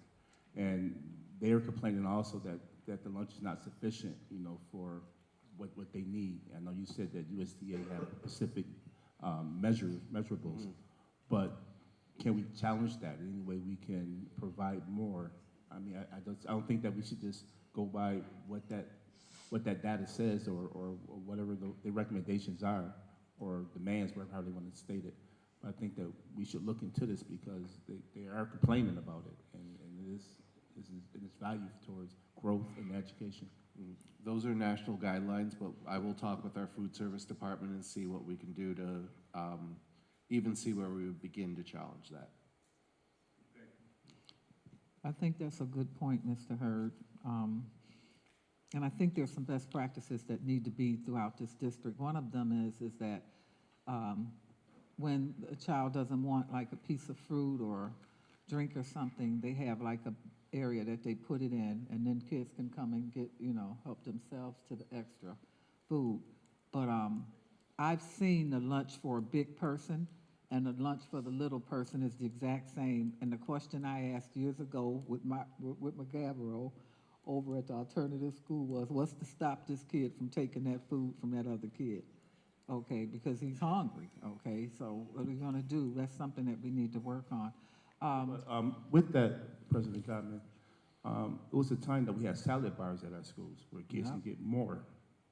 We do have the salad bars fully implemented at the schools. It was a rough rollout after pandemic, but I've been getting reports from the schools when there are no salad bars out, and now they are. I have not heard of a school that didn't have a salad bar out since I think last spring was the last time I heard of one. Is it every day or just some days?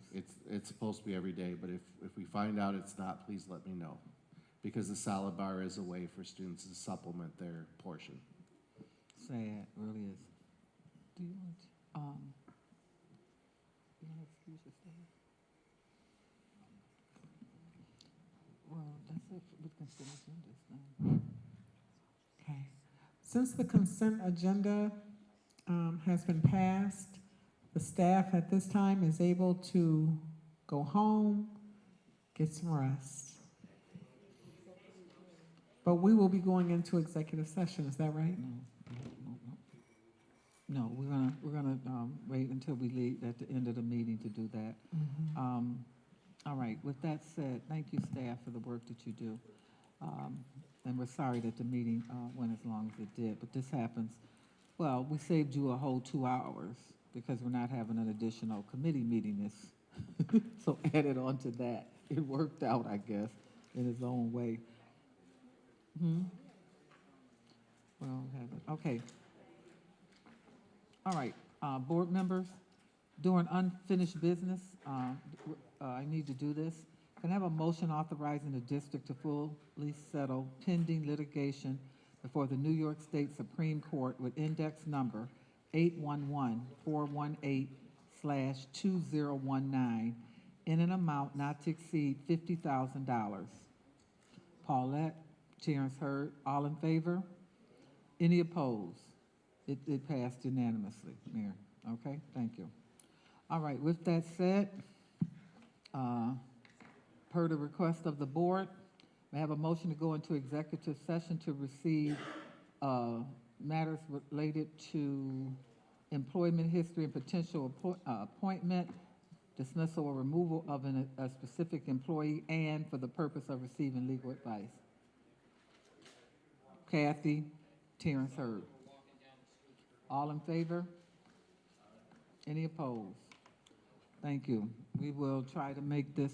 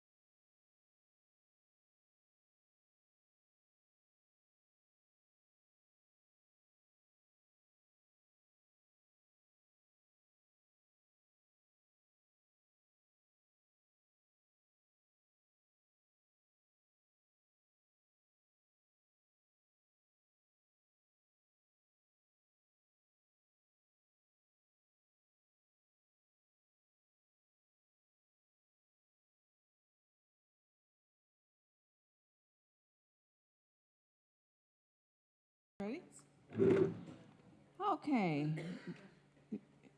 So we went into executive session to discuss matters related to the employment history and potential appointment, dismissal, or removal.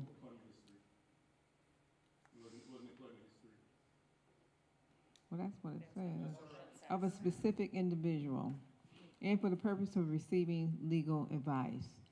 Lastly, we're going to read the bereavement. Jen? Oh, no actions taken.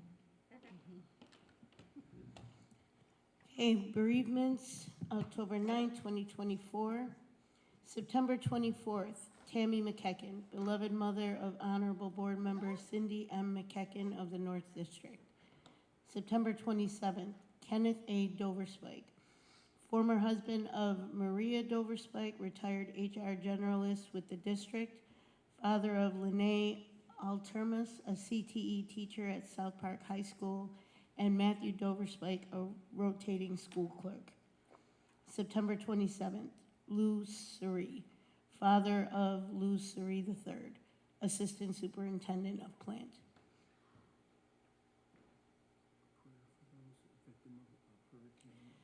As we are here today, regardless of how late it is, there's devastation happening in Florida as we speak and the surrounding states. Please, let's all pray for and bring up positive vibes for those that are dealing with this tragedy. And may we have a moment of silence.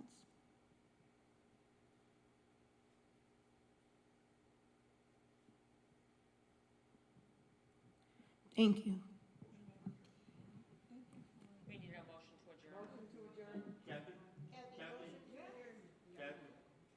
a motion to adjourn. Motion to adjourn? First.